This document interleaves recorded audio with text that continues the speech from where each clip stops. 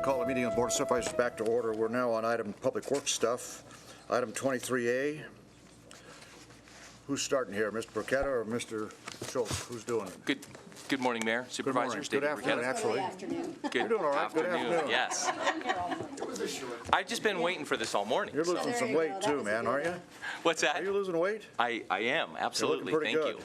good. All right, congratulations to you. Not that you had to, but pretty good. Thank you. Now I'm probably turning red. Okay, so 23A, what this is pursuant to NRS 237, which is the adoption of rules affecting businesses. This is the consideration of the business impact statement for water connection charges. In your packet, you had a copy of the business impact statement and the information that was sent to both the Chamber of Commerce and the Nevada Builders Alliance.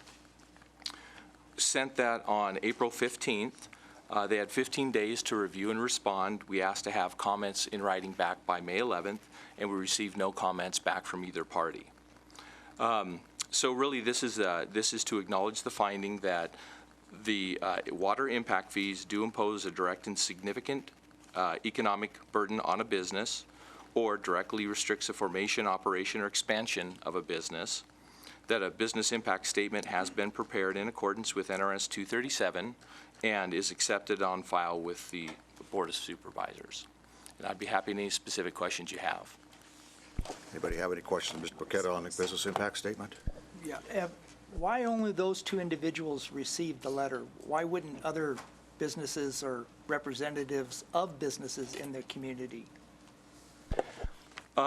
Really two reasons: historic practices. In the past, when we've done business impact statements, these are the main agencies that impact as builders come in that they would be in connection with, and they should be part of the Chamber of Commerce and or working with the Nevada Builders Alliance. But builders don't necessarily pay the hookup fees. It would be the developer, the landowner that pays the fees, would it? Not the builders. It could be.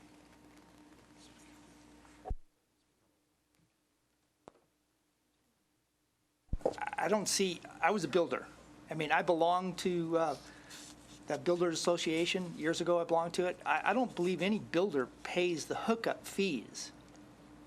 To my knowledge, I don't know if that's the case. So, I mean, if you have suggestions moving forward, next time we do a program, if you have suggestions, ideas, thoughts, you know, we can add to that list. Well, I think if we look at who is taking out building permits, landowners or the building, not the building trade is not paying the fees. It's landowners that are paying the fees. And I think if we look at who in the past have taken out the permits to hook up, to build, that's who we should be contacting. How would this affect you in the future, since you were a developer or you did some development as a landowner? How would you feel about this in the future if we raise the rates? Contacting the Chamber of Commerce, I don't know what they do after that. Does she do anything? I don't know what they do, and I don't know what the Builders Alliance does either, because it's a formation of builders, not developers, to my knowledge. Maybe different, I don't know. But I think we need to look at who we contact in a better fashion in the future if we can. Just a suggestion. Thank you. Brad? I have a couple of comments. First, this and the next item both in the title says, by revising the water connection charges to ensure equity amongst user classes and meeting the revenue requirements to fund debt financing, capital improvements, capital reserve targets, system reinvestment, and other matters. The fund debt financing, we might as well start that conversation now. We've had some conversation going back and forth about what is the specific meaning of that phrase. And my understanding from our previous meetings was that the direction of the board was that this money can be used to pay debt, but should not be used to secure debt or be used as a pledged revenue source for bonding. So we might as well just start that conversation now so that we all get on the same page about that, because it's throughout all of these items. So can you tell me what your understanding is, and then we can kind of tell you what each one of our understanding is? So I was going to actually address that in the next section, just high level. But the direction that we had from the August 20th meeting with the Board of Supervisors was that a connection fee could be used for new capital improvement and the debt associated, paying for the debt associated with that new capital improvement. And that was the direction given to us. So that's the idea behind that it would be to one of those two areas specifically. Right, and I would agree with those. My concern is that I wouldn't want to see this revenue source, which is very inconsistent from year to year, used as a pledged resource for debt financing. So we have it available to pay debt, but I don't want to use it as a pledged source because we can't count on it from year to year. So if we had $500,000 in connection fees in 2005 and that dropped to $10,000 in 2006, that's a hole that we don't want to have to replace from other revenue sources. So as long as we don't pledge it, then I'm okay with the language. I just want to make sure if anybody else up here has any other ideas on that. I just want to make sure we're all on the same page with this. That was my understanding from the August meeting. And my comment to that is growth pays for growth. So that's the whole concept behind this. And so with that, I'm in agreement. I don't want to be pledging ahead of growth that we have coming. And the only other comment I wanted to make, David, in the comments that I have received has basically been there are several folks that feel that it should not be a progressive increase, that it should be a totally implemented increase all at one time. So I just want to put that out there for the record. So just to answer your question, I would agree with that. I know some other communities have gotten in trouble by doing that pledge and then these being inconsistent source, so I agree with that. So then in technicality, this is the title. So do we have to amend the title to just remove meeting revenue requirements would be the amendment out of the title, or is that already the title in code? Just to clarify and make sure on the record if we ever take a formal action that we would be removing meeting the revenue requirements out of the title. Page 333 in our packet, but just on all the statements it says for Title 12 and it starts in bold, we would just remove meeting the revenue requirements and leave that it can be used to pay debt. Okay. Yes, I agree. Okay, thank you. David, if I may, kind of want to, let me pull up the page real quick. Apologize.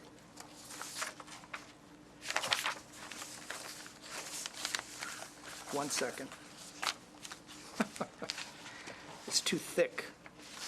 On page 391, the year one of the 2015 has a fee of $454.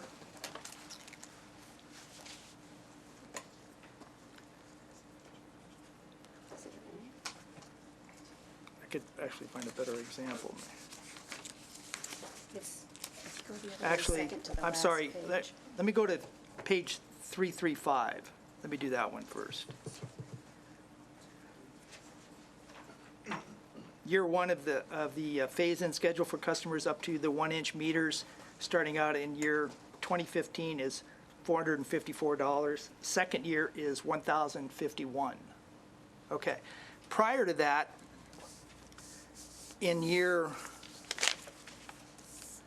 2008, it was $4,543. Then it was dropped down to, in 2009, to the $454, and it stayed that way, or it has stayed that way until this meeting today.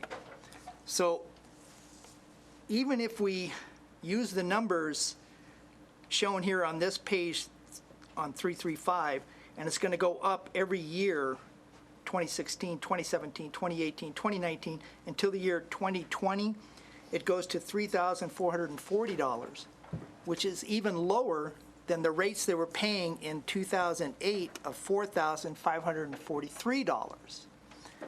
So why was the rate dropped? Why isn't it starting out at the rate it was at 2008? And why aren't we at least coming up to what they were paying in 2008 in 2020? I don't understand the logic here and how we're financially looking at this. It doesn't make sense to me. Okay, three questions there. So the first question was the rate back in 2009. That rate was in 2009 was held for about 4 or 5 years prior to that. I wasn't part of that calculation. I don't know how that rate was calculated. There's different methodologies used in calculating connection charges. We selected, and we did in our early presentations, there's multiple methods in how you can do it. We selected probably the most common one. So I really can't answer how they calculated that one previously, but what I can tell you is we did what's called an integrative cost approach, which is like a standard in how to do connection charges, at least for the West Coast. And the number is based on your existing cost, your future costs, and your total customer base. There's a mathematical formula for it, and that's all spelled out. So our connection charges were based on a very mathematical concept. I don't know how they were done before, but I know these rates are true and accurate to the information that we had. And one of the aspects of this is when we develop a connection charge, it's based on a capital improvement plan. And, you know, we started this process about 4 years ago, and with that 4 years, we put in a 5-year capital improvement plan, and that's what this information is based on, what we had done for that 5-year window. And so we take those costs and what we know, and it plugs it into the formula, and that's how we came up with those costs. They're accurate.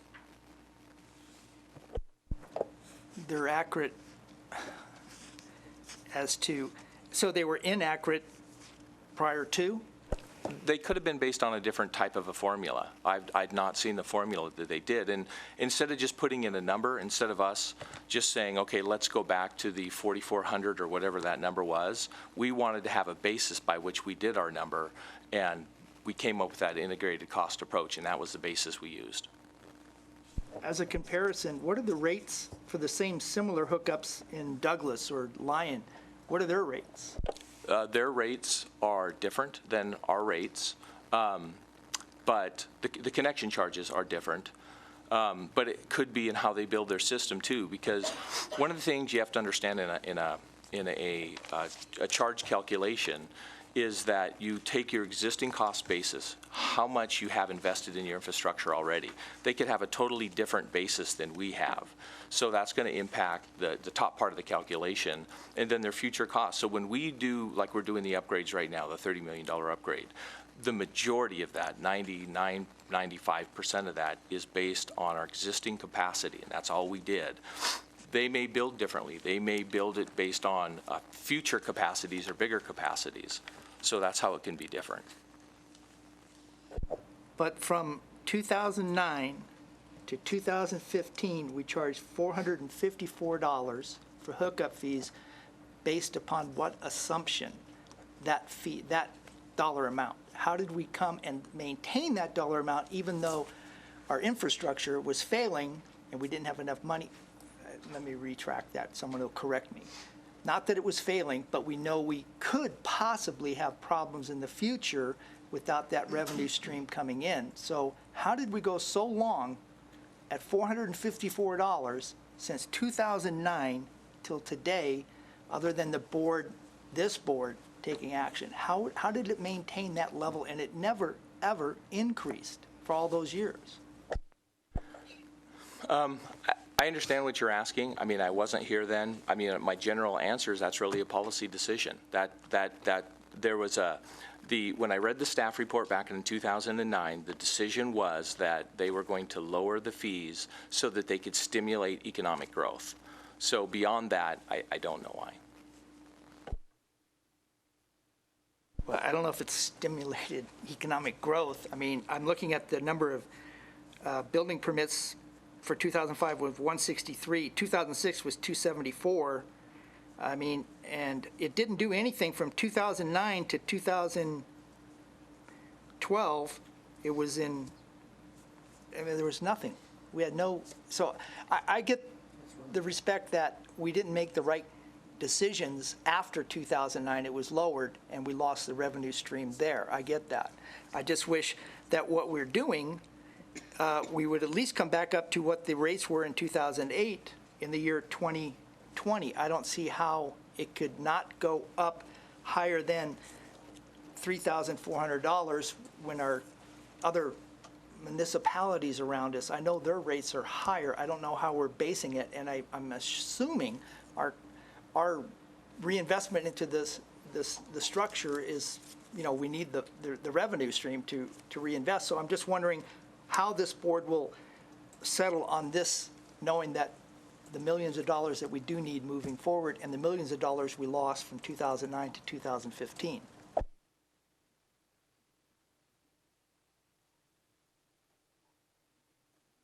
Did we lose millions of dollars between 2009 and 2015 on connection charges? When I did some rough calculations, and these are real rough calculations based on the number of what has went in, over that time period, we lost in the neighborhood of about rough figures, about $200,000 by taking the connection fees from the 4,500 roughly, down to the 454. And do you know how I think you answered this, but do you know how the rates were calculated before 2009? I'm sorry, I do not. Do you know how the connection charge was calculated before 2009? You said no? Do you know? I'm sorry, I don't. Put aside the connection charge issue, because the connection charge is not really related in theory to the water rate side of it. But do you know how the water rates were calculated prior to 2009? I'm sorry, I don't. Do you recall if they were a flat rate throughout all customer classes? They were not a flat rate. All customer classes the same? I don't want to answer because I'm not 100% sure. Okay, all right. Jimmy, you're done, or Brad, go. Okay, if you turn to page 6, I think this will help clarify one of Jim's questions, which is this chart shows that after full implementation that our connection fee would be higher than Lyon County, Reno, and Douglas County, and less than Sparks and Washoe County. Also, we spent a lot of time with a lot of public input to come up with these new connection fees.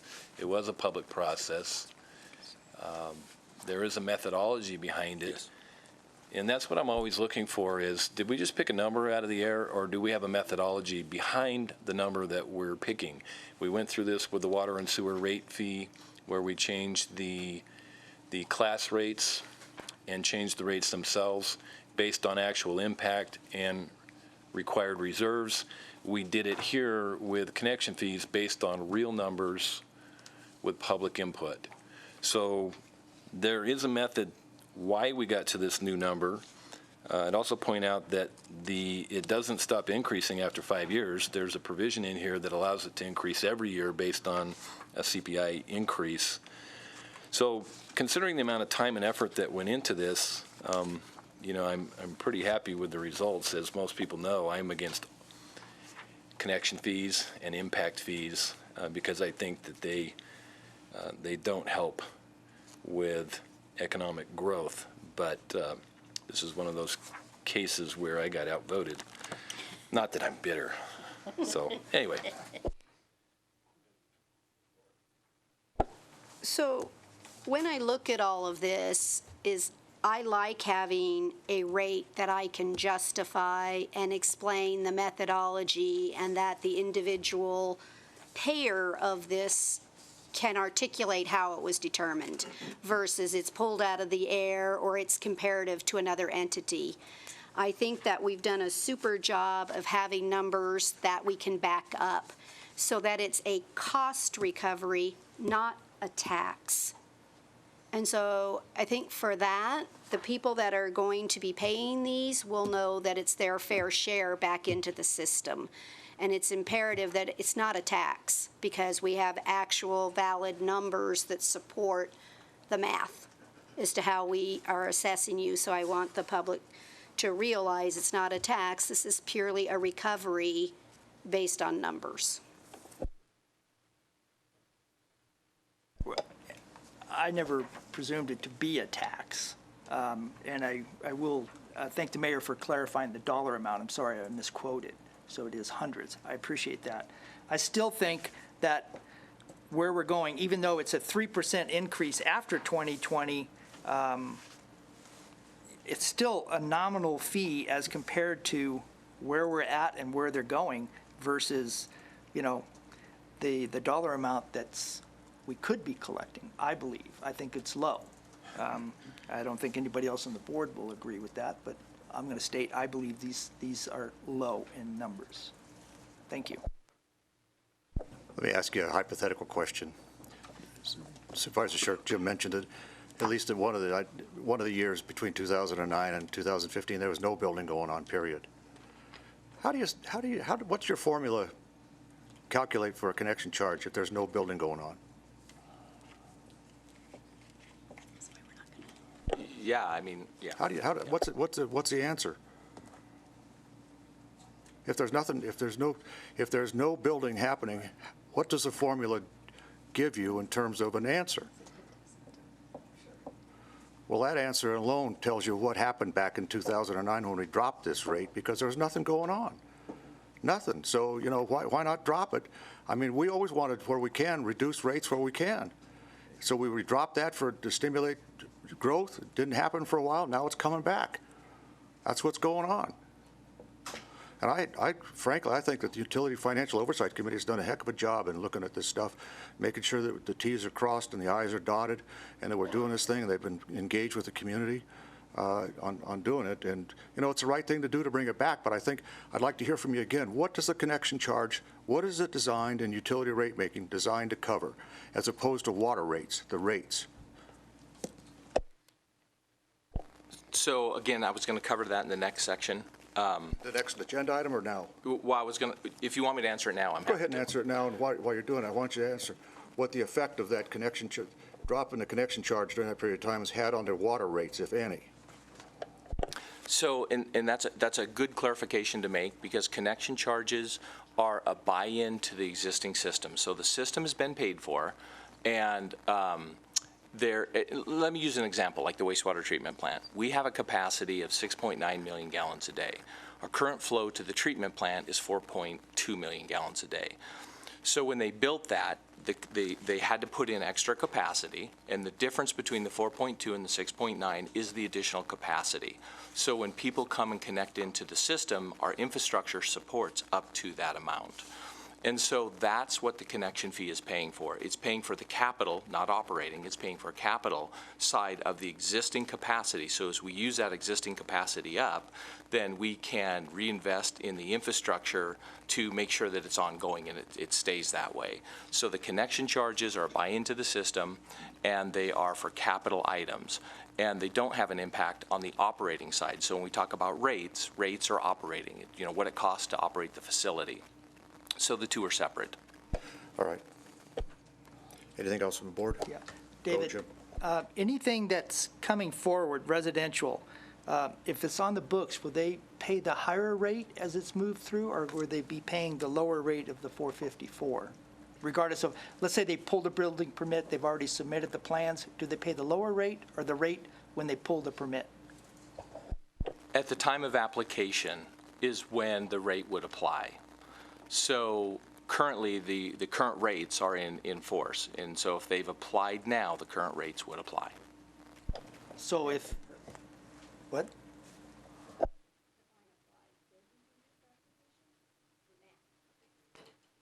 Building permit, right? 'Cause I thought we had this discussion The fees are before. calculated when the building permit is submitted. So the rate in effect, and that's in municipal code as well. So I'd expect a lot of submittals on June 30th this year. So they actually pay the fee when they pull the permit, when everything's approved and ready to go. But the calculation is based on when they submit.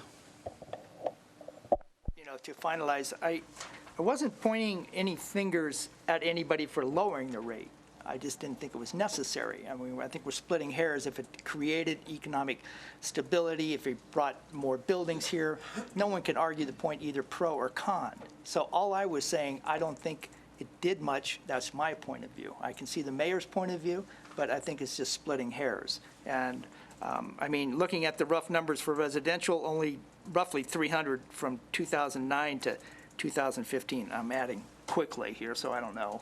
Residential homes. I don't think it stimulated anything. I don't think it helped anything, and I don't think it harmed anything.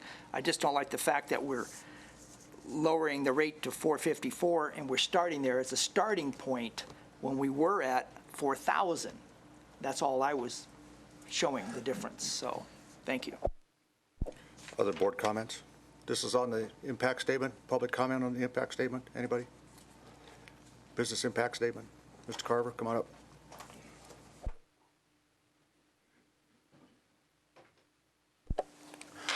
For the record, my name is Chris Carver. My concern is this, is that in 2012, 2013, the board authorized an expenditure of almost $100,000 for an expert study by FCS Group. Supervisor Aboud's statement of growth pays for growth is certainly incorporated in the math that they use. The current projection doesn't incorporate that, and in fact, when this issue was first brought to the board in March of this year, it was tabled or sent back so they could recalculate the math on that. I'm concerned, and my supporters are concerned, that growth does pay for growth, and in this case, as Supervisor Shirk mentioned, we're not even close to the rates that were in effect in 2009. Roughly 60% of our debt goes to utilities, and that includes water and sewer, and I would like to see some better calculation from city staff and some rationale that supports why we're not going to do what the expert study provided and why we're not going to do what was originally proposed in March of 2016. And thank you for your time. Did you agree or disagree with what Mr. Bruchetta said with respect to the distinction between a connection fee and the water rates themselves? Yes, I would, but I'd like to see, and if you remember from the water rates weren't, the rates that you just talked about weren't affected by the connection fee. No, but the FCS group study talked about how to normalize or equalize the connection fee rates over the years, and we are now 3 years behind, at least on that. Oh, well, yeah, the FCS connection fee, the FCS study did more than just talk about connection fees. That was a rate design that we had them come in and take a look at all the rate designs we had. And so that's what the 100,000 wasn't just for connection fees. It was for the whole thing.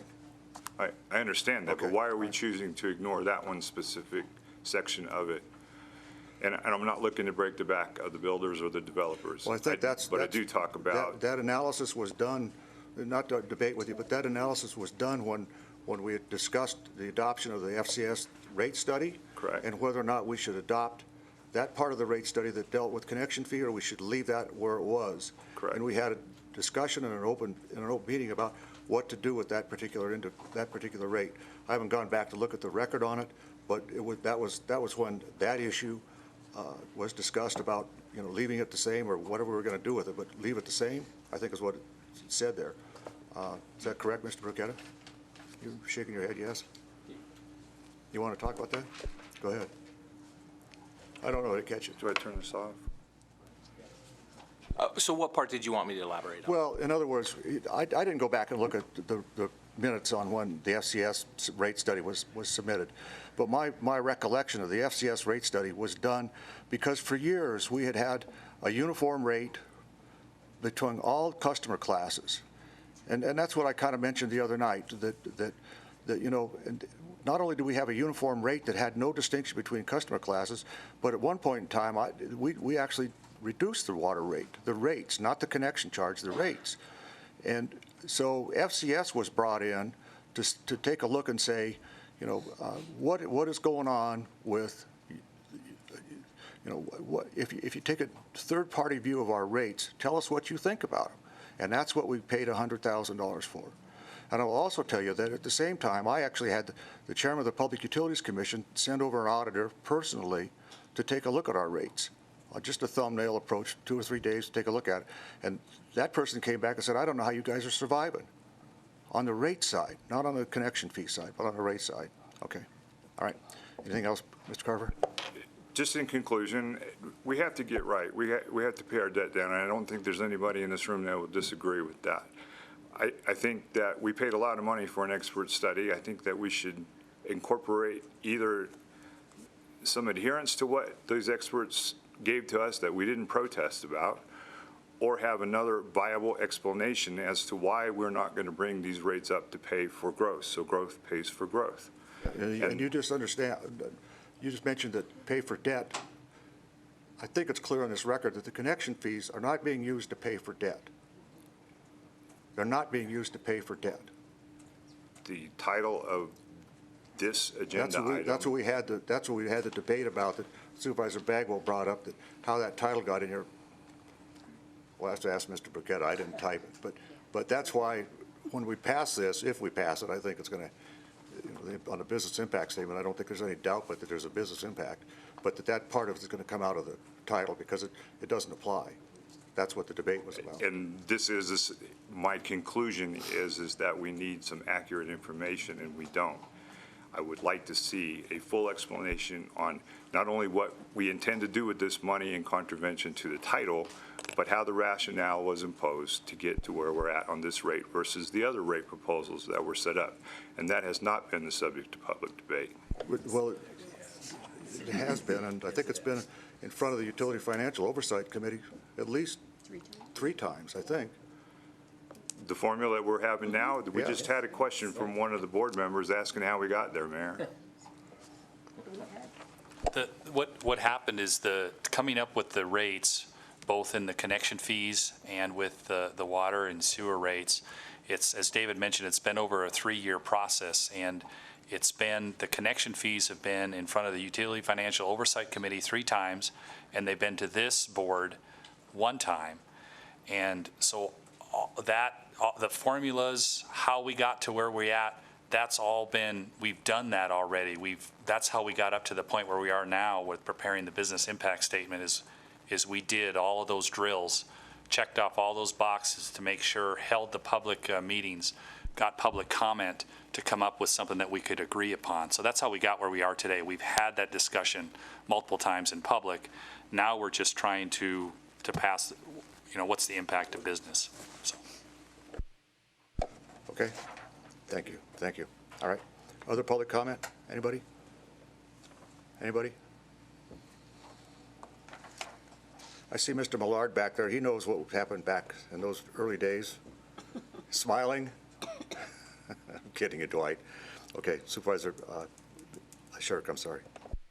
Well, it was mentioned that we reduced water rates. I think that was a mistake, too. I don't want to dive into that topic. But on page 425, 2 of 11, methodology, the last 2 sentences says, there are no specific statutory guidelines in Nevada for the calculation of connection charges.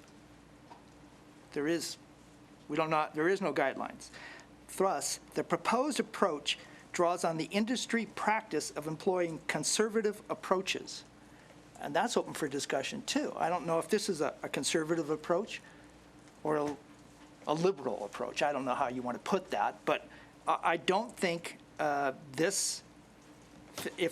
we're paying for the study and we have sentences like this in here, I don't think the study really helps us in the respect of just reading those 2 sentences. I'm sure there's other parts of this whole report that is beneficial. But when you read things like that, it doesn't set the guidelines for how we're basing the fee structure for this particular hookup. So I just wanted to state that. You don't have to respond. On that question, let me ask you, do you know whether or not there's a statutory basis for the fees that the electric and gas company charge in terms of what's included in each rate by statute? For the gas companies, I don't know, but they're specific to connection charges, and when you look within the water and the wastewater industry, Reno, Sparks, all the surrounding communities follow the same guidelines that we're following there. Well, I'm talking about, I got you on the guidelines, but I'm talking about, is there a statutory requirement that you do any particular thing, or you use industry standard? I'm not aware of any statutory guidelines on that. Okay, I'm not either, so I'm just asking. Okay, all right. Bob, could we have Andy come up, since she has the most institutional memory with regards to the Utility Oversight Committee and what came before them? Okay. I hate to put you on the spot, Andy, but I think everyone needs a refresher course here. For the record, Andy Engelman, Chairwoman of the Utility Financial Oversight Committee. We could go back a few years, and we're talking about 2009, and when they lowered the water rates, and it was a totally different board of supervisors, and before then. And they lowered the water rates and put the burden on all businesses to pick up the difference in paying the water and sewer fees. When the consultants came in and looked at it, they said businesses have been overburdened with the rates, and businesses were going out of business at that time because of the recession. So we were losing a lot of money. Correct me if I'm wrong on any of this, but this is what I remember. And so you had to readjust the water rates to make them more equitable. And therefore, the residential went way up, and some of the commercial industries dropped, just to make it more fair. So then you put together the Utility Financial Oversight Committee to keep an eye on this and make sure that the public and all the ratepayers, everything was copacetic. At our very first meeting, we discussed raising the hookup fees, and we brought that back to you at that time. But at that time, the building industry had been desolated. I mean, there was no building industry. Nothing was happening.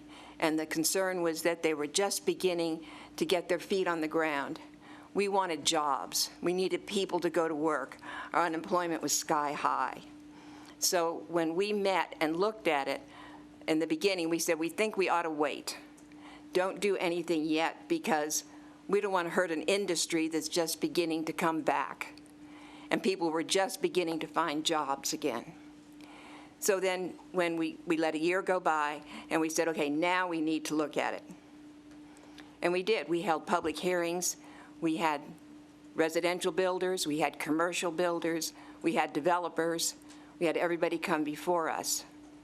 And so the rates that we came out with were not exactly what the consultant had recommended. The committee felt that we needed to do something in between that. And we looked at the comparisons, and we felt this was a way to start. We didn't feel that that was necessarily the end-all, be-all. I mean, it's entirely possible, depending upon what the committee decides in our resolution, that we would, after a year or two, come back and take another look at it and say, hey, maybe we need to change this up now. It just depends. But that's, from our perspective, where we got to. Thank you for that. I appreciate it. Other board comments or questions? You want to weigh in, Mr.? Danny Rotter, real quick for the record. These three haven't mentioned it, and I just kind of remembered in my head one of the important things. There's no statutory requirements for how you calculate a connection fee, but our consultant did say that the West has extensive case law governing, so that's part of it as well, as the industry standard and case law, even though some of that is not in Nevada. So thought I'd offer that for the record. And again, Andy Engelman, and thank you, Danny, you reminded me, and that, because that was something our committee was very concerned about, was where was the funding going to go from this? And we had wanted it to go in reserve. Case law said mostly it goes to capital expenditure. And so we felt, okay, we'll give this to the board to deal with. Okay. Got it. All right. All right. Anybody else on the business impact statement itself? We're ready for a motion. Motion's in order. Supervisor Gronkowski. I move to find that the proposed ordinance amending the Carson City Municipal Code, Title 12, Water, Sewerage, and Drainage, Chapter 12.01, Water Connection Charges and Use Rate, 12.01.030, Schedule of Water Connection Charges, Lateral and Meter Box Sets, and Meter Set Fees, by phasing in a 5-year connection charge structure effective July 1st, 2016, and other matters properly related thereto, deleting the words meeting the revenue requirements from the... Does impose. You're on the wrong one. The next one. You need 23A. You're on B. We're close.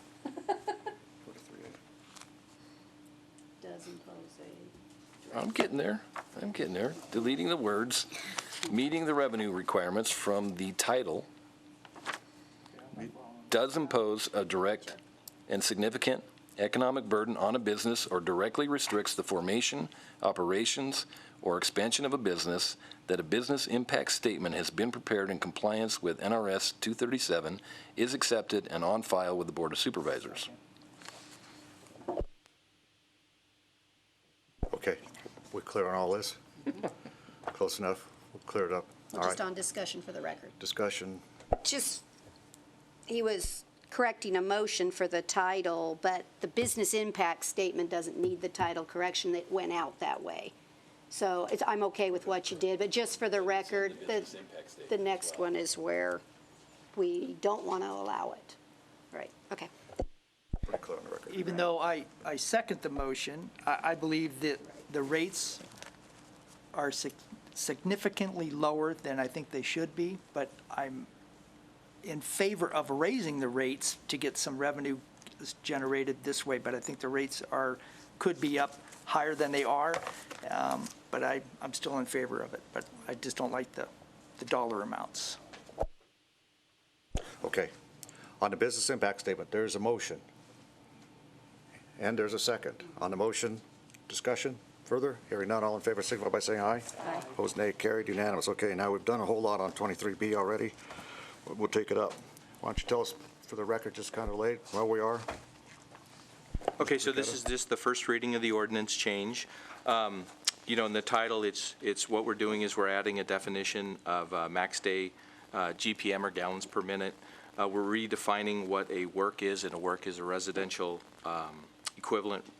Different people call them different things. We call it a work, which is really just the average daily use for a residential unit. We're adjusting based on current data and information. We're adjusting the work from 550 gallons per day down to 425, which is reflects our more current numbers. And then we're updating the water connection charges to be phased in over 5 years, proposing the effective date of July 1, 2016. And then adding, at the end of the 5 years, adding a connection charge index based on the engineering news and records construction cost index, and capping that at a 3% increase, so it can't go above 3%. The other items we've already talked about. This is, it's going to add some revenue into the non-operating revenue, the capital side of things. I address some of the issues specific. This is for capital and where the money's going already. A couple things I just wanted to add that are down in the fiscal analysis, and looking at connection charges prior, back when growth was happening and charges were higher. On the water side, we generated roughly close to $1 million a year, in the neighborhood of $1 million a year in connection fees. And after 2009, rates were changed, but the economy definitely slowed down. And now we're only averaging about 20,000. So with a phase-in over 5 years, and depending what's being built, multifamily, residential, it's going to depend on how much we get in connection charges. So we'll be conservative in our budgeting, but we do expect that revenue to increase. And I'd be happy to answer any specific questions you have. Any questions, Mr. Burketta? Jim, go.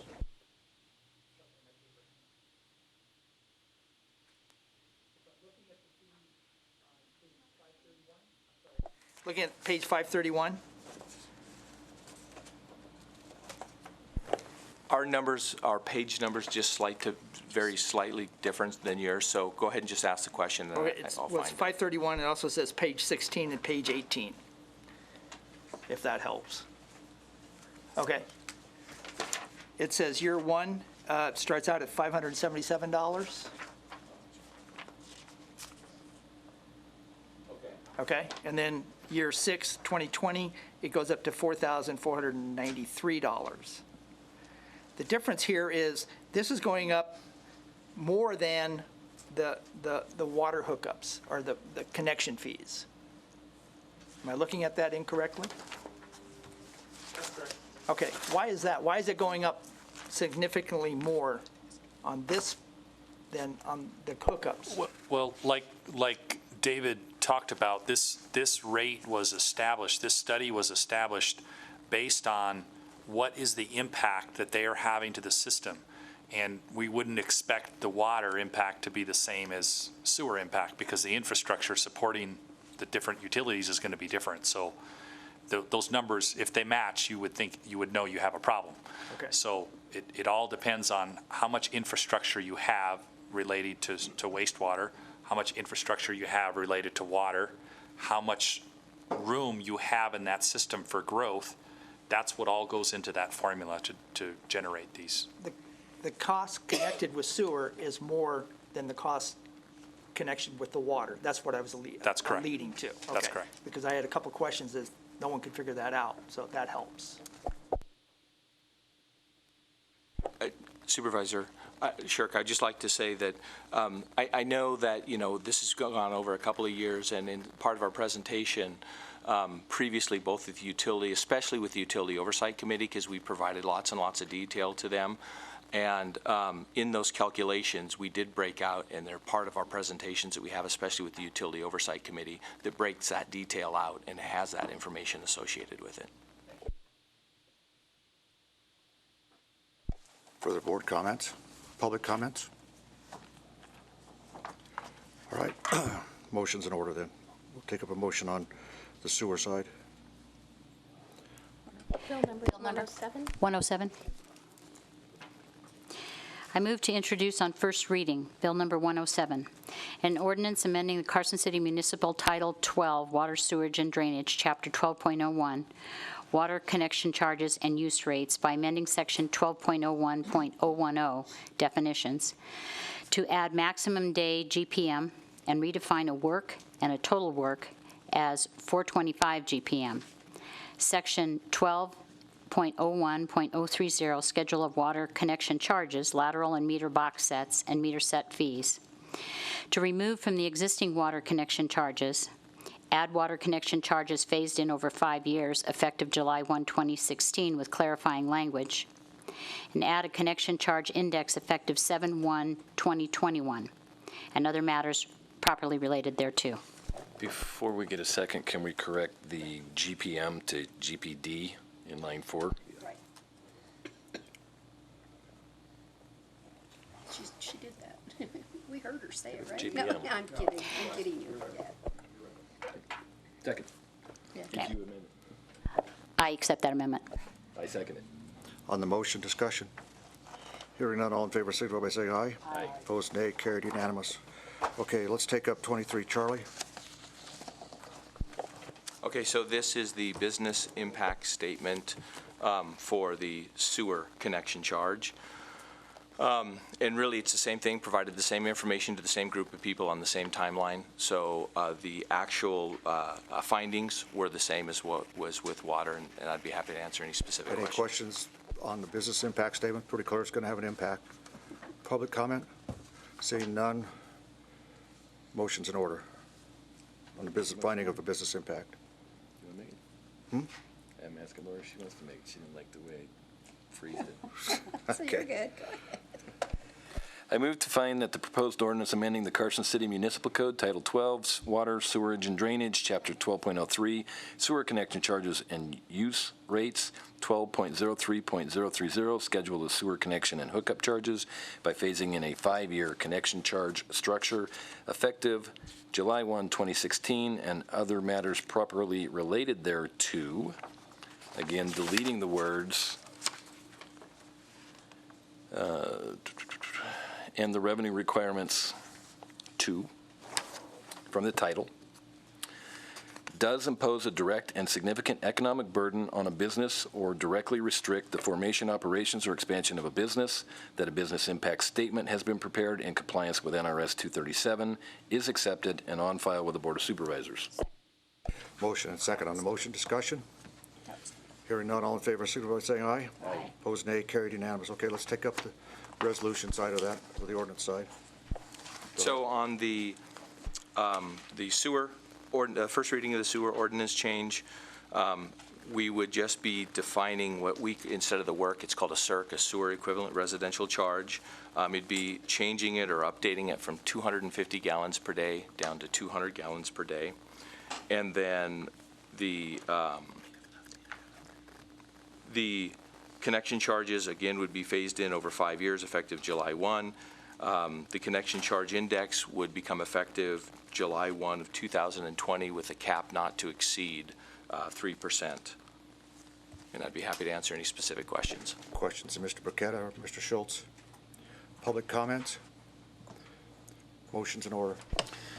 I move to introduce on first reading Bill Number 108, an ordinance amending the Carson City Municipal Code, Title 12, Water, Sewerage, and Drainage, Chapter 12.03, Sewer Connection Charges and Use Rates, by amending Section 12.03.010, Definitions, to define an SERC and total SERC as 200 gallons per day, Section 12.03.030, Schedule of Sewer Connection and Hookup Charges, to redefine the number of SERC per customer class, remove the existing charge per SERC, add SERC charges phased in over 5 years effective July 1st, 2016 with clarifying language, add a connection charge index effective July 1st, 2021, and other matters properly related thereto. And I need to clarify, you just said July 1st, 2020. Is it 2021? It is 2021. Okay. Then my motion stands. Motion and a second on the motion. Discussion? Hearing none, all in favor signify by saying aye. Aye. Opposed, nay. Carried unanimous. Okay. Thank you very much. Mr. Burketta, you're back up again for the landfill position, for the tipper. Okay, so Darren's going to hand out an organization chart for the landfill, specific to the landfill.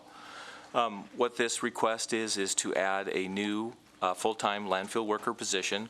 And the reason for this was back on March 3rd, you approved a contract with South Tahoe Refuse and Recycling to bring both MSW and C&D or trash to our landfill. And as part of that, we had identified in that staff report that we would need an additional person to process that additional garbage. So this is a request for the additional person.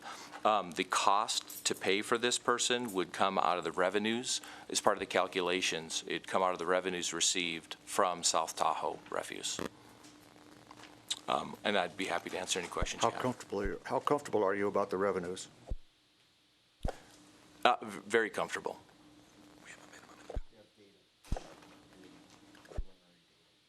Well, so we, what we were waiting for is part of this contract, we had to get what's called a tipper. And that tipper was to tip the big trucks that they have so the trash falls out of the back end of them. So after the approval, after the March approval, we received the tipper. Well, they had to order the tipper, they had to build the tipper, and it came in April. So we actually just started receiving trash from them. And I went over with the landfill foreman yesterday, as a matter of fact, and went over the calculations, and they're right on target. We have a minimum quantity they need to deliver to us to get the rate structure, and that was just a little over 21,500 tons. And so that equates to about 1,800 tons per month.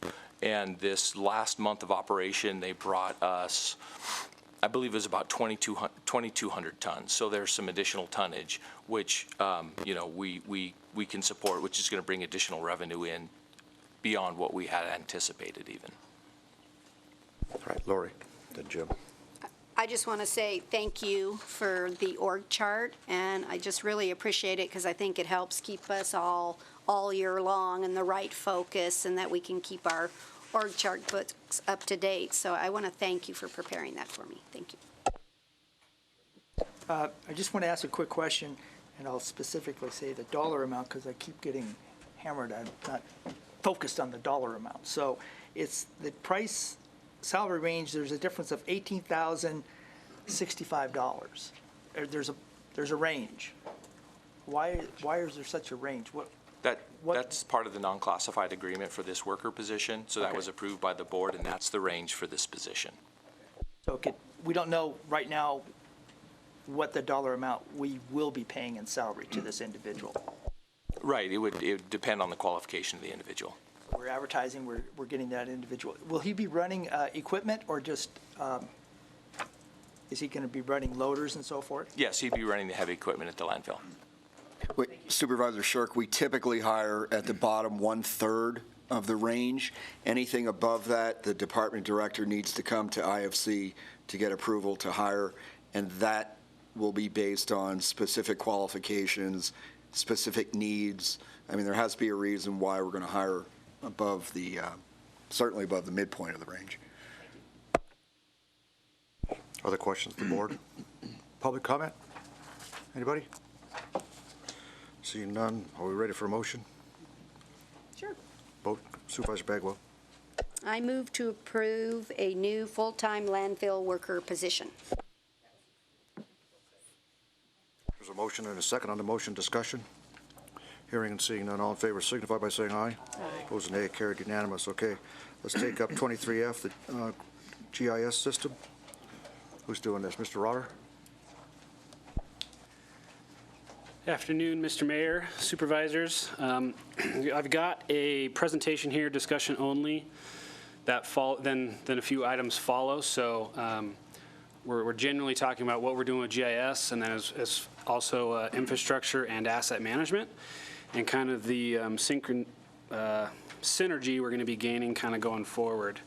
So I've got 4 or 5 slides here and room for some questions, and then the items after that. And I think Darren just handed out the org structure that goes with the reclassification of the GIS analyst to or specialist to the asset manager. So that's another item down the way.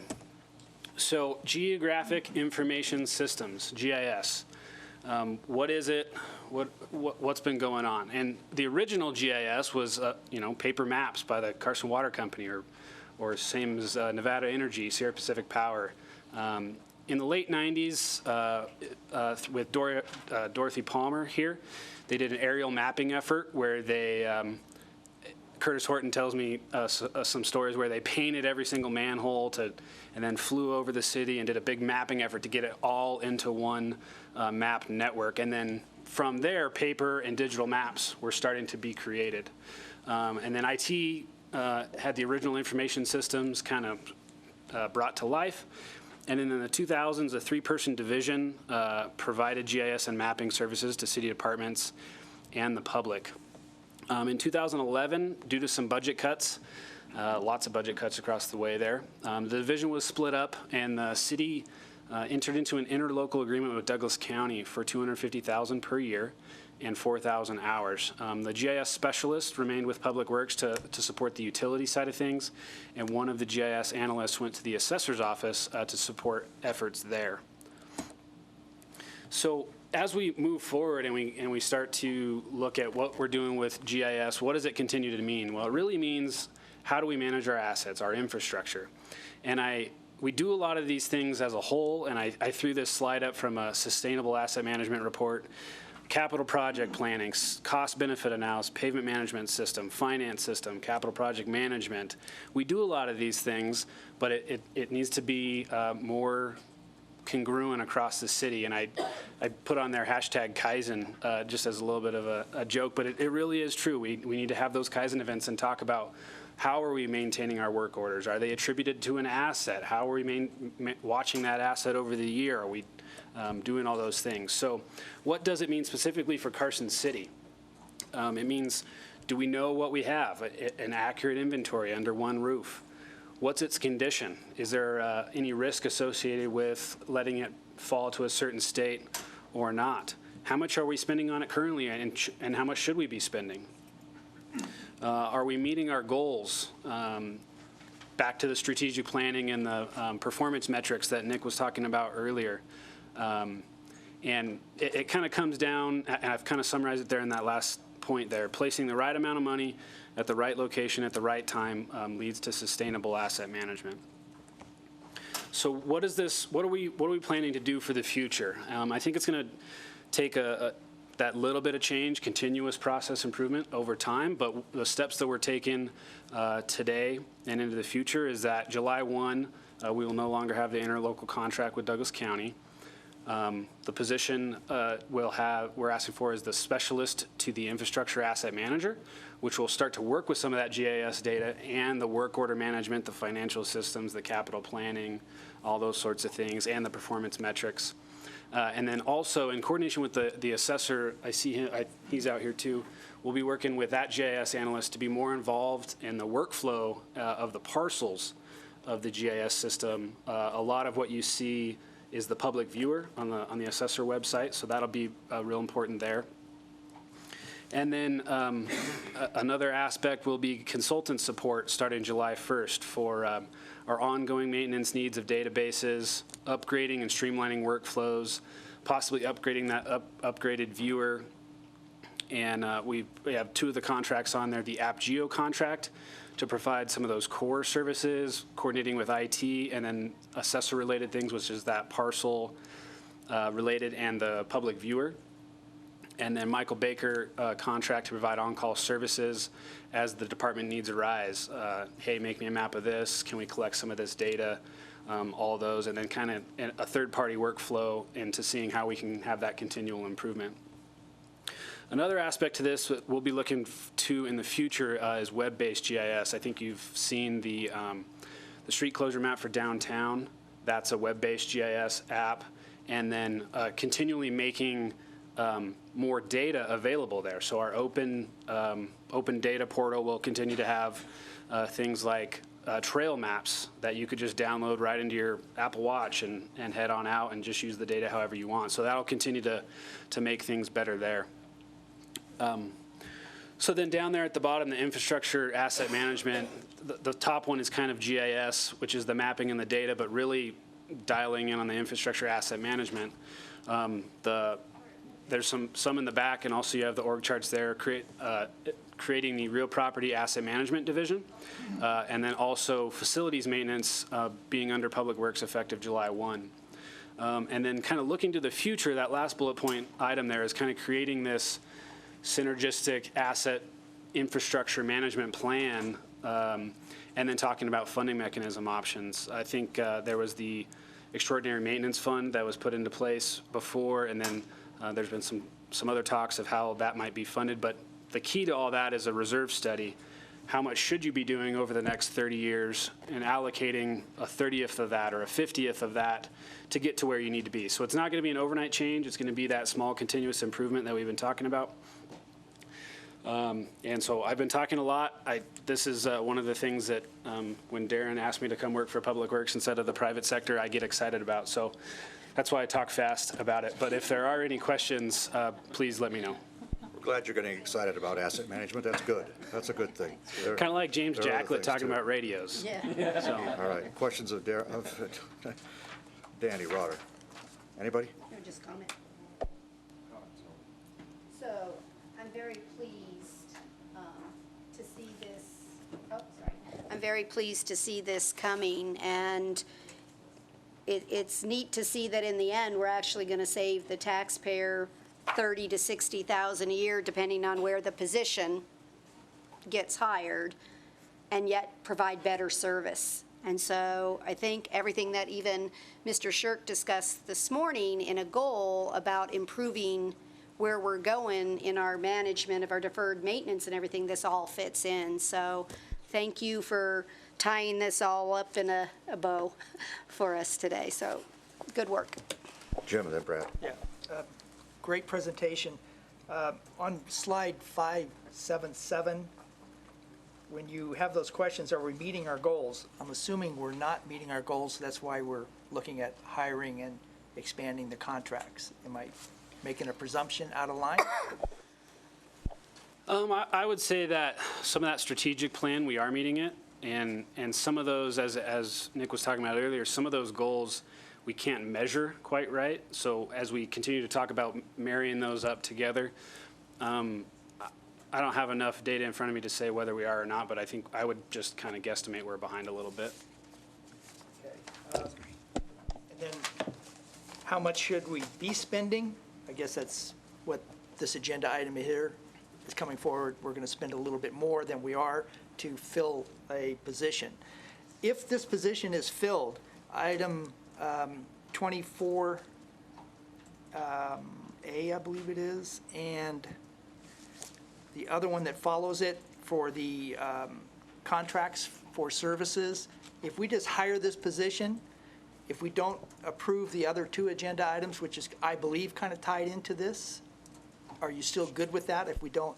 I mean, I think it's all one, I think it should have been one agenda item, but, I mean, can you do one of the three, or you need two of the three, or three of the three?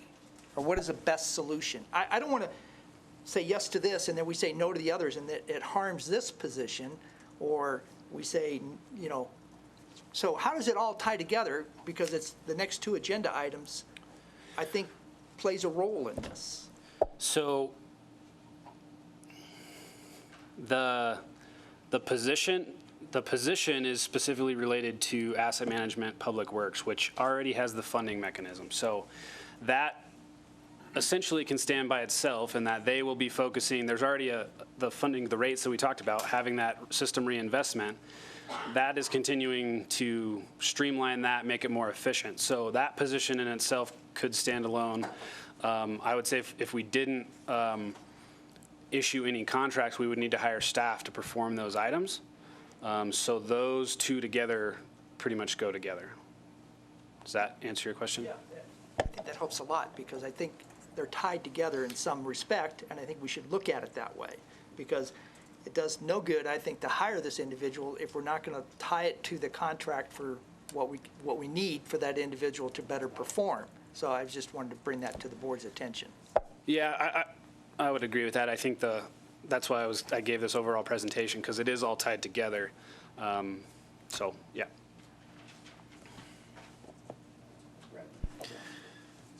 Going back to Lori's comment about this would allow us to provide better service at potentially a lower cost, this actually goes way, way beyond that.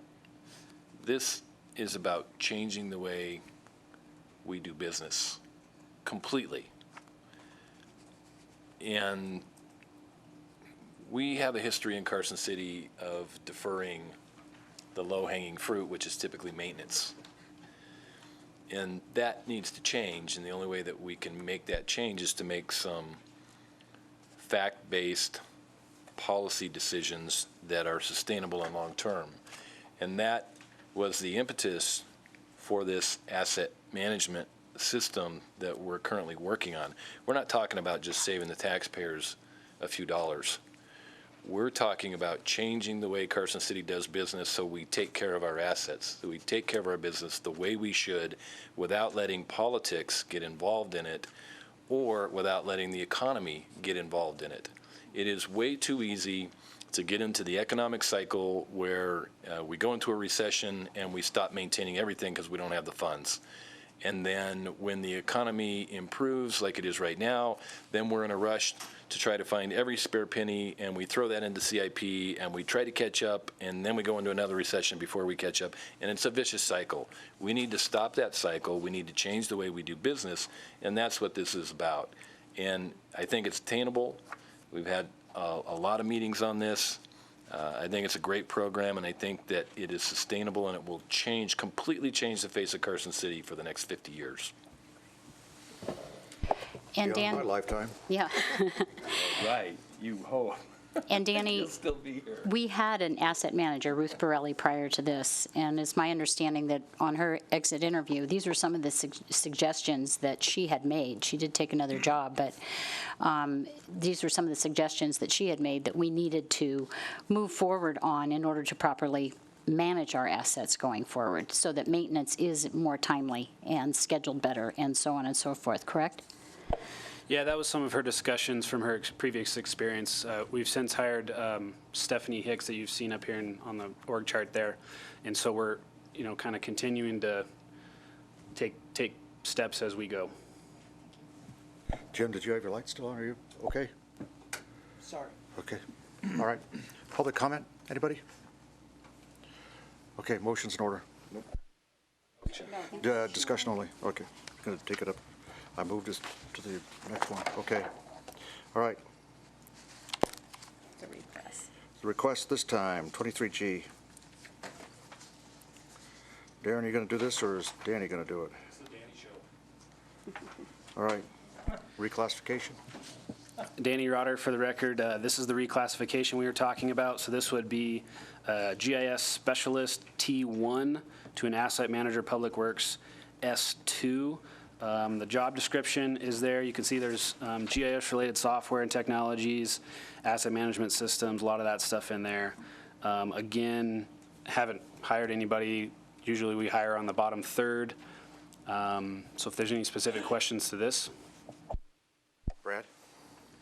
Just a clarification on the explanation of fiscal impact. It shows a salary range between $36,000 and $54,000.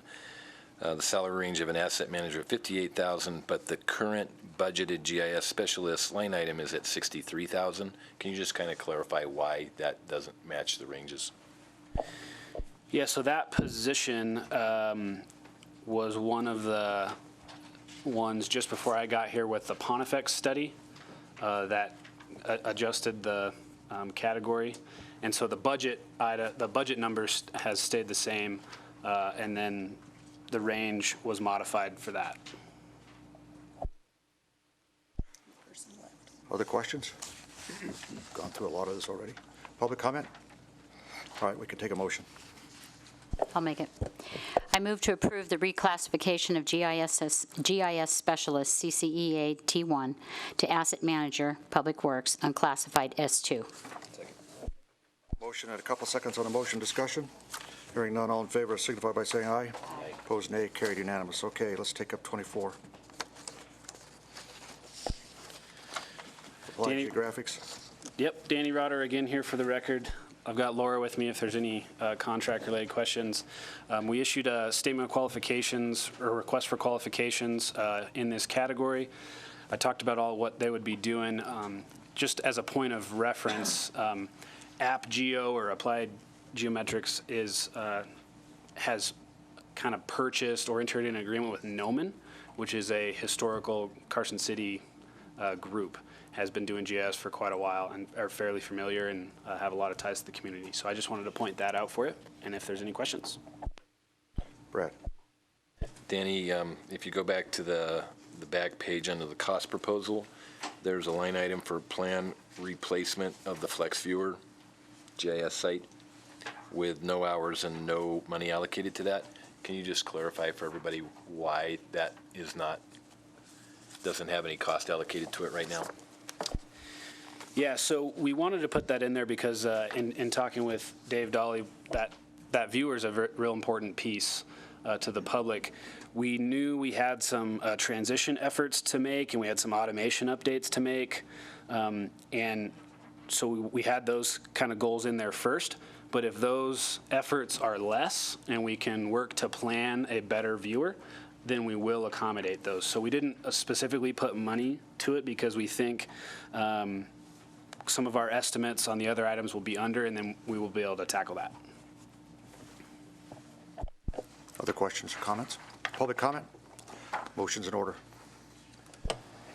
I move to approve contract number 1516-167, Geographic Information Systems Services to Applied Geographics, Inc., for an amount not to exceed $90,000 to be funded from the Geographic Information Systems Fund as provided in fiscal year 16-17 budget.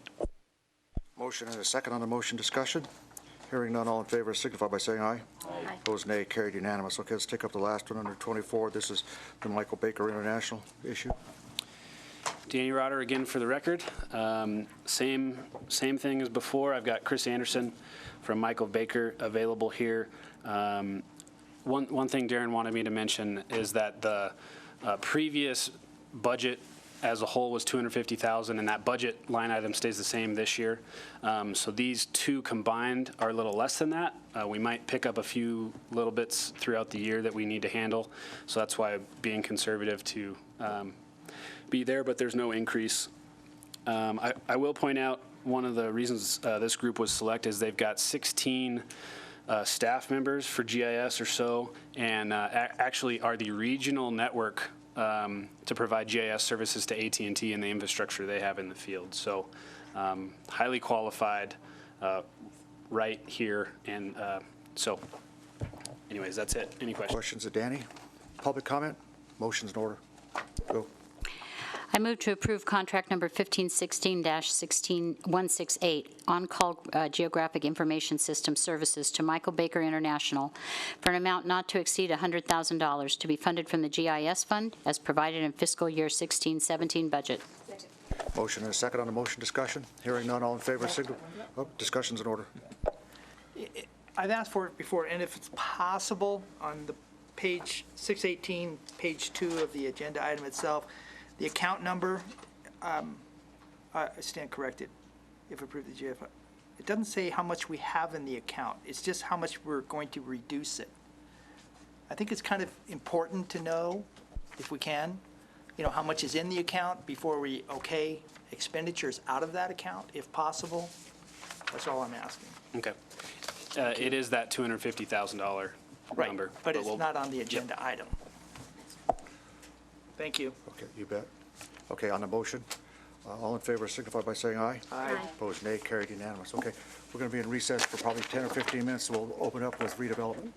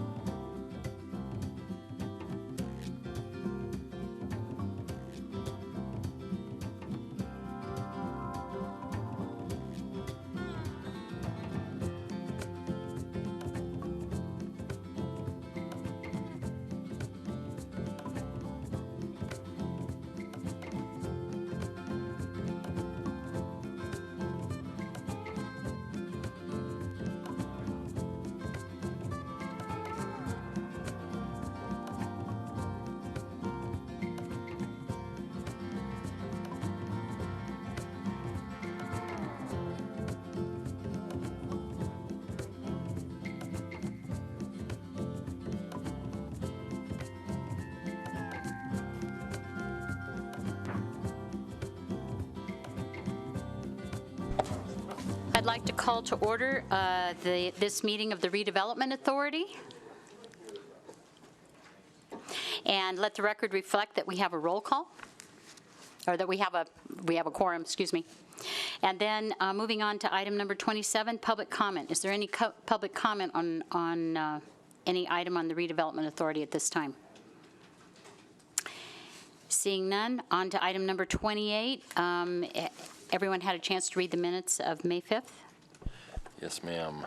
I move to approve the minutes of the Carson City Redevelopment Authority for May 5th, 2016 as presented. I get second. Okay, second. We have a motion and a second. Any discussion? All those in favor? Aye. Opposed? Moving on to item number 29. For possible action, Lee, you're going to take us through this issue on the revolving fund? Sure. For the record, Lee Plumwell, Community Development Director. This first item is to make a recommendation to the Board of Supervisors regarding the expenditure of up to $60,000 that is in the Special Event Fund from the fiscal year 2016-17 redevelopment revolving fund to support various special events in support of the redevelopment district. So this is the, annually, for the past number of years, we've had an allocation of funds, especially for special events within the redevelopment districts, and we've taken applications, and this is the second year that these applications have been split between the Arts and Cultural Commission types of applications that go to the Cultural Commission and other special events that go before the Redevelopment Authority Citizens Committee. This year, we received a total of 5 applications, 4 of which were ultimately characterized as arts and culture event application. The La Khalil B Powwow was initially taken to RAC, but then referred to the Cultural Commission as an arts and culture event. On the screen there, and I'm sorry, it's a little small. I probably should have. It's hard to read, but you have it in the packet. But up there on the screen, the red items are the 5. The red rows going across are the applications with the recommended funding in the far right column, and it shows also what was being requested for the different applications. I'm not sure. In looking out in the audience, I'm not sure who's here from these applicants, and I just confirmed with my office that we didn't send out the agenda to the applicants for this. So if there's, although the applicants were made aware previously about today that since the agenda came out, we didn't in the last week send out the agenda. So a couple things, we can go through this and see who's here and consider it. But if you do want to talk to any applicants and they're not here, we can certainly take this to the next meeting if that turns out to be the case.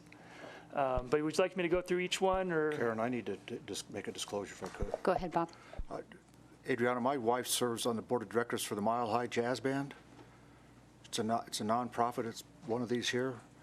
It's probably a disqualifier for me.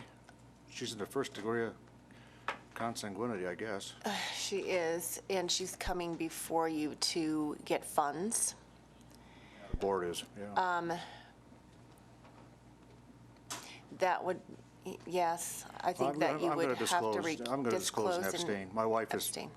a longtime member of the Mile High Jazz Band Board. So with that in mind, I think the course of action for me to do is to disclose and abstain from voting. So I appreciate it. Thanks. So Lee, do you want to take us through each of the various projects that are requesting money? Sure. Again, I'll start with the arts and cultural events, of which there were 4. The Brewery Arts Center has requested $5,500 for I guess it's called the Levitt Amp concert series that they'll be putting on at the Brewery Arts Center through the summer. They requested $5,500, and the Cultural Commission recommended approving $5,500 for them. The second application on the list is from the Carson City Arts Initiative for their annual season events and displays. They're requesting $6,000. Cultural Commission recommending $5,500. Mile High Jazz Band also putting on an annual event, Jazz and Beyond Music, through the month of August around various venues around the downtown and elsewhere through the city. Requested $8,000. Cultural Commission is recommending $7,000. And the La Kalelbi Powwow, it's an event that has been going on down at I think that's the Carson Colony adjacent to District 2 off Curry Street. They came in with the request for, initially with their application and not really having submitted an application before they put it in for the $21,300. However, after I explained it to them that it's usually a portion of it, they kept the application in and requested any funding that would be available. And ultimately, we initially, because of the definition, took it to RAC in our interpretation of what it was, but it was directed as a cultural event to the Cultural Commission, and they recommended $6,000 be funded for that. The allocation, the portion of the $60,000 allocated to those arts and cultural events is $24,000, and between those 4 events, they're not fully funded per their request, but the total funding coming from the arts and cultural category is the total of $24,000 as recommended. The last application is from RSVP for the 4th of July celebration. They were requesting $9,000, and it's recommended by the Redevelopment Authority Citizens Committee that they be funded $9,000, which is approximately 50% of the cost of putting on the fireworks display. As discussed by Susan Haas at the meeting, that $18,000 is just the cost of fireworks. They put a lot more money into actually putting on the fair during the 4th of July celebration. And I just a little bit more on this event, and Supervisor Bagwell can add to it if I miss anything as a participant on the Redevelopment Authority Citizens Committee, but there was some discussion about, by other RAC members at least, about suggesting that the city should consider taking on the fireworks and putting on the fireworks display. That's not really part of this discussion in the funding now, but I just wanted to pass along that that discussion, that comment to you from the Redevelopment Authority Citizens Committee. And so that summarizes all the applications. Again, I apologize, and I'm not sure that any of the applicants are here now, and if that's an issue for any of these, we can certainly move it to the next meeting. Board discussion on this issue. Brad. Adrian, I have a question for you. I'm a member of the BAC, and I suspect that other people up here may be as well. Is that a disclosure that needs to be made? I am not on the board of directors, but I am a member, which is a paid membership. Oh, no. You can disclose it because you're a member, but you're... That's what I'm asking. Is that a required disclosure, but I can still participate? A disclosure. Yes, you can. Okay. All right. So I will disclose that I am a member of the BAC, but my actual comment is that I have concerns about the powwow. I've been to the powwow many times. I think it's a great event. My concern is it appropriate to allocate redevelopment funds to this event when it's not in the it's not being held in the redevelopment district? The rationale is that it will bring out-of-town visitors in who will patronize downtown businesses. But when I look at that argument, any event can use that argument. So what I'm looking for is the thought process or the rationale behind this to spend redevelopment funds on an event that's not in the redevelopment district. So I can't speak for the Cultural Commission and their discussion on the rationale. I think but let me go to the legal requirement. I think if your question is it legally appropriate or at least valid to authorize the funds out of redevelopment for this event, what NRS says, and I printed it out, so what NRS says regarding expenditures from the revolving fund is that you may authorize the expenditure from the revolving fund for, quote, any expense necessary or incidental to the carrying out of the redevelopment plan, et cetera. So even if this event is outside, if it furthers the redevelopment plan, then there is the legal authority to make that expenditure. Part of at least the downtown redevelopment plan is to provide for events and places for people to gather to promote business, which is basically the portion of the plan for any special event within the downtown that has been approved in the past, consistent with that NRS statement. And if I can elaborate, because I am on the Cultural Commission, part of the discussion in the presentation from the folks representing the powwow, which was a very eloquent presentation, they're running out of space where they are, and they're looking to our facilities to expand in the future. So the rationale was that they are trying to grow redevelopment and trying to grow culture within the redevelopment area. And so consequently, we matched what the tribe was offering to them for this event. So that's where the $6,000 figure came. Sorry. No, I can't. So I will say from RAC's side of this, we do not approve funding for projects that are not within redevelopment, because to Brad's thought there is that would mean it doesn't matter what the special event is, every single one of them in the entire community could say somebody's going to stay at the Hardman House, and so therefore I can count it as benefiting redevelopment. So I will say for us in RAC, the answer is no. It needs to benefit directly in redevelopment. And then the other issue for me is the expansion that potentially they could do is during the season in which I don't think we have a single facility not in use. So I'm not sure how they're going to expand. And I don't know if that was a discussion on the date or whether you thought they could expand at a different date and bring more. I just didn't. The date wasn't really discussed specifically, but they were looking at our facilities going forward and an available time and place to grow this event, because they're literally running out of room because it's grown so much. Lori, if you don't mind, or Ms. Bagwell, sorry. No, that's okay. Or Supervisor Bagwell, can you elaborate a little more? Are you saying that the recommendations made here on this paper, that you don't go along with the powwow, or? I'm saying as RAC, remember this was split between RAC and the Cultural Commission. RAC does not approve any of the projects if they're not in the redevelopment district. But apparently the Cultural Commission did not implement that same rule, is what I'm. We looked at what Lee just read. So there's a difference from what you're saying from what this is. It's a little, just want to clarify that your committee voted in favor in the majority, or was it across the board? It was unanimous, yes.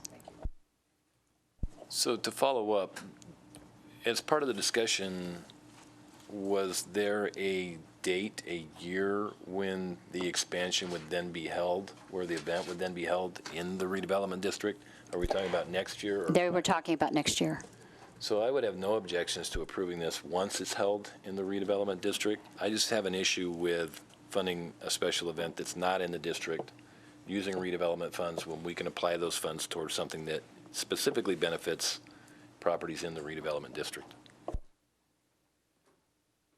So can we tie are you thinking they might do some of this 6,000 in the redevelopment, or it'd be the following year?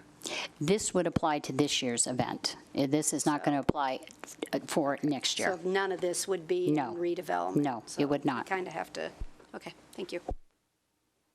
Just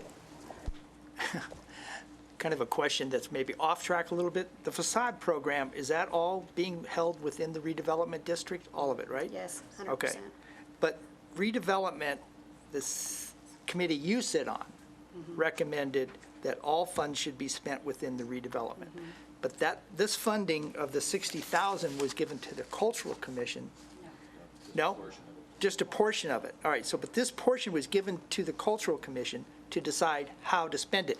You were not binding to their, what their statement is that should be spent.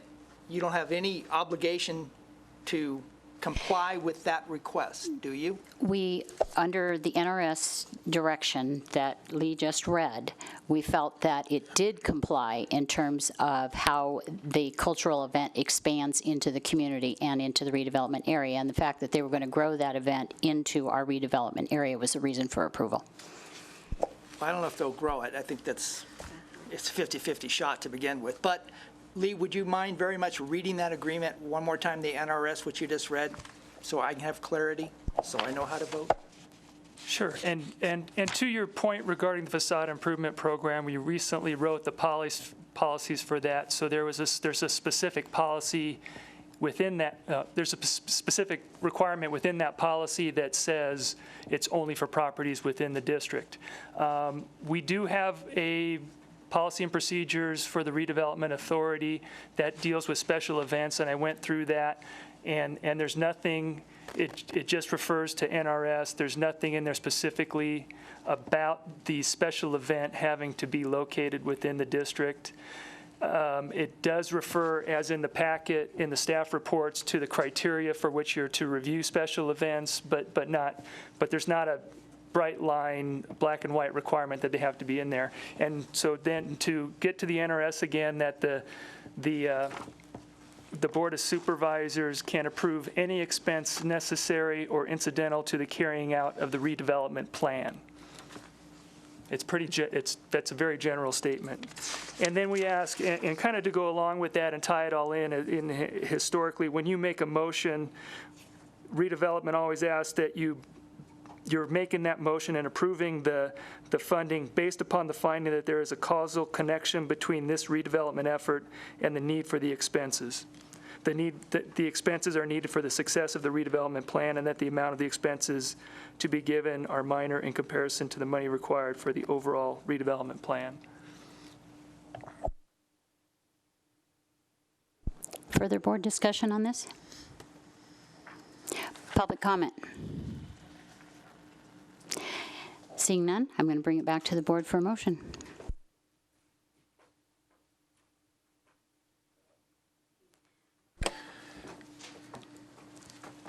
Let me take a stab at this.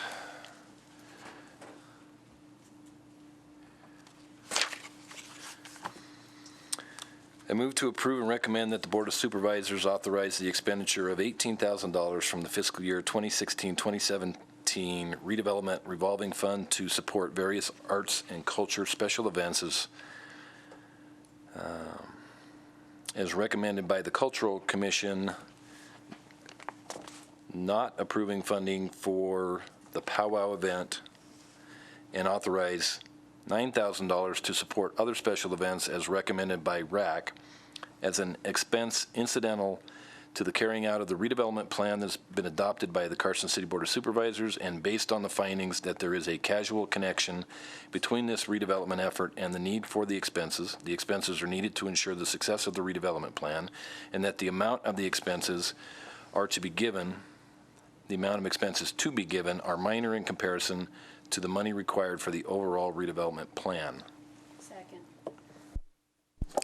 I have a motion and a second. Any further discussion? Yes. Okay. The reason I'm making the motion this way is because I feel strongly that this is a precedent that we don't want to set where any event, special event, can qualify. I would encourage the tribe to reapply when the event is held in the district, and I think that at that point, you would probably receive the funding, or at least I would be agreeable to approving the funding. But at this point, I just don't see how we can open this up to any event anywhere in town. Any other discussion, Lori? And I just want to say, for me, the finding requires me to say there's a causal connection. And I can't make that finding because I can't find the causal connection. So I think the powwow is wonderful, but again, I find no connection to show me or prove to me that there'll be money in the redevelopment generated. Well, and I have to say that that's the unfortunate part about these folks not being able to be here for the presentation, because that's the missing component here.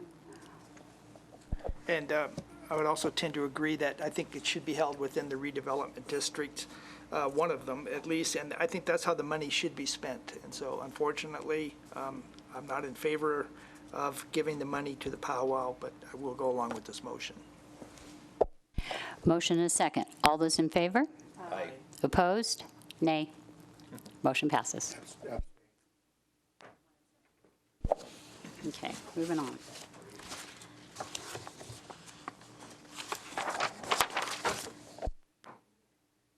Moving on to item number 30, public comment. Seeing none, move on to item 31. We're going to adjourn as the Redevelopment Authority, and I'm going to pass the gavel to the mayor.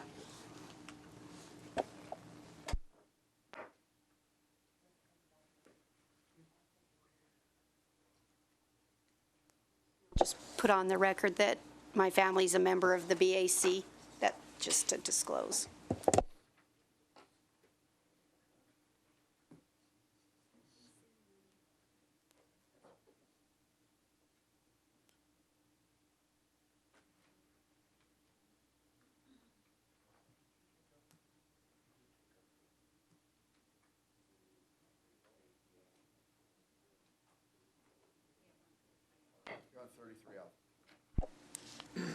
Okay, 33 Alpha, this is the corollary to what was just heard. I'm going to abstain from voting on it, but I will run the meeting. I think I can do that, Adriana, but I'm going to abstain from the vote? Or can I not do that? It would be better if you did not. That's fine with me. Okay. All right, Lee, take us through this one. Okay, this is the accompanying Board of Supervisors item as provided by NRS. It takes a resolution of the Board of Supervisors to approve expenditures from the redevelopment revolving fund. So associated with the item that was just heard by the Redevelopment Authority, this is approval of a resolution authorizing these expenditures. I would note that, and I conferred with the district attorney on this, because this action falls under the category where it takes a 2/3 majority vote of the Board of Supervisors. With a reduction in quorum to 4, that would be a minimum of 3 supervisors to authorize this expenditure. Is the mayor abstaining or recusing? Because if he's abstaining, then it doesn't lower the quorum. No. The rule is to abstain. If he's abstaining and he's gotten an advice from his attorney that he has a disqualifying conflict, then it reduces the quorum because it's made of this board is made up of all electeds. So that's when the reduction applies, as so long as they get advice from a written advice from a lawyer. Advice?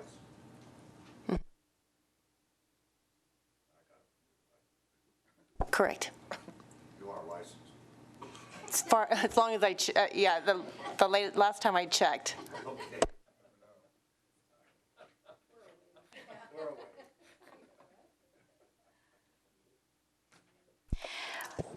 Discussion on this issue. Public comment. I'll bring it back to the board.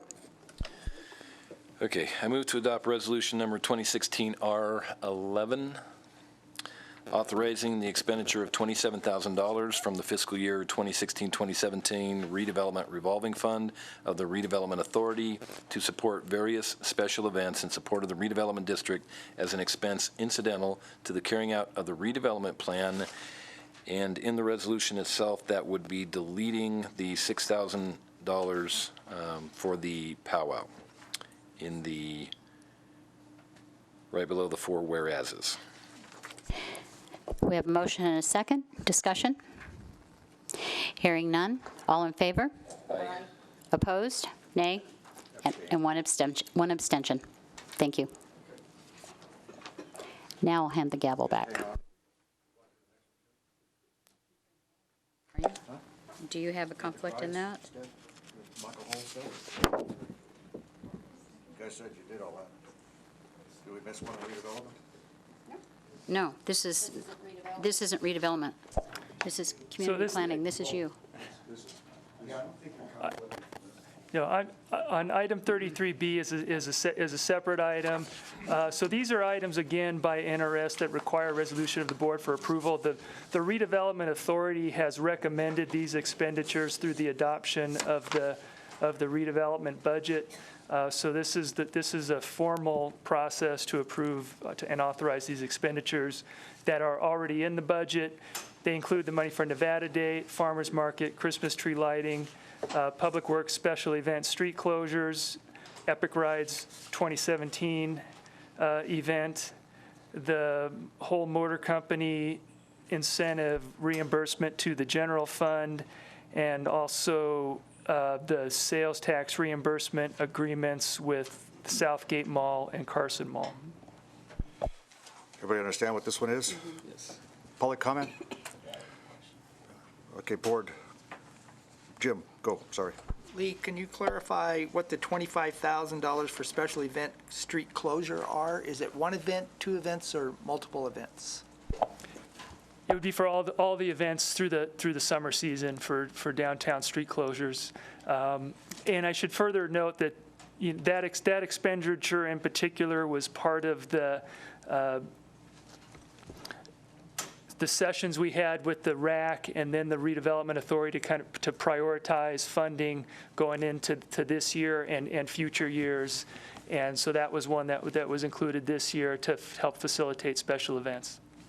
And then on the Epic Rides, the 30,000, that's down from this year? Is it still 30? It was 30 in this current year's budget. Okay, so it's 30. Is there any indication, are they staying in Mills Park? Are they taking out permits to stay there? That's what I've kind of heard. I don't know what's going on with that. Well, there's a little bit of both. There's going to be a portion of Mills Park that we've set aside at their request for them to do some camping. So a number, and I apologize off the top of my head, I don't know what the number is of the riders will camp in Mills Park. A number of them are going to stay in local hotels. I don't have that breakdown. I'll try and find it for you, and I'll shoot you an email with it. I've talked to some of the hotel properties, and it varies. Some of them say they have a spike in that week, and some of them say they haven't seen anything. I'm not the duty expert. I'll have to talk to the Visitors Bureau to get additional information from them, and I'll try and get those numbers for you. Would you happen to know where in Mills Park they're staying or camping? Is it the far end, east end, the pavilion? We do have a map. I don't see anyone from Parks here. I apologize for not having that right at my fingertips. We did kind of cordon it off. Oh, I thought you were nodding at someone. We did cordon off a portion of it to include one of the restroom facilities. And again, just right off the top of my head, I forget exactly where that was, but I can get you that. That'd be great. And I think it should be posted on our website as well, if we know that. Okay, we can do that. And the other thing is, I think you may want to give notice to the residents within and around Mills Park so they know what's going on. Maybe send out a letter or notification of campers now going to be there. I don't know of any other conditions or circumstances where we've had an abundant amount of people camping in Mills Park that I know of. Maybe there has been. I don't know. I think the only one that has been brought up to me was a rendezvous that well preceded my arrival here, but so I don't think it's without precedent. No, I know that, but I think everyone was used to the rendezvous. I don't think anybody even knows that there's campers. Maybe they do, I don't know. But if we could send notices to citizens in and around Mills Park, that'd be great. And the Michael Hole, $480,000, how much is still remaining that we have to pay to him? The money's not actually being paid to Michael Hole at this point. The money was up front, and the redevelopment fund is reimbursing the general fund for that payment. But it stops coming out of the redevelopment fund. It phases out between 2020 and 2021, I believe. I think in the 2021 fiscal year, there's just a portion of it left, and yeah. And then can you just briefly describe the $160,000 reimbursement, just to give a... Sure. That's a sales tax rebate agreement between the city and Carson Mall and Southgate Mall for specific tenants in there, including Burlington, Big Five, Big Lots, at the Carson Mall, Sportsman's Warehouse, and Bell's. Olive Garden. And with Olive Garden's on it, I'm not sure Olive Garden, I don't think we're given a rebate on Olive Garden. I'm not sure of that, but it is those properties. All right. It is those properties. And in any case, that's the estimated rebate that is 50% of their sales tax based on those agreements, basically. I know it's a little bit different for Big Five because it's 50% for their increase in sales tax from their prior location, but it's generally a rebate of 50% of the sales tax for a period of time for them moving into those locations. Thanks, and if you just bear with me, this rebate or reimbursement, is this incentive program still active? Can we utilize this incentive program for any other business, should they want to relocate here or open a business in Carson City? Currently, it has been formally terminated by the Board of Supervisors, the program. So it would have to be reenacted. In your policy, in the Redevelopment Authority policies and procedures, it has been formally terminated as a program. And how many more years does this go on, the sales tax reimbursement? I believe they are 15-year agreements from when they started within a couple years ago, 2 or 3 years ago. And Lee, they're tied to the lease term, so if the lease terminates early, then the rebate terminates early. Right. There are certainly other provisions in there, so that's a general overview of it. Other questions on the board? Public comment, anybody? Mr. Carver, come on up.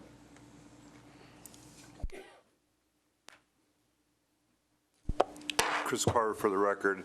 As Mr. Plumwell mentioned during the previous discussion, there was some discussion on whether the city should take over the fireworks, and I would really like to see, and so would my supporters, the city make an effort to move the fireworks into this, and also if we can make an exception for epic rides, which part of which is to not take place in the downtown, we should do kind of the same thing for the powwow. Sheer numbers, 600 people in the bicycle race are registered. Substantially more than that are involved in the powwow. I think it would benefit our city to make the effort to bring that here and provide them some funds. And that's all I had to say. Okay. Thank you. All right. Other public comment? All right. Board? I move to adopt resolution number 2016-R12, authorizing the expenditure of $745,000 from the fiscal year 16-17 redevelopment revolving fund to support various events and incentives as an expenditure incidental to the carrying out of the redevelopment plan. Motion and a couple seconds on the motion. Discussion? Yeah. Discussion's in order. Lee, will you get a hold of the powwow and see if they can be relocated, their event, into the redevelopment district? And could you look at the fireworks being part of this funding? Or how do we do this rather than? Sure. With the powwow, I'll have a discussion. I'll bring it up with Parks and Rec. I mean, we'll see how to reach out to them, best way to have a conversation about their desire to relocate it. Maybe talk with Parks and Rec because it'd be probably city facilities, so I'll do that. And I'll talk to the city manager about the fireworks and how, because that definitely involves other departments. I'm not going to go shoot off fireworks myself, so. And then you can get back to us afterwards, if you don't mind. Thank you. Okay, thank you. Then I will comment, though, that RAC did not take a motion to say that the fireworks should be supported by the city. I need to clear that up, but I've actually got a survey out on my newsletter, and so I'll give you a precursor that 50% said no, the businesses should do that. 50% said yes, the city should do it. But of the ones that told me no, I kind of put another question in there. Would they work on the fundraiser committee to get the money for the fireworks? And I'm here to tell you, I have a list of names of individuals that are happy to work on the committee to fundraise. So I'll get that to RSVP right now, but if we move it from RSVP. Lori, can I comment on that? I think that redevelopment can be part of a challenge match for a fundraiser, and I think that's the way that this should go forward myself. Well, survey, I take a lot of surveys too, but I think the most important survey could be through the city on the website. So we can have actual data to support it, not that our surveys aren't good or on track, but I think that's something that maybe we could look for the city to be doing in the future too, for surveys. All right. We have a motion on the floor. Further discussion on the motion? All in favor signify by saying aye. Aye. Opposed, nay. Carried unanimous. Okay. That completes that portion of this. Now we'll take up the mid. Item 33, Charlie. Thank you, Mayor. And there's two items on the agenda today, 33C and D, that relate to the Downtown Neighborhood Improvement District. And before I get into that first item, I kind of like to give an overview of where we are in the process as it relates to establishing that Neighborhood Improvement District and the associated assessment. Actually, this doesn't start the previous action. This starts today up on the screen, but the previous action is on January 7th of this year. The Board of Supervisors adopted the ordinance establishing the Downtown Neighborhood Improvement District to help pay for the maintenance, the ongoing maintenance of the downtown improvements and the downtown enhancement project to include Carson Street and Curry Street, and in particular for those portions of it in front of the private businesses. So this is this is the start of the process required by NRS Section 271 to implement the assessment. Today, the two items on the agenda are to establish a procedure for a hardship determination. I'll go into that in more detail soon. That's a one-time item. Establishing that procedure is for any neighborhood or any assessment district that's established in the city. So we're doing that with this one, but won't have to do that if we do more neighborhood improvement districts.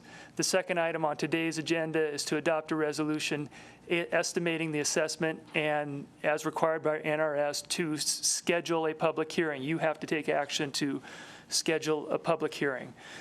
So once that's done, then we send out the notifications to all the property owners within the district regarding the June 16th meeting, and then we come back on June 16th to take all the actions necessary to implement the assessment. So that's considering hardship determinations. It's a public hearing to consider all complaints, protests, and objections, adopt a resolution confirming the assessment, and introduce the ordinance. And this is just all procedural stuff that with Dan Yu's help with the district attorney's office to sort through it and find it. These are the steps that it takes to get an assessment implemented.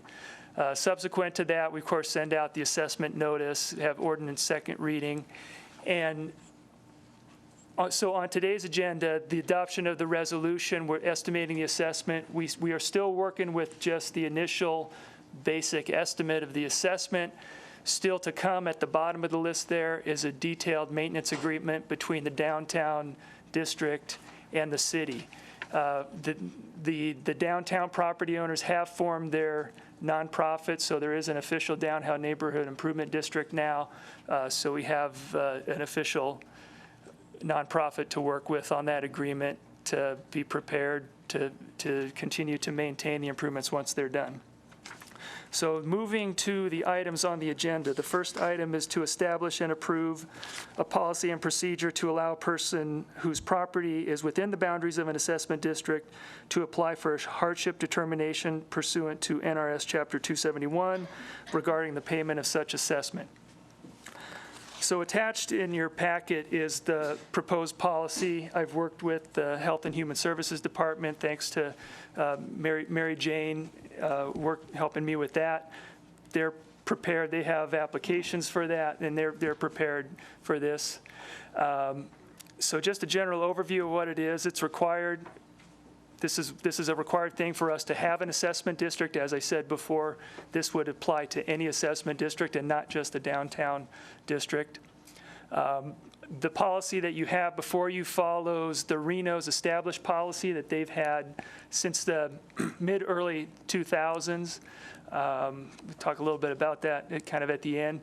And the proposed policy is that persons making less than 50% of the area's median income would qualify for this hardship assessment. That's in HUD terms, that's very low income persons. As I mentioned before, we're in place with an application procedures for Health and Human Services to serve their role per NRS. And I just want to note, I think it's important to note that this hardship determination is not a waiver from paying for the assessment. It is a hardship determination based on income to defer the assessment. And per NRS, if the assessment is deferred, interest and penalties apply in the same manner as they do to other assessments. I've talked to the treasurer. There's an NRS that clearly lays out what the rate is on that as well. So that's all defined. Reno, as far as I note in here, as far as I can tell, and probably mostly because of that, I couldn't find that they've actually processed a hardship determination. It seems like they went through the required process without any applicants for their assessment districts that they've had in the past. That's not to say we won't get any, and that's fine. So the final thing I'd like to note is something that came up since we developed it, and as I said, based on Reno's, theirs says that an eligible person has to reside, have their main residence on the subject property that is within the district. And so even with the downtown district, I know there's probably not any people that reside there, although there could be in some future assessment. I quickly looked at this. It was been pointed out to us that the NRS says that we shall have a policy for any person. So as I have up there, we may consider, and I have no argument against just making it in section 3.1 that any property owner can apply, rather than it saying that they have to have a primary resident in the district. That's for discussion, but I wanted to bring that to your attention. So with that, this is again establishing a procedure, and I'll be happy to answer any questions. Thank you, Lee. My concern again was that we're consistent. The first paragraph under purpose just says any person whose property is included in the boundaries, but then when you go down below, it talks about a primary residence. So I just think that we need to change the language so it's consistent. Are we only talking about residential properties? And if we are we only talking about primary residences? How do we define that? For instance, if somebody lives in a single-family home, it's pretty easy. But what if they live in a duplex? So they're living in half of it. Or a mixed-use property where they have a business below and a residence above. It just seems like we need some additional language so that this is clear, so we know how to handle these going forward. And is it just a principal residence, or is it any residential property? And so I think that's what we need to discuss and clarify here today is let's tighten up the language so that if we do get a hardship determination, it's very clear on how we're going to handle it. So there's an application that they have to fill out to show proof of income. It's often tax returns. So that information should have proof that that's their primary residence, whether it's bills with our utility bills with their name on it. So I don't necessarily see it as being difficult to establish that that's somebody's primary residence based on where they're claiming their income is coming from.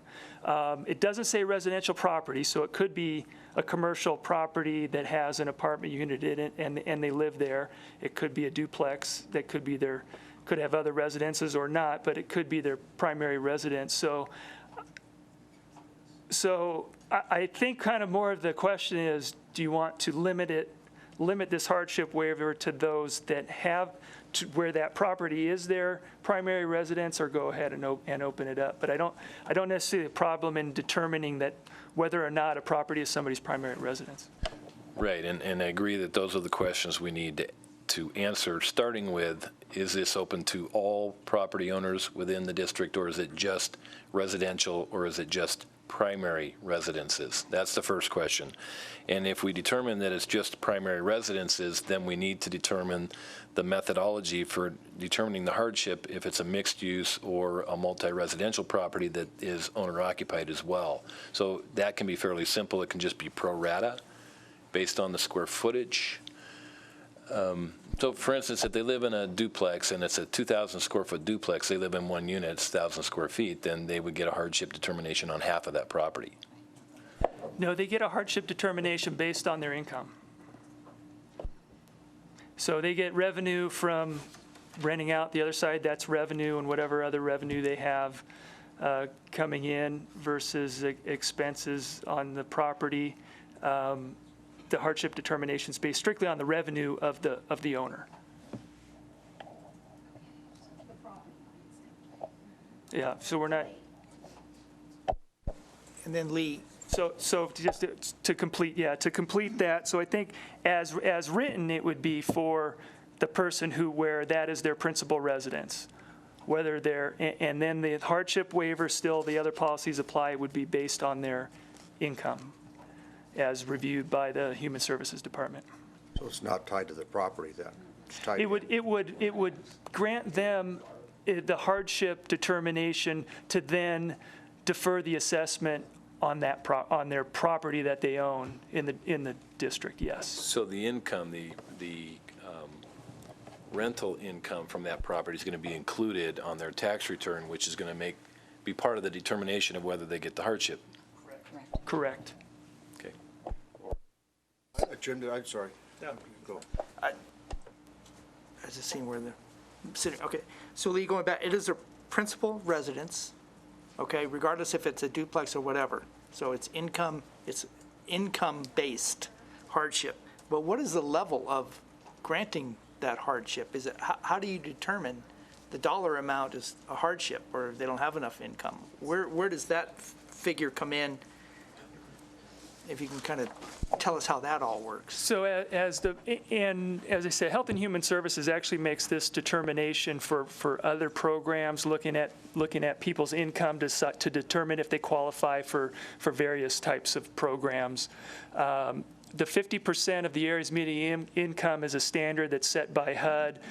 It's more complicated than just saying it's a number because it depends on how many people you support in your household. If you're a 4-person household, it's higher. It goes up. If you're a single person, it's a little bit lower.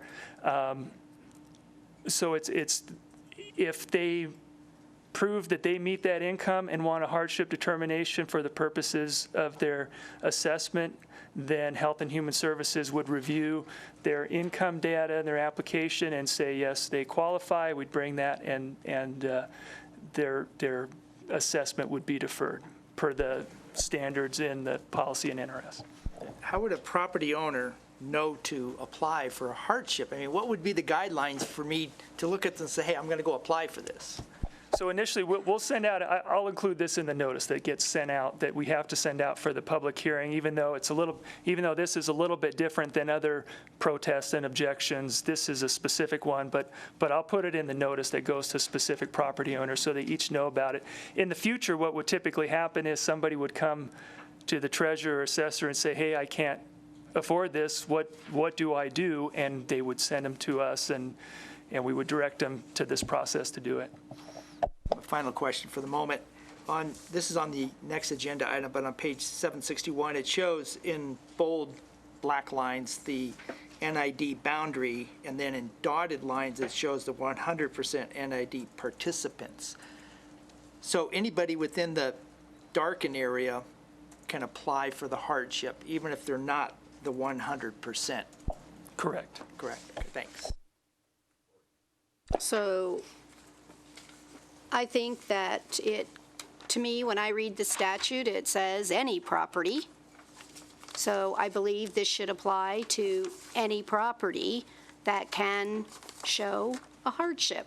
So I think it just should be corrected to any property, and if you want to put the condition on the businesses that are not the residential, that you're using income, you could indicate that they have to have a current agreement with the assessor and the treasurer that's already paying their back taxes. So you could use that as the business condition for hardship. So if I already have a business that's in the NID that isn't paying its property taxes and has got an agreement and trying to survive, I think they should be able to apply for the hardship. Again, it doesn't eliminate, it just defers. So if they have an existing agreement, that could be utilized for that hardship condition. So that's mine. So just for, that would involve, change the term principal residence to property, and I think, because it's still the person applying, so it would be any person whose property is included with the boundaries. Yeah, okay. If they're granted the hardship, and so they don't have to pay that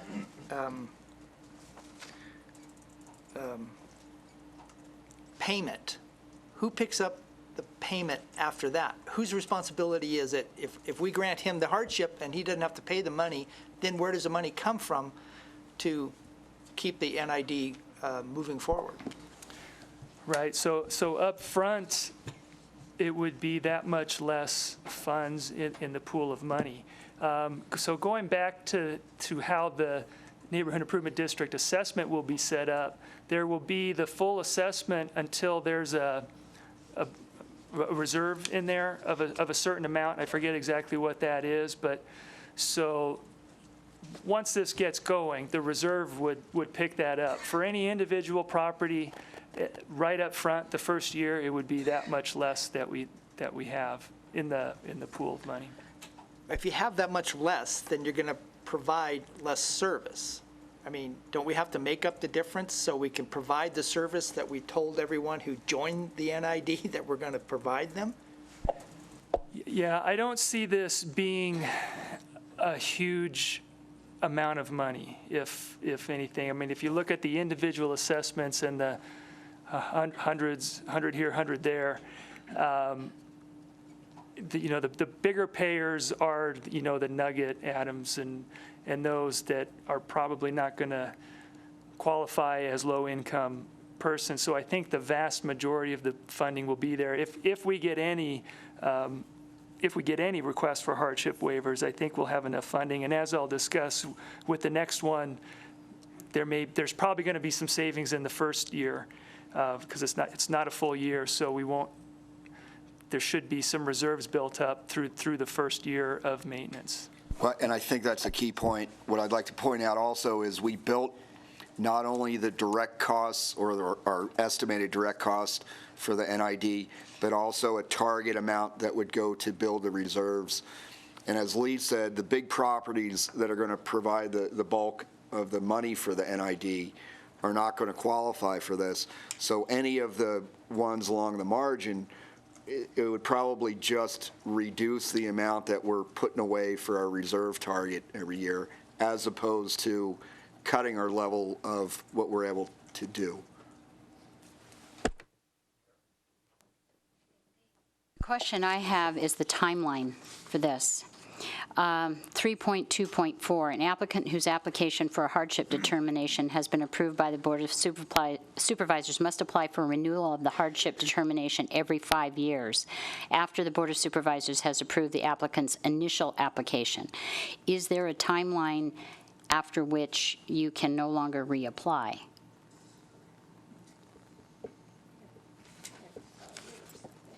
Yeah.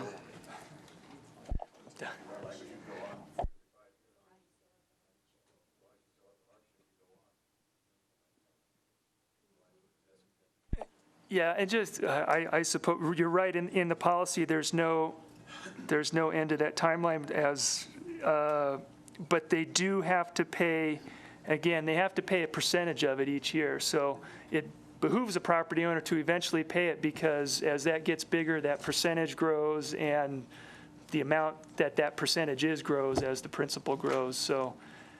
Like a credit card, you can never pay off if you don't do it? Yeah. So to follow up on that, didn't we establish the NID for a 5-year term, an initial 5-year term? And then after that, it has to be reapproved? No. Because we have to look at whether or not we want to expand it? I don't recall that. Okay. There is a designated time frame for the NID, though. My question is, what happens if the assessments, if there's a hardship determination that's still in place at the end of the life of the NID, are we then going to lien somebody's real property because the NID no longer exists? Yeah, it is a lien on the property, yeah. I think that's.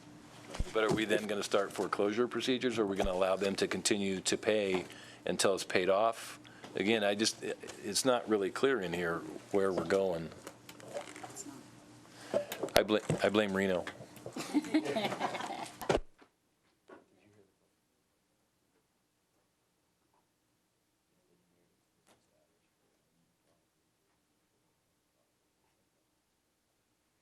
You have the original ordinance there for the Could NID. you restate the question? I was trying to get He a wants to know if the thought NID from the had a DA here. five-year- I thought I heard the complete question. Is there a designated term for the NID?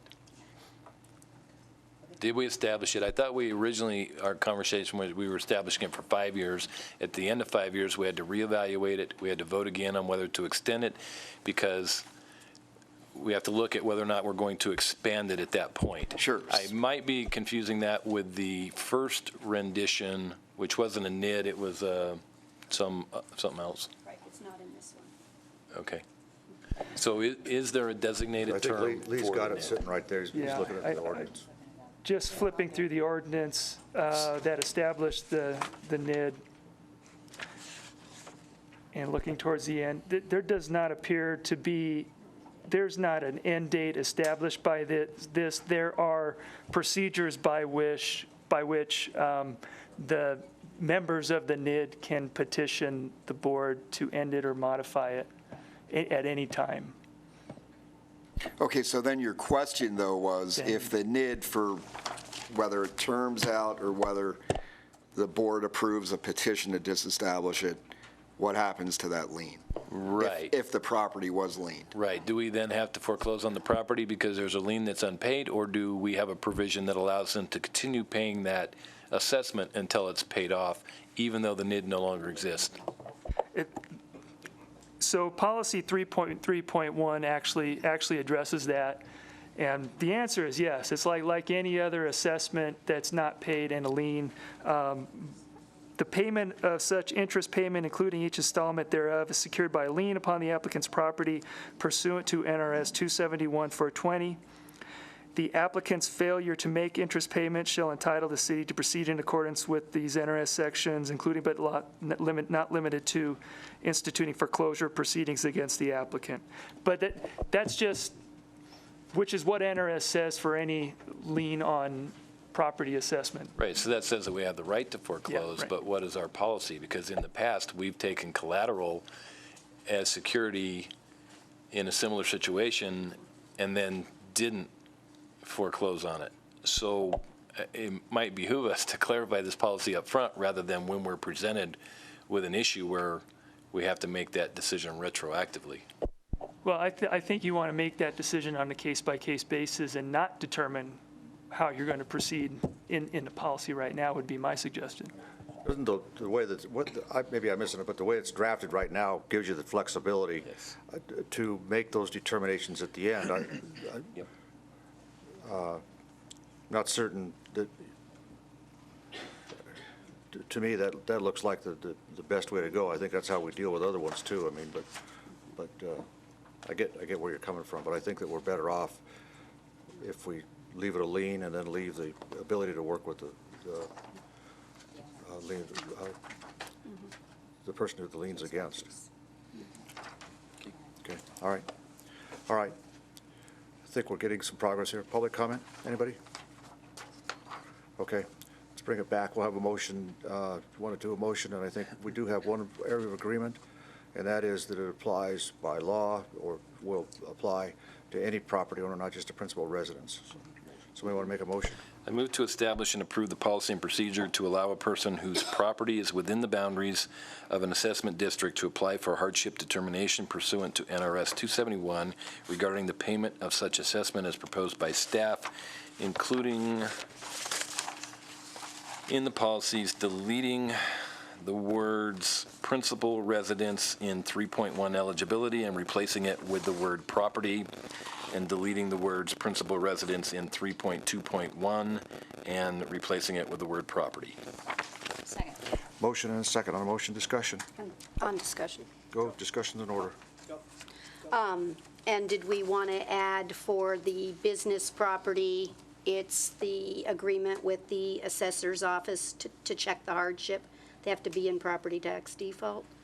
No, I actually thought about that, Lori, and I think that would require a lot more discussion because we would need to flesh that out and make sure there aren't unintended consequences to doing that, and I can think of several right off the top of my head. So I'd rather leave it the way it is because it comes back at the end of the day to them meeting the eligibility requirements of the 50% of.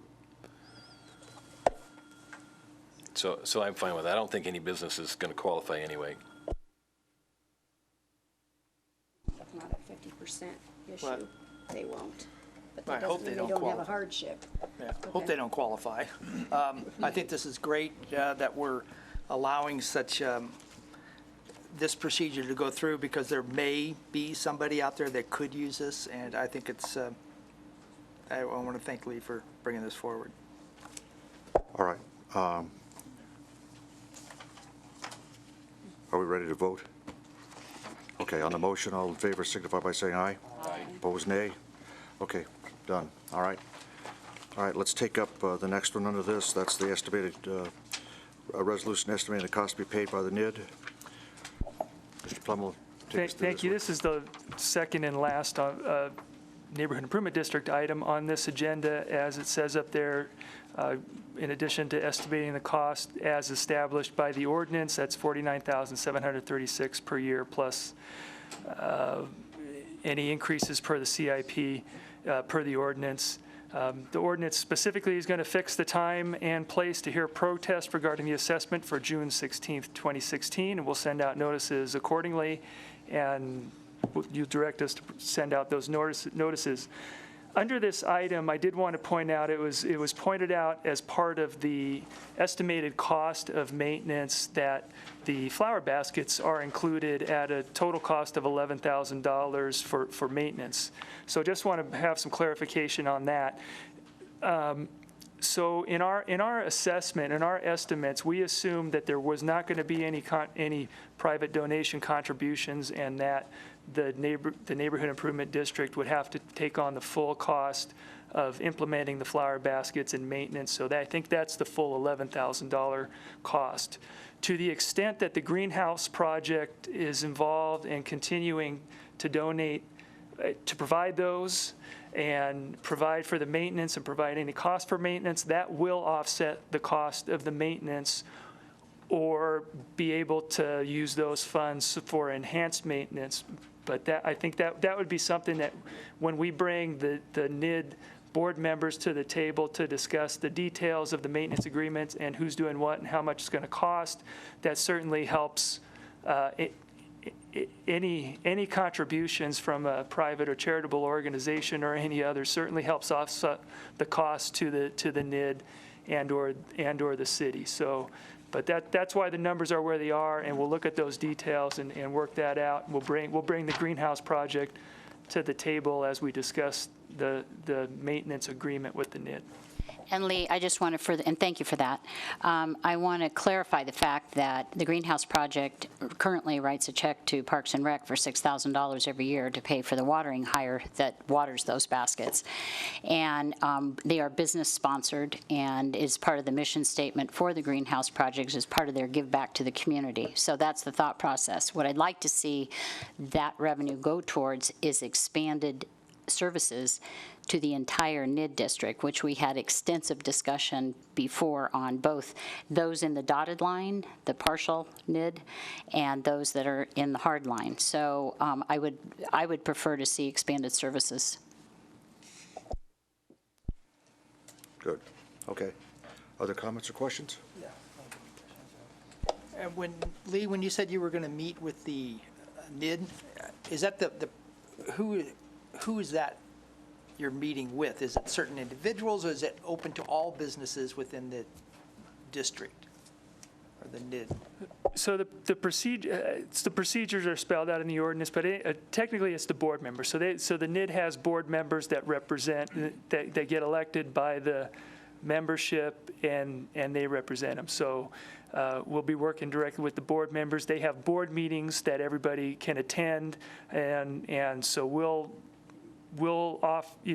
this will be a discussion open for anybody within the district and not just a couple people. It's basically like a homeowner association, correct? Right. Somewhat in that Somewhat.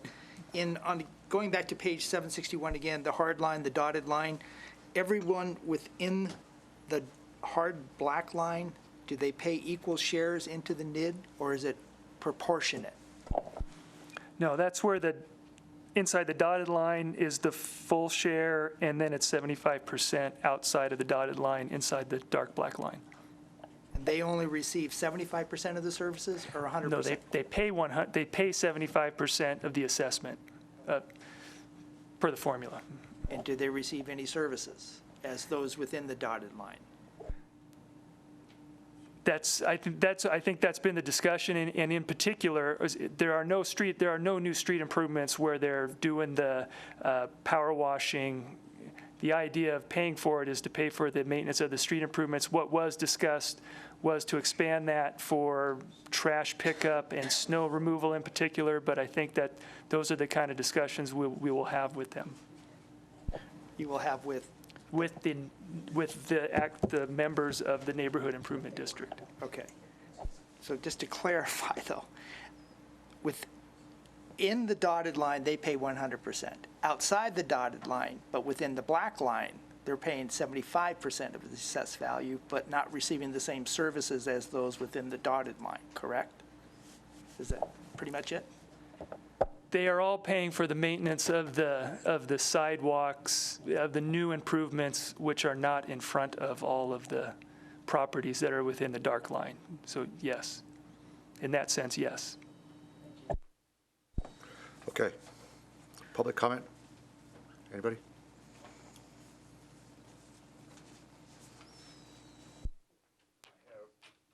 Chris Carver, for the record. I have no property within the NID. I'm speaking on behalf of two individuals that own property within the NID that do not receive improvements under the current streetscapes and will likely not receive services. And the request that they have asked is that the notification that's sent out from the city be inclusive not only of the questions that you have asked today about what exactly the services are and what exactly the improvements are, but also the specific language that is required to field a complaint or a protest. To field a protest successfully, what material is required for the argument. As I said, the two property owners that I have spoken to about this issue, again, will not receive services, and their assessment, I believe, is at 75%. And they want to know how that they can adjust that. My review of the NRS shows that that period of time has already gone past, and if it is, then I would like the city to explain to these property owners what their rights are without having to hire a lawyer. Because as Mr. Plemmel stated, the actual amount of money that we're talking about would be far exceeded by the cost to hire a lawyer to actually sort this out. So I think it would be in the city's best interest to explain it completely and fully and give the property owners, especially the small ones that are running small businesses, the material that they need without having to hire a lawyer. And that's all I had. We'll be more than happy to do that, meet with them at any time. Okay. If you want to set up a meeting. Well, actually, I was hoping with the notice that it would go out. This is how you protest. This is what you need to support your protest with. Thank you. Any other public comment? Motion's in order. I move to adopt Resolution 2016-R12, 13, Resolution 2016-R13, estimating the cost to be paid by the Downtown Neighborhood Improvement District assessment and the assessment roll for the purpose of paying for maintenance of the downtown streetscape enhancement project, fixing the time and place to hear protest regarding the assessment for June 16th, 2016 at the regularly scheduled meeting of the Board of Supervisors, and directing staff to provide notice of that public hearing pursuant to NRS 271. Motion and a second on the motion. Discussion. Supervisor Shirk. I voted in favor of the hardship determination for the NID district. When this first came to the board, I voted against this, and I'm voting against this particular agenda item 33D because I do not support and believe the downtown NID assessment is in the correct and proper manner to give equal representation to all property owners, and I voted against the downtown narrowing of the street, and I certainly couldn't vote in favor of the NID. On the motion, all in favor signify by saying aye. Aye. Opposed, nay. Carried 4-1. Nay. Got it. Got it. All right. We're going to be in recess for about 5 minutes here, 10 minutes, get everybody to give a break, and then we're going to take up the appeal. We'll see where that goes. All right? We're in recess.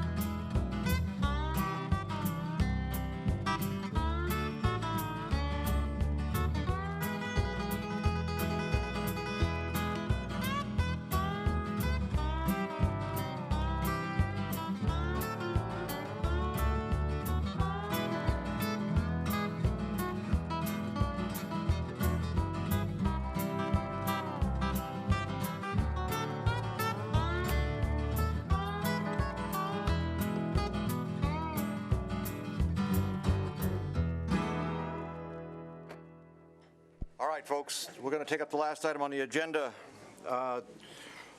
This is the issue to consider an appeal from the Planning Commission's denial of a request from Robert Lauder on behalf of owners Jose and Elizabeth Hernandez for a special use permit to allow a church on property zone single-family 1 acre located at 420 Clear Creek Avenue. Hope, you want to take us through what's going on here, please? Thank you, Mr. Mayor. Hope Sullivan, the planning manager. By way of overview, this is a request for a special use permit for an 8,766 square foot church with 122 parking spaces and landscaped areas on 1.86 acres. The property is located at the northeast corner of Clear Creek Avenue and Silver Sage Drive. Clear Creek Avenue is a minor collector, and Silver Sage is a local road. Adjacent land uses to the north, single-family residential, to the west, single-family residential, to the east, a church, and to the south is a tribal facility. The building is proposed to be 10 inches tall and have stucco siding walls with a standing seam metal roof. The Planning Commission initially looked at this plan on September 30th, 2015. The site plan that I posted is the site plan that the Planning Commission reviewed at that time. The staff did recommend approval on September 30th, 2015, based on the ability to make the required findings. The Planning Commission conducted a public hearing and continued the item to allow the applicant an opportunity to meet with the neighboring property owners regarding the project. The item came back to the Planning Commission on March 30th, 2016. This is the modified site plan that the Planning Commission reviewed. Again, on March 30th, 2016, the staff recommended approval based on the ability to make the required findings. The Planning Commission voted 6-1 to deny the request for the special use permit based on the inability to make findings 2, 3, 5. What I do want to point out in showing you the two different site plans, the one from 2015 and the one from 2016, is in 2016, and it's coming up very light on the screen, but the applicant has a deliberate effort to put a landscape buffer on both the west side of the property and the north side of the property where it is adjacent to the residential uses. In my memo, I have reviewed the findings that were made by the Planning Commission. In drafting those notes for you, I did rely on the video of the meeting as opposed to the meeting minutes. So you may see an inconsistency between the discussion reflected in the minutes and the discussion reflected in that memo. So I just wanted to point that out to the supervisors.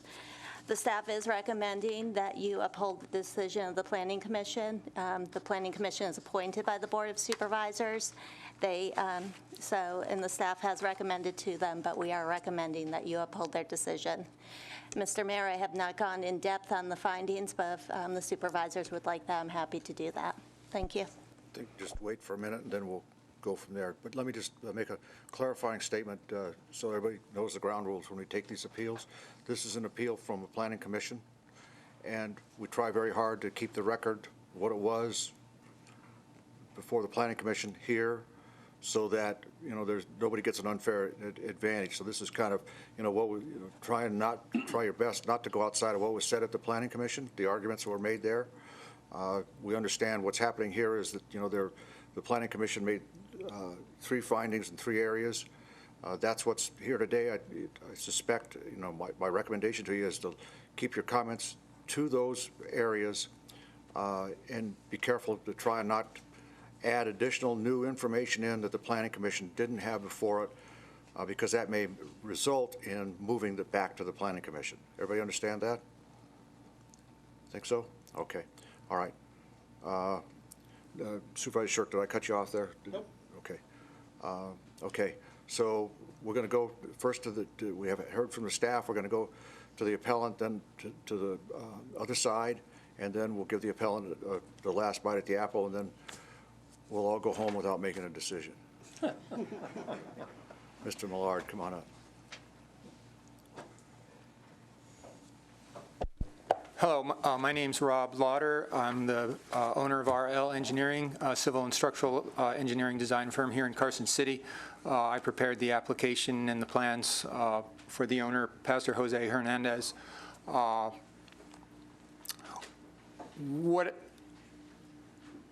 I kind of just want to hit the 3 points.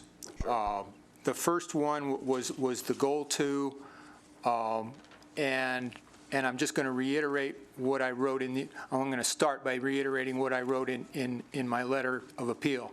I said, goal 2 was met by our agreement made with the commissioners during the meeting to provide landscape berms and heavy foliage trees, such as blue spruce, on the west and north property edges, plus our agreement to add a solid fence, such as masonry, on the north property edge. And just because there was mention about the architecture, I said the architecture of the building was in conformance with development standards and had staff's approval, basically. So, number one, I guess the only other comment that I wanted to make was that we didn't, I felt that the commission just didn't give us a chance to, or they didn't give us an indication of whether, whether this was, whether these conditions were okay with them or not. But the impression that I had was that they were. And if you just look at the face of it and you say, okay, we're going to put up a berm 3 feet high that's going to block headlights. We're going to put spruce trees that you can't see through. We're going to put up a fence to block any view to the north that we can. There was one, I want to back up a step here and say that out of, one of the reasons why there was a delay between, there was a considerable delay between September and March, and I'm sure you noticed that, and you say, well, why was that? And the reason was because the Hernandezes were going to my understanding, considerable effort following the first Planning Commission meeting to make contact with the neighbors, as had been requested by the Planning Commission, and for various reasons, they just couldn't, we couldn't come up with a schedule that everybody could agree on. And so it wasn't until February that meeting happened, and we met with the residents, and we received their comments and made suggestions about things we could do to improve the project. Unfortunately, it appeared that our efforts fell on deaf ears, but I felt that we've basically bent over backwards to meet the conditions, the requirements of Goal 2. I'm just going to move on. Goal 3, staff in its report supported the idea Clear Creek Avenue is already a collector street and supports traffic above and beyond residential traffic levels. Staff stated, as did we, that peak use for the site comes at times other than peak use of the street when it normally occurs, which generally corresponds to weekday use at commuting hours. And I think this is an unfortunate situation in that the city transportation infrastructure in this area, specifically Clear Creek Avenue, is changing rapidly, and it's going to start changing more rapidly, to the point that this church is going to be a barely discernible blip on the radar screen compared to everything that's going on around it. So I think that, I submit that was maybe taken, that the traffic issue is a little out of proportion. And I understand that the residents are very sensitive about the traffic. Most of them have lived there for many, many years. We're talking about anywhere from 15 to 30 years or maybe more. And they see everything changing, and it just makes them cry.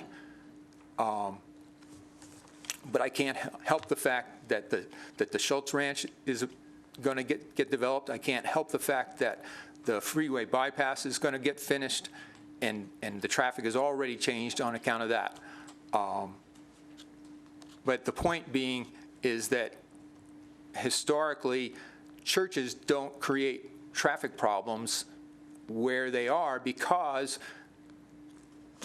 the heavy traffic time for a church is not when there's heavy traffic for the rest of the world. Okay. Goal 5. Goal 5, I apologize. Goal 5 blew my mind. Could not and maybe I'm just dumb. I just didn't understand why that was even there. When you look at Goal 5, it says, meets the definition and specific standards set forth elsewhere in this title for such particular use and meets the purpose statement of that district. The whole reason for the special use permit is because it's special. It's not conforming. It's not a house. And so to deny a special use permit because it's different from what's around it doesn't make any sense to me. If that were the case, you just plain wouldn't allow a church there in the first place. It wouldn't be a conditional use. It just would be not allowed. So that's all I have to say, unless you have questions. We'll take questions as they come up, Rob, but just we'll finish up. Dwight, did you want to go forward, or Mr. Hernandez? Yes. Do you want to go? Thank you, Mr. Mayor. Board of Supervisors, I don't feel for you today because every time you have a variance, you're sitting as a judge and somebody's going to be unhappy and somebody may be happy. I've done a lot of variances and a lot of work for churches, and not only in this community, but in Dayton and Gardnerville. And over the years, I've found that there is sort of a feeling that a church is a disturbance to a neighborhood and they shouldn't be allowed. I find that not to be true. And in my history, I've said that in most cases that where they've gone forward, they've been very acceptable. This property, if I could go back one slide or two, or not 5. This one right here, you see the property that's circled. The property right to the right of that was built originally as a Jesus Christ of Latter-day Saints church, and that was one entire parcel that had a special use permit on it. So the property that we're talking about was split off in about 1990 and did have already on it a special use permit. What was discussed at the Planning Commission at great lengths was how you get traffic out. Along the bottom there with the road that's going east to west, that is Clear Creek. It was determined at the Planning Commission that is a minor collector street and therefore sort of qualifies for this kind of a development of the property for a church or something else. The street was just recently widened. There was a purchase by Carson City for right-of-way to widen Clear Creek and to put in upgraded utilities for both water, sewer, and power, which were also directed to this site. If you go right to the corner and go out the street along the right-hand side of the Mormon church, which has been sold and now subsequently is of another denomination, that is Center Drive. Going north, it goes up and it hits Snyder. Going south, it goes down and eventually to the Schultz Ranch. The street right to the left of this property, or which this is on the corner of, is Silver Sage. Silver Sage used to be a through street, but with the overpass, there was a little confusion between bypass and overpass.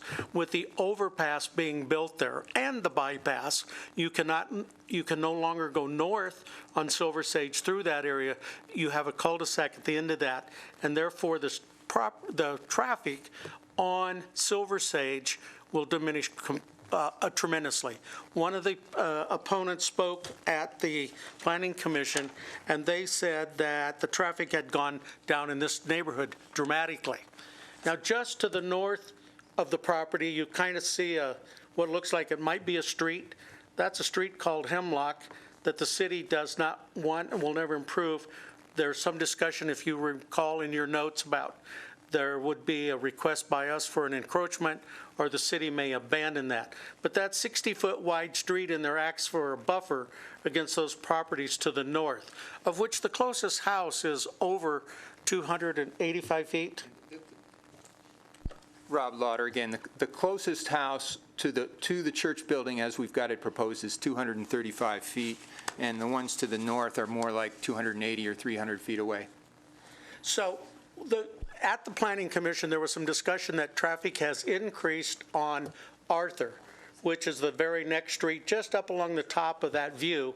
And I don't know why the increase in Arthur, but I'll tell you my suspects, is that while they're building the bypass, the gate of entrance for all the employees is that right down Arthur Street, and you go down Arthur and turn to the right. So I think currently Arthur has an inappropriate amount of traffic, and it's merely the many construction workers that are working on the bypass. I would imagine that would almost all go away when the bypass is finished. I see this neighborhood, if you look at an overall view map that goes out a little ways, that neighborhood becomes more enclosed in itself by Center and Clearview. Well, and there it is right there. So you can begin to see that there will not be a lot of traffic in that area. There was a lot of discussion at the Planning Commission on access to the church parking lot. The church parking lot is built with 120 or 122 spaces, which I kind of think is a fallacy that we make as a community. We always build the capacity that we want to go to, not where we're at.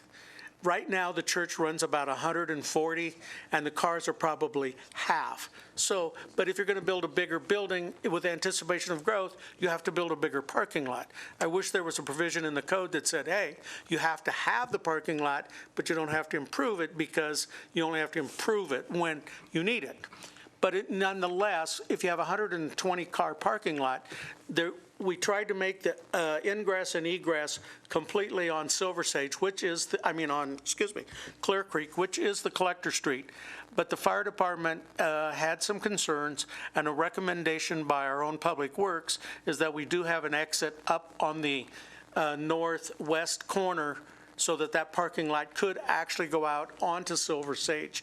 And it could be, they would be directed back down to Clear Creek. The way out of the whole project is Clear Creek all the way out, or double back to Center and go out that way. Center will hit Snyder, and you can also go out that way as well. There was a lot of discussion about that driveway, and I think we have to go with city staff's recommendation of whatever they recommend for that, because they are in cahoots with the fire department, and I think that you got to meet those requirements, and I see that. I know that to the neighbors that this appears that it's a disturbance into their life, but I really don't think it'll be quite that much. At the neighborhood meeting, we had our first Planning Commission meeting on September 30th. We had a neighborhood meeting on February the 11th. 3 different parties showed up. 2 couples and 1 individual, so that made 5 people, but it was 3 parties. 2 of them left kind of early, but the discussion was around the architecture and around the driveway. The architecture was changed to be a stucco building instead of metal, and so I think we met the needs met the requirements of what was brought out in a neighborhood meeting. Everybody was sent a letter that signed at the Planning Commission, and they were all invited to attend. There was a request that we look into, and this was at the Planning Commission as well, look into parking across the street in the Colony. Mr. Louder followed through with that, talked to the Colony, and they said they went to the Tribal Council and that they kindly turned us down on that. One of the things that I might point out that wasn't pointed out there is that a church 10 times this size could be built across the street at the Colony, because you don't have control over the Colony. I just wanted to point out to you that as you're deliberating this, just be cognizant of the fact that the Colony, which is across the street there, as you see it, could be many different things. Where's the Colony again? Where's the? Right there. That's all Colony property. From all the way from all the way. That's their parking lot for their, I think that building right there, no, the other one. You want this? Sure, who's got it?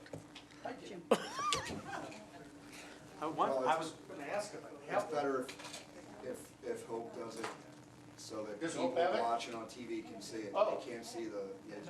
right here. Why can't, They can't see it on TV, Dwight. oh, okay, But no if she problem. does it with her cursor. You got it with that? So maybe I can use this if I have to go. That's his car key. So I can help you get to the place you want to be. That's his car The key. building, Mr. Mayor, That building. oh, please show that building. Thank you. I believe that is a, huh? That's a parking lot. That's, There's a building there, but there's a building right there, and that's a big parking lot, and that's a new structure there. I think it's sort of like a daycare center, Head Start program, yes, which is across the street. And if you notice, their traffic parking lot does exit out onto Center Street. But that whole area on the south side of Center is the Colony. Is Colony property, all the way up through and around to where the actual entrance is to the school. Okay? Now, in your report, there was a mention, and at the Planning Commission, there was discussion, and I think the decision said, the last statement is, it says, the purpose of this district is to provide for the development of low-density, large-lot, single-family detached residential units. That is a fact. I think it's correct. One of the planning commissioners, Mr. Salina, pointed out that a low density is probably a better place to locate a church than a high density. And I happen to agree with him, but he made that as a statement. But it goes on to say, a church can be compatible with this district. However, the proposed use is for a fifth large assembly use in the area, resulting in saturation of non-residential uses inconsistent with the interest of this district. I'm not familiar with 5 large uses myself. There was some discussion of churches. There's the church next door. Going about 5 blocks to the west, there is a Church of Scientology that was built not too long ago. Not a very large crowding attendance. And then the only other 2 that I think that might have been talked about or considered is there are 2 churches associated with the tribal lands. There's one just as you go into the school on the right, which I think is still being used, and there's one right across the street on Snyder, which is a rock church, which was a Catholic church, and it's been not in use for several years now. So I'm not quite sure where the 5 buildings are that would cause people to have concern. And that's raised as an item of issue of concern, but I don't know where they are. So having said that, then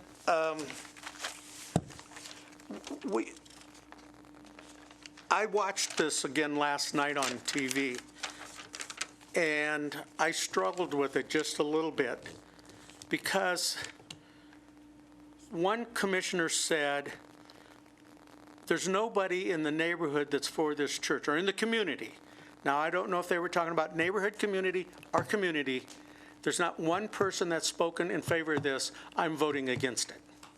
And I thought that doesn't quite fit what I would think would be appropriate.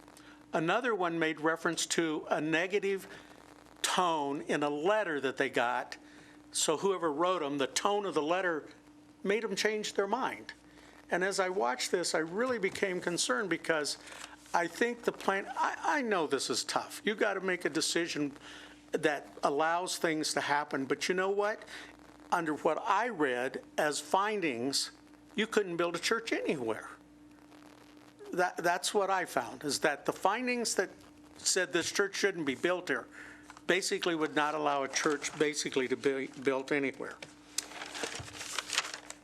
There were 5 people at the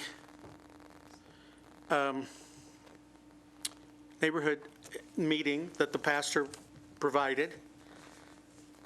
At the Planning Commission, I have to apologize, I was out of town and I wasn't able to attend, and I watched it then and I watched it again last night, and there were 15 people in the audience at the Planning Commission, 15 people, including both all of those for it and all of those against it. And only 3 people, actually 4, one couple and 2 other individuals, 4 people spoke at the Planning Commission. And they spoke, and basically the issues were basically the same. There wasn't any mention of architecture. There was a lot of discussion about the driveways and the enjoyment of real property that they enjoyed. I understand that, and I assume that we all do, and we know that the church is going to be a disturbance into their lives, but I don't think it's as big as a disturbance as it is. There was a mention that all the traffic from both churches would exit at the same time. I don't know that. I don't know when Pastor Hernandez is having his service. I don't know when the other church. I don't think that it is the dramatic intrusion that it appears to be. Show us on this map up here where the driveway is proposed under your proposal. Can you show me? See it?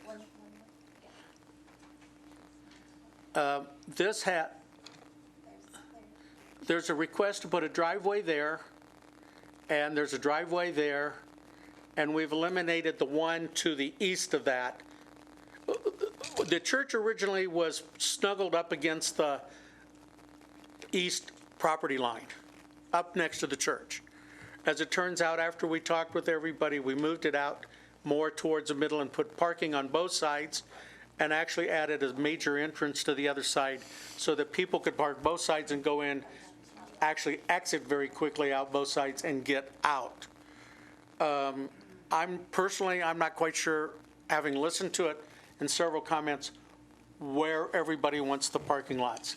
I mean, Just want to clarify. Hope Sullivan, Planning Manager. For the clarity of the record, the driveways being referenced are one on Clear Creek Avenue and one on Silver Sage Drive. and that right there, You kind of said, you said opposite of what you pointed at. I think I see where it is now. I just want to get a visual on that. And let me ask you a question, Dwight. When the special use permit was granted did that go to the whole parcel or after it was split off? it went to the whole parcel. The parcel map, to my understanding, was not recorded till 1990. And this church was built quite a few years before that. And it was one parcel, and in 1990, the best to my recollection and knowledge, in looking at the assessor's records, a parcel map was filed in 1990 that created the second parcel. So Hope, what's the status? Is there a special use permit attached to, or conditional use? Is there a special use permit attached to this property we're talking about now today or not? So I think Lee Plemmel, Community Development Director. So Hope came to the Planning Department in the middle of this. I had talked to Dwight before this, asked on this question. So there was, this was one property when there was a special use permit, but we determined that that didn't give the right to build this building, because even if it was originally, if this were proposed originally as part of the original special use permit, they would be able to do this potentially, but because it would be new anyway, it would be new, it would be an expansion, even if we technically included it as part of the original special use permit, it would be an expansion that would also require a special use permit. So that's why it went through the special use permit process. Mr. Mayor, I concur. We did have this discussion. I was only pointing it out that it had in the past, and not that we were trying to coattail in on that SUP. I'm not sure in those days if they had an SUP. I don't know what allowed that church in the 80s or 70s to be built. I was here, but I don't remember. God said they could, and they did.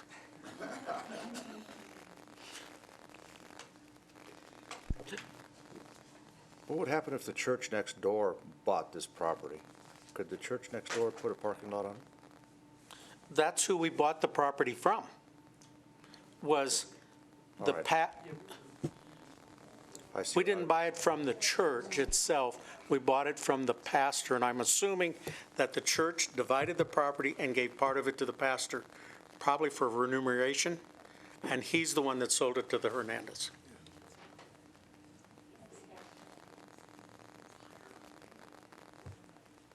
Okay. Fascinating. All right. Mr. Hernandez, you want to add anything? Just, Mayor and the whole Board of Supervisors, I just wanted to thank you all of them for taking the appeal and giving me the opportunity to try to do this again. Thank you. Okay. They have a question here. Hold on. Go. So I want to talk about finding number 2 that dealt with the peaceful enjoyment, and it's my understanding that you were going to put in berms and trees and things to meet that condition. Can you tell me why did the Planning Commission find that that wasn't sufficient? Was it actually discussed as well? It was discussed at a lot of length.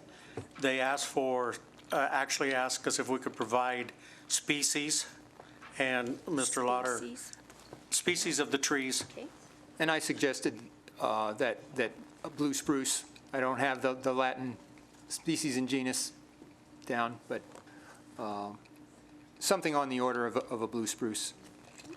And we had talked about mounting it along the north property line, which is part of that Hemlock Street that could be abandoned, or we would get an encroachment, and along the west property line so that the people on the other side of Silver Sage would not be impacted as heavy. Yeah, go. So you're talking about berming, much like the Church for the Latter-day Saints. They've done that around their property all the way around. Same type of idea, just to provide parking lot screening. Yes. Okay, thank you. All right. Any other questions before we, Jim, go. Yeah, I need my pointer back. You'll get it. No, I need it so I can point things. You want to point? Yeah. I didn't know you were going to keep it. Yeah, thanks. If you can go back to the site map again, please. The site map I have Yeah. posted is the more recent. No, I mean, the visual of the streets and everything. Oh, certainly. Right.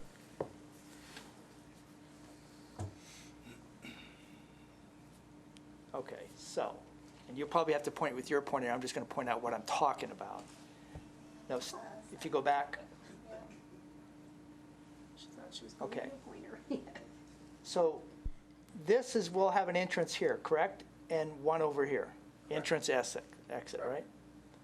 Okay. This is a church here? Correct. And this is commercial or a church? What is all of this? This is the colony, independent, I assume it's an independent nation and can do, that's my experience with the colony is they have their own. Rob Lauder, they have a Head Start program there, and then the tribe has a meeting hall there. Okay. And this is all incorporated from here to here, right? No, all more to the left, all the way, all that. All this? Rob Lauder, again, it extends west, basically as far as they've got houses that way, and houses as far east down Snyder. It goes west all the way to that cemetery. Oh, okay, all right. And this is residential here? Yes, And that's a residential? yes. No, that may be one unit. Okay, that's residential on the north side of Clear Creek. So both of these are residential, correct? Right. And that's One? No. Yes. Is there two houses there or one? There's two on the first block north from Clear Creek, and then just one on that second lot. Okay, On- residential, agreed, correct? Right. That lady's in the audience. I don't know if that's two houses or one. Well, I'm just saying it's residential. I don't care if it's one or two, so it's residential. It is a res, Okay, and this lot here is all one? Is that Yes. yes, residential? yes, And then this one, is this one lot all the way over? three. There's three houses there. Okay, and what will go along here to separate berm. these two property? A berm here? Yes. And where would the masonry wall go? Along that same line. Along this same line? Yes. A berm and a block wall? This is the first I heard of block wall. Well, I'm asking. that was what we discussed at the meeting. What I didn't mention earlier, and I meant to, but it just kind of got away from me, is that the family that lives directly north of the existing church, and their name is Flame, I believe. No. Is Flame. So this house? Anyway, yeah, those people testified that when the existing church lets out, that there have been times when there's been a southerly breeze and the exhaust from the cars, they say, comes right in their windows in the summertime. And I said, I can't stop that.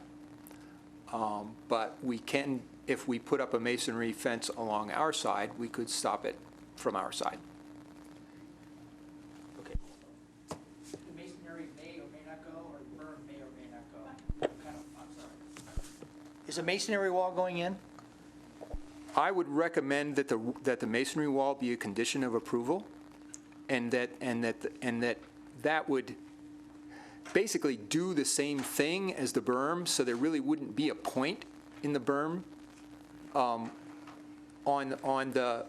the west side, I think a berm and the trees is more appropriate.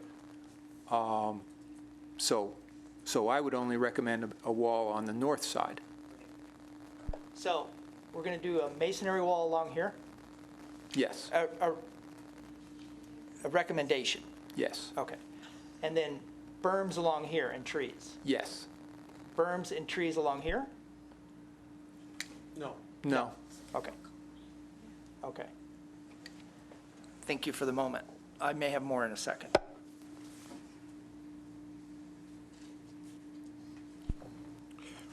Mr. Lauder, with respect to the traffic, did you take into account, I didn't understand it during your initial opening statement, did you take into account Schultz Ranch traffic and Topsy Lane traffic or not?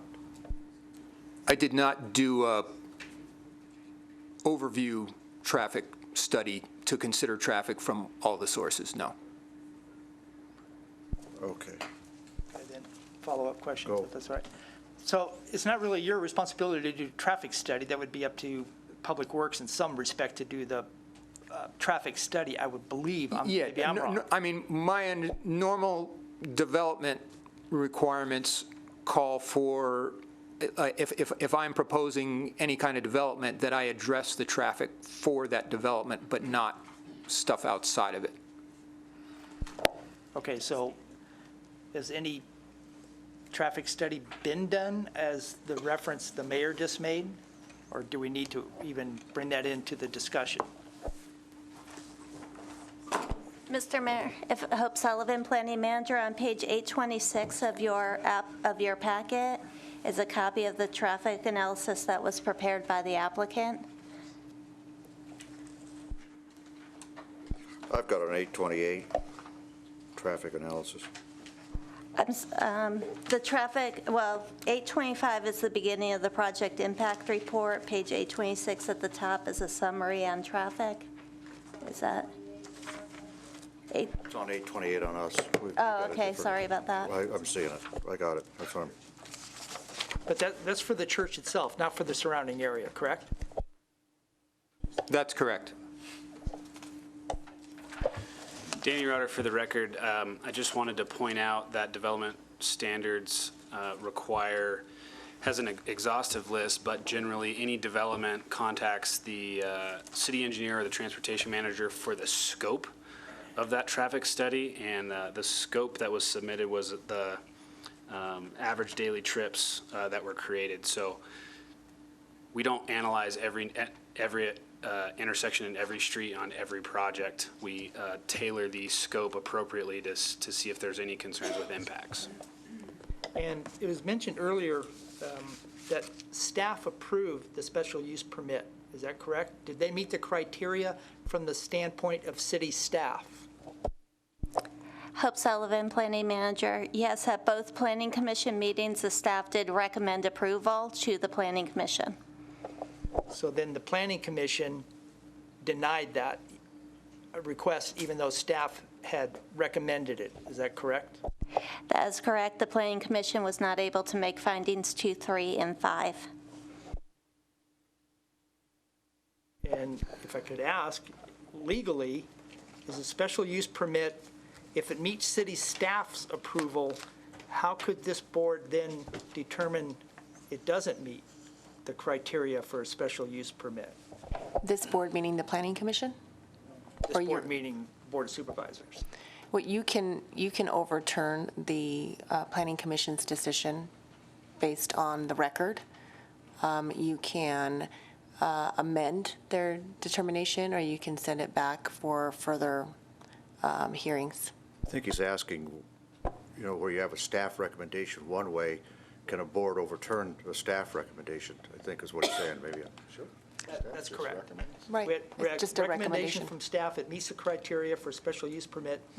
Planning Commission overrode that, said no. So it then must- you would be basically agreeing with staff recommendation. Right. So Planning Commission, when they overturned or denied that, their criteria for overturning that and denying that is those three listed items? Is that it? I'm going to take a couple steps back, if I may. When we consider a special use permit, the staff doesn't have an authority to approve it. Only the Planning Commission has that authority, and they may only grant a special use permit upon making 7 findings in the affirmative, and they can only do that after they have a public hearing. So what the staff does is when we get our application, as I have said to one of you, and I say a lot, so you might hear me say this a lot, we cast our net as wide as we can. We try to think of everything we can. We get these reports, we look at the analysis, we visit the site, we try to understand it. But we don't have the benefit of a public hearing, in fairness. So the Planning Commission has the benefit of a public hearing. They have more information than the staff had because they're able to listen to folks in the neighborhood. And in fairness, they can draw different conclusions. So in this case, the Planning Commission did conduct a public hearing.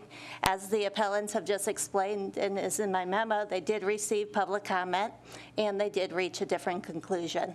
They made 4 of the findings. They could not make 3 of the findings.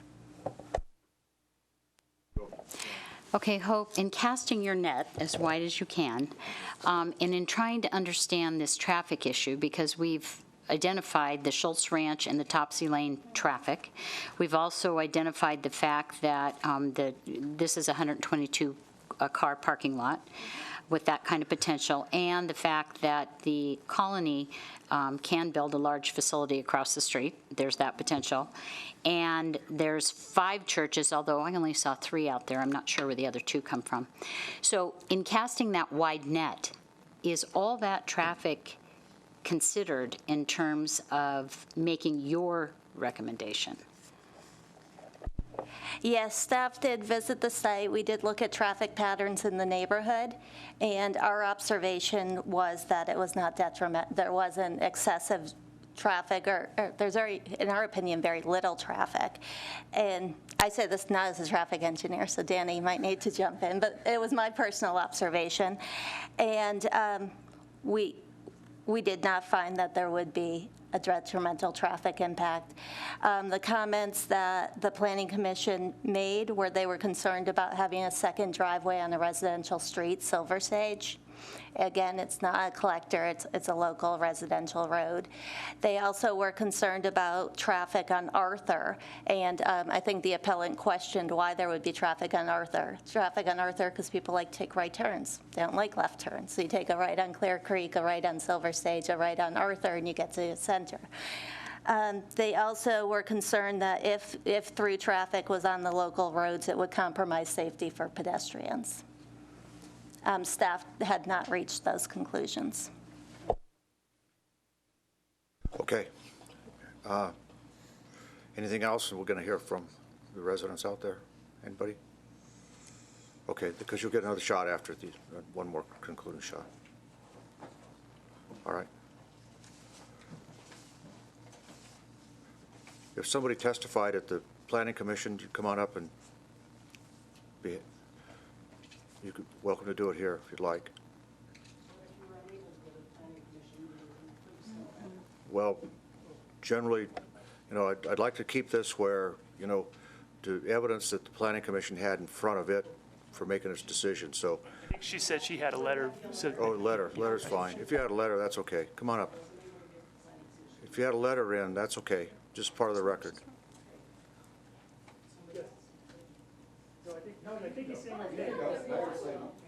Yeah.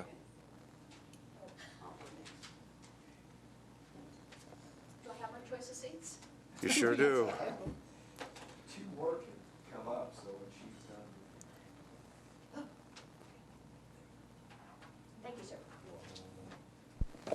Can you hear me? Got it. Thank you. Say your name for the record, and we'll go from there. Thank you very much. Oh, we've got company. Okay. We're all full of myopic views, that's for sure.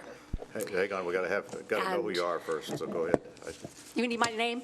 Name, please. My name. My I name. keep forgetting that. I do it too, so don't worry about it. I know who I am. Okay. I am Joyce Gale Ramos. Hi, Joyce. I live at 400 Clear Creek Avenue. Show us I'm on the right map across where that- the street. Show us on the map where that is. Tiled roof. I can't hear you. Oh, I'm sorry. I'm sorry. I'll speak up here. Show us on the map where that. Right there. Right there. Okay. All right. That's me. Okay, Joyce, go. Well, that's my house. That's not me. I fill my house. We know you're here. That's all right. Okay, go. So, what else do you need? I'm Well- not giving you my weight. Okay. This is. Yeah, why don't you just tell us why you're opposed to granting, having them put a church on there, and what you kind of told the Planning Commission, and why you think the Planning Commission was right. I can do that Okay. for the third time. A church building is a very public place. And it's a place where there's going to be people meeting that do not have a vested interest in our area. In essence, the building and the people there, it's no different than a casino. When the gentleman referred to people accepting a church, they're accepting the people and their kindness and their goodness. They're accepting the peace that they bring, not conflict. But it's not always that way. Sometimes there's conflict. But that's my reason. But I was going through the master plan, and I think that it's important for us to look at that, because it's very inappropriate to put this church in this community. As was said, we are a closed community now because of the bridge that's right up there on Snyder. We have a cul-de-sac at the end. We have no access to any other communities other than the Washoe tribe on the other side of Clear Creek. So basically, we're a closed community, mostly retired or soon-to-retire people. We enjoy our 1 acres. We enjoy the rural setting. And the master plan in, 9.4A, rural neighborhoods. This is infill and redevelopment. Ensure that infill and redevelopment is designed in a manner that minimizes impacts on the character and function of rural neighborhoods. Establish guidelines for the incorporation of higher density residential at the fringe of existing rural neighborhoods, as well as individual lots within them, although this pattern will be discouraged. And then 9.4B, the master plan. Discourage spot rezoning of parcels within established rural neighborhoods that have not been identified as higher density on the land use map and/or are not contiguous with lots zoned for a comparable density.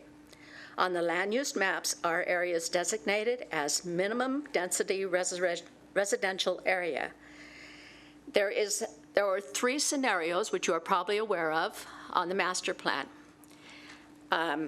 What this variance would cause would be looking at scenario number 3 instead of 1 and 2, which the master plan was developed on, because number 3 was said that they would not look at rural areas for development. They would start with a city and work out from there.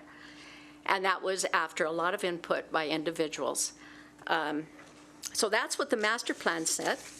And I think it's very significant that we realize for sure that the church, again, is not a building. It is the people. Mr. Hernandez isn't going to lose his church. He's going to lose a building. And we don't need a building where we are. And I could go on and on and on, but I think I'll give these ladies a chance to say something too. Very articulate, Joyce. Okay. Let me ask you a question on the issue of spot zoning. I really can't hear you. I'm sorry. On the issue of spot zoning, Yeah. do you agree with the staff analysis or what the applicant said that a church is a conditional use in this area? Conditional use? Yeah, it's conditional use. I'm not sure I understand that term. I mean, that could be a very broad term, conditional use. They might turn it into a hospital. That would be a conditional use, you know? So the condition has to be laid out ABC. But once again, whatever the conditional use is, it's going to be public. It's not going to be private. It's going to be bringing in people who do not have a vested interest in our area, whatever it is. Okay. Hope, what's the status of a church? Hope Sullivan, planning manager. A church is identified in the municipal code as a conditional use in this district, which means it may establish subject to a special use permit, which again is when the Planning Commission has a public hearing and makes the 5 or 7 required findings. So it is a conditional use. Okay. And listen, Joyce, I do understand exactly what you're saying. I'm just, maybe it's a technicality, maybe it's not, but the master plan, a conditional use is within a master plan because, as she just said, a conditional use is permitted, if you have a special use permit, it's a permitted use in that area, which is what our master plan says. So, I mean, permits. Now, whether or not it fits this particular one is what we're here to hear. That's all. I'm just trying to get the legal groundwork here going, that's all. But I understand what you're saying about fitting with the area and things of that nature, and I appreciate you raising the issue about the master plan, and those are all good things that we should talk about, so don't worry about that. All right. And who's next? Go. Jean Gunter. Hi, Jean. Hi. I've been in the neighborhood for 32 years, and I've seen a lot of changes. My issue has always been, my concern has always been the great increase in traffic. Where's your house, Jean? It's directly north. Directly north. Okay, I got it. All right. Directly north of the proposed church, on the corner of Arthur and Silver Sage.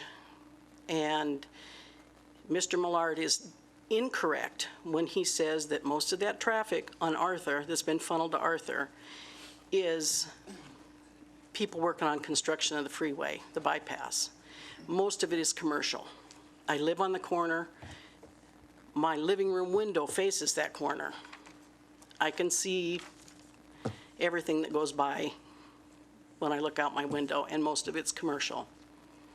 There are a lot of people coming through who, you know, don't live in the neighborhood, who used to use Silver Sage as a bypass, a through street. So, yes, Silver Sage has less traffic on it, but Arthur has more. That's increased on Arthur, which is, by the way, not a paved street. And I believe What kind of that commercial traffic are you talking about? What, I mean, I see trucks from landscaping companies. Okay. I see plumbers, I see electricians, and most of it's traffic from up at, the place up on the corner. What is it? Western Nevada Supply. I can tell you that's probably where most of it's coming from. And a great many of them are coming down Arthur. And I've also had to pick up garbage from people using that as a bypass because there's 2 dips, one on each side of Silver Sage. And people hit that going pretty fast. I've seen people catch air coming over that intersection and dump garbage out of their, you know, their trailers and that. So I've gone out and picked that stuff up. And I do believe that when you went out and looked at traffic, Ms. Sullivan, there have been no houses built at Schultz Ranch yet, have there? Are there any completed? So what you observed doesn't show any of that. You know, that's going to increase our traffic. I also saw, I believe on the original application for the church, that they had planned schoolrooms, which instead of having people there maybe 1 or 2 days a week, is going to increase it to 6 days a week. Does a block wall help you or not? That's not my issue. I really don't have, the building's not my problem, it's the traffic. And there's not really a way to mitigate that other than not building it. And were you there, just for historical purposes, were you there when the colony built the center right across the street? Yes, I was. I've been there since, like I said, 32 years. My husband and I have owned that house. So I have seen a lot of building in the neighborhood. I've been there since before Clear Creek was, what do you call it, a feeder? A connector. I've been there since before it was a connector, before there was a light down at Clear Creek and the highway. I've seen a lot of traffic increase. Arthur still isn't paved, but yet the traffic has increased hugely on it. So given that we've got a lot of houses to be built out there in Schultz Ranch that haven't been built, that will bring more traffic, you know, it's just keeps increasing and increasing the traffic. No, we don't have anything to say about what's built at the colony. We're pretty much, you know, that's pretty much a given. They can do what they want on the colony. It doesn't matter how it affects us. So, like I said, I've seen a lot of changes. Most of them, a lot of them I don't have a problem with, but the traffic has gotten huge out there. That's pretty much all I have to say.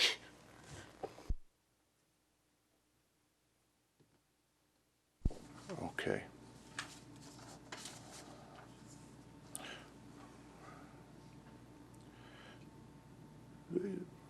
On the Schultz Ranch traffic, how would the Schultz Ranch traffic get over to Arthur? I mean, why would someone go from Schultz Ranch to Arthur? It's not necessarily Arthur. It's also traffic on Silver Sage, but there are a lot of people who come down, cross, you know, turn onto Clear Creek, and then instead of continuing on Clear Creek, making that right turn, they just follow it around and it curves down and comes down Arthur. So that's what's increased our traffic a lot, that and Western Nevada Supply being up there. Okay, I see. Thanks, Gene. It was Gene, correct? Yes. Yeah, okay. Yes, ma'am. Good afternoon. My name is Christy Geiser. I live at 601 Arthur. On the map, it is the house with the horseshoe driveway.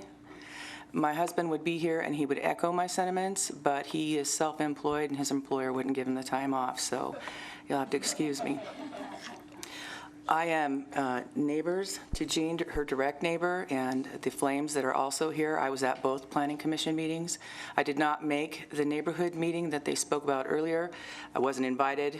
I didn't know about it until after the fact. That's neither here nor there. I echo the sentiments that Jean has about the traffic. It is horrendous on Arthur currently, and the road, like she said, is not paved. It's chip-sealed. It has been that way for quite some time. It used to be dirt. I do not believe that the Schultz Ranch Housing Division was taken into effect at the time for reasons that Jean brought up. That's 450-odd some odd houses.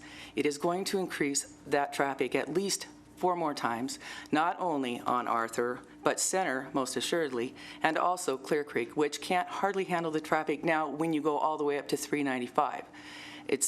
You can either go straight or you can go left. There is barely enough room to go right on a 395 once you hit 395 from Clear Creek currently. It is a residential neighborhood. We have lived there for 23 years, and I understand progress, but we live in a rural part of Carson City that is disappearing. The comment was made that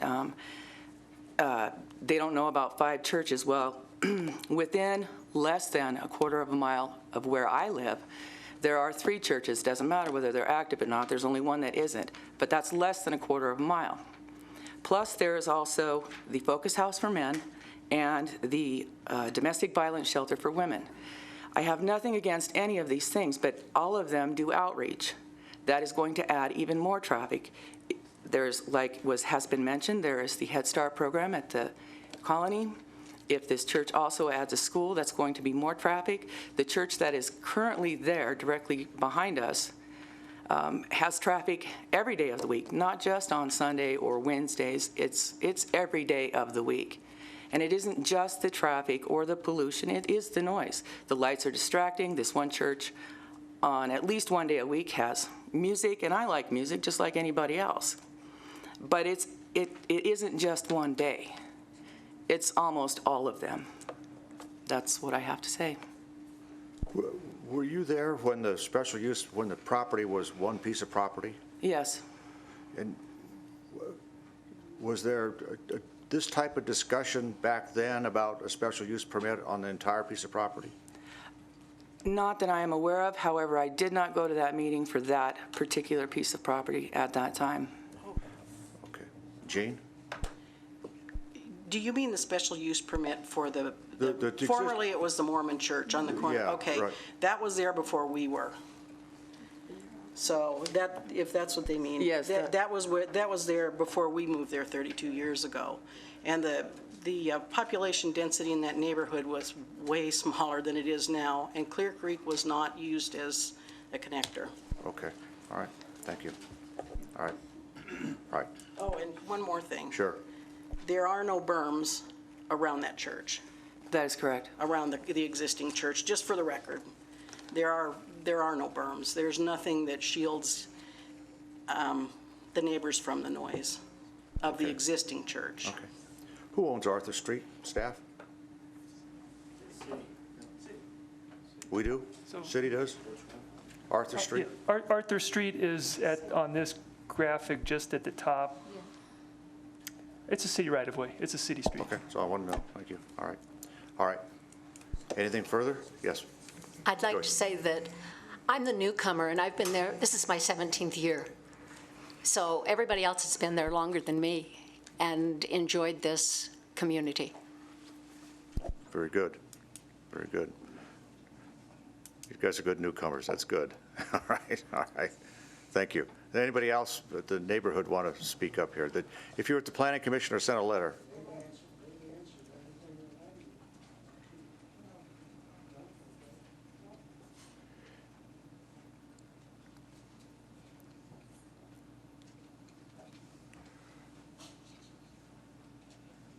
Good afternoon.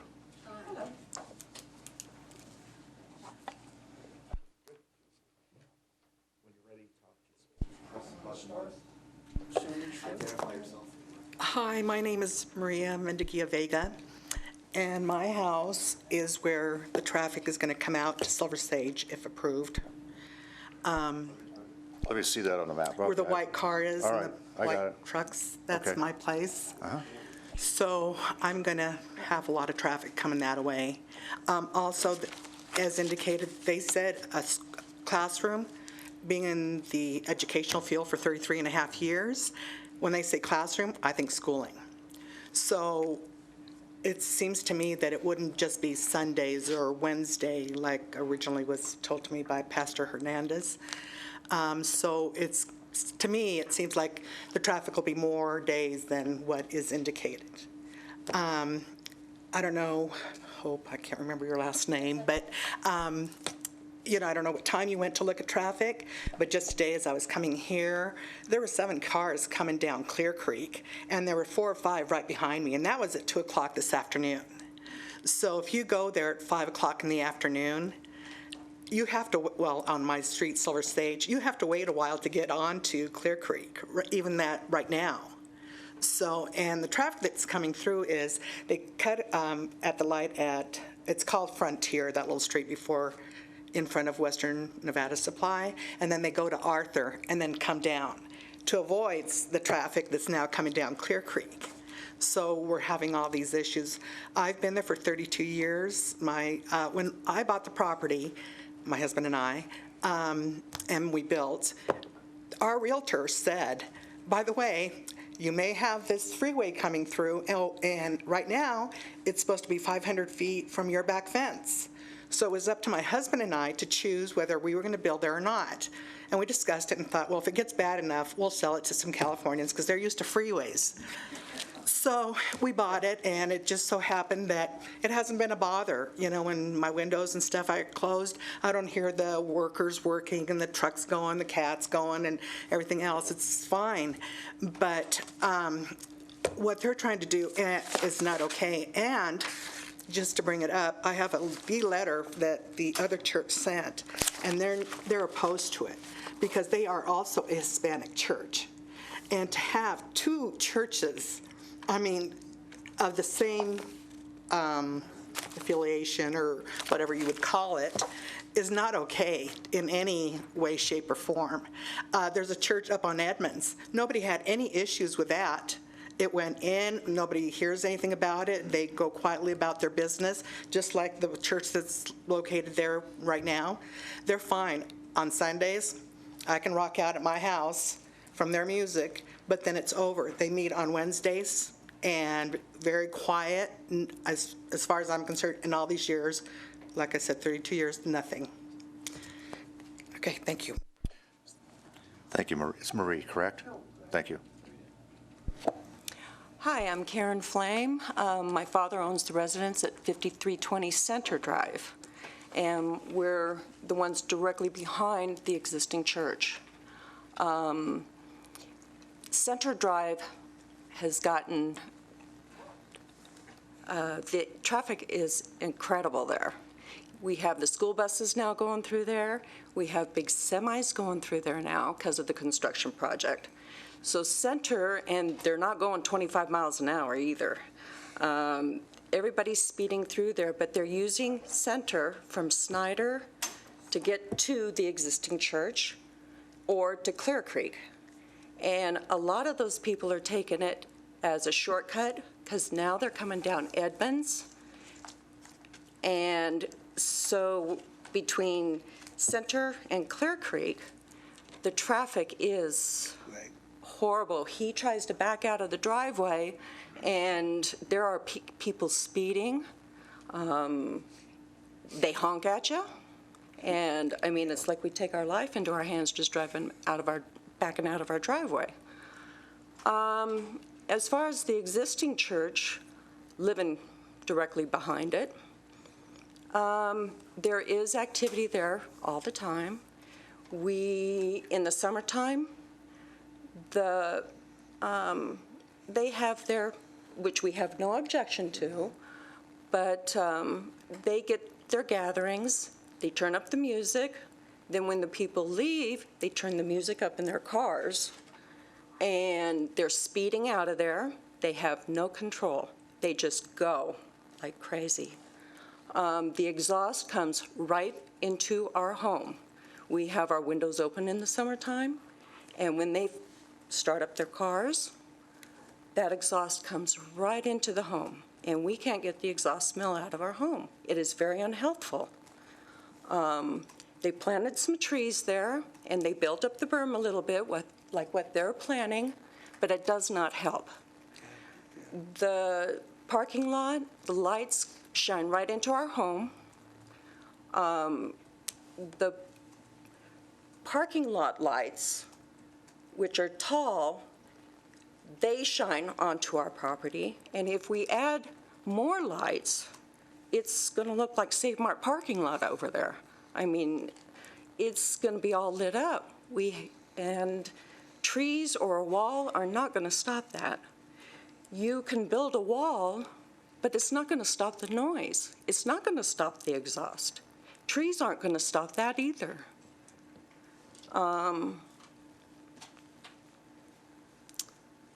as far as the traffic, you have to take into consideration with the freeway going in there, everyone is using Edmonds and Clear Creek as a bypass. They're looking for a quick getaway back onto 395. That is not going to stop. Even with the freeway going in there, it's not going to stop because you have so much traffic coming through Carson City. And they're looking for a shortcut, and they're coming right through our property, and they're not doing 25 miles an hour either. Anything else? I think my daughter has just about said it all, and I thank you for listening to us.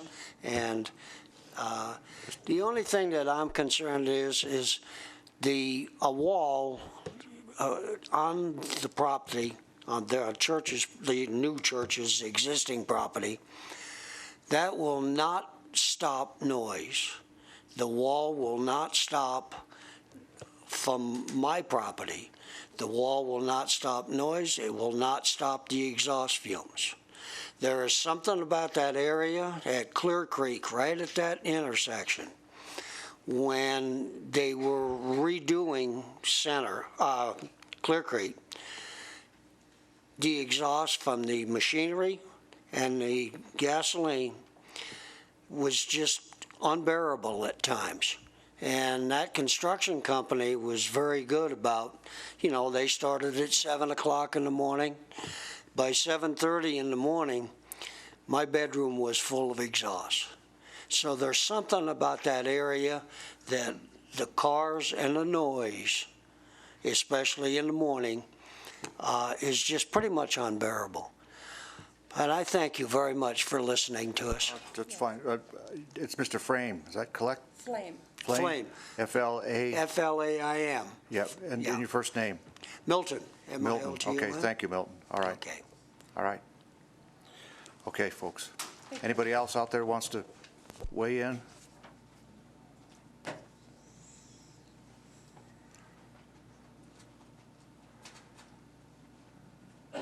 Okay, I don't hear anybody.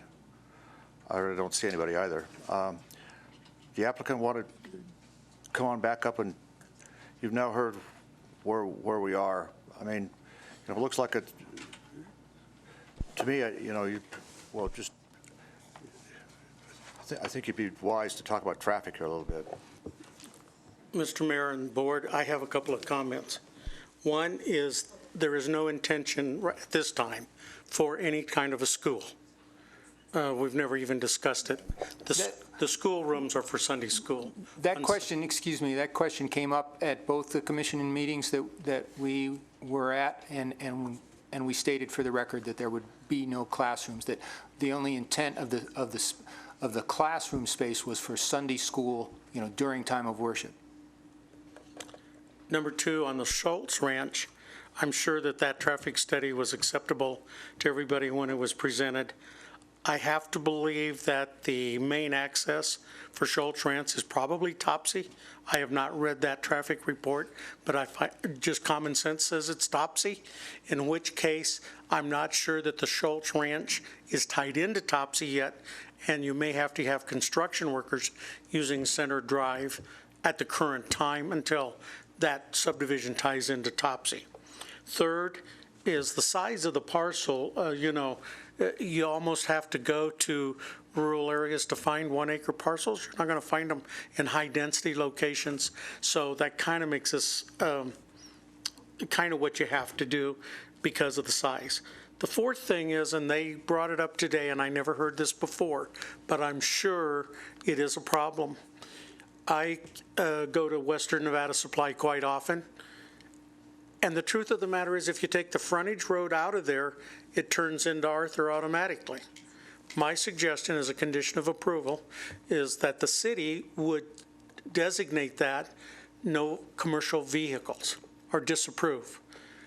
Because I could see why, if you went there and you were a landscaper and they sell all the parts for plumbing material, that's kind of the easiest way out of that whole thing, even though if you go to the south, there's a light that gets you on Main Street. If you're going that way, why would you go that way?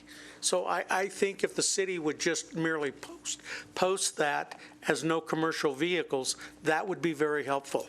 To that same degree, I think the church could chain the northeast parking lot, if you so desired, and put all the property out. You'd still have that in case of emergency and fire, but that could be also a condition. Those would be my two recommendations. The existing church, I'm not sure it's fair to say that another church coming in next to one, they're both of different denominations and they're not going to proselyte on each other, so that's not the issue in my experience. The other thing I think is that Technology has changed. Code requirements have changed considerably since the Mormon church was built, and the lights are of a nature now that have to shine down. They can't shine up. They can't shine into your neighbor's yard.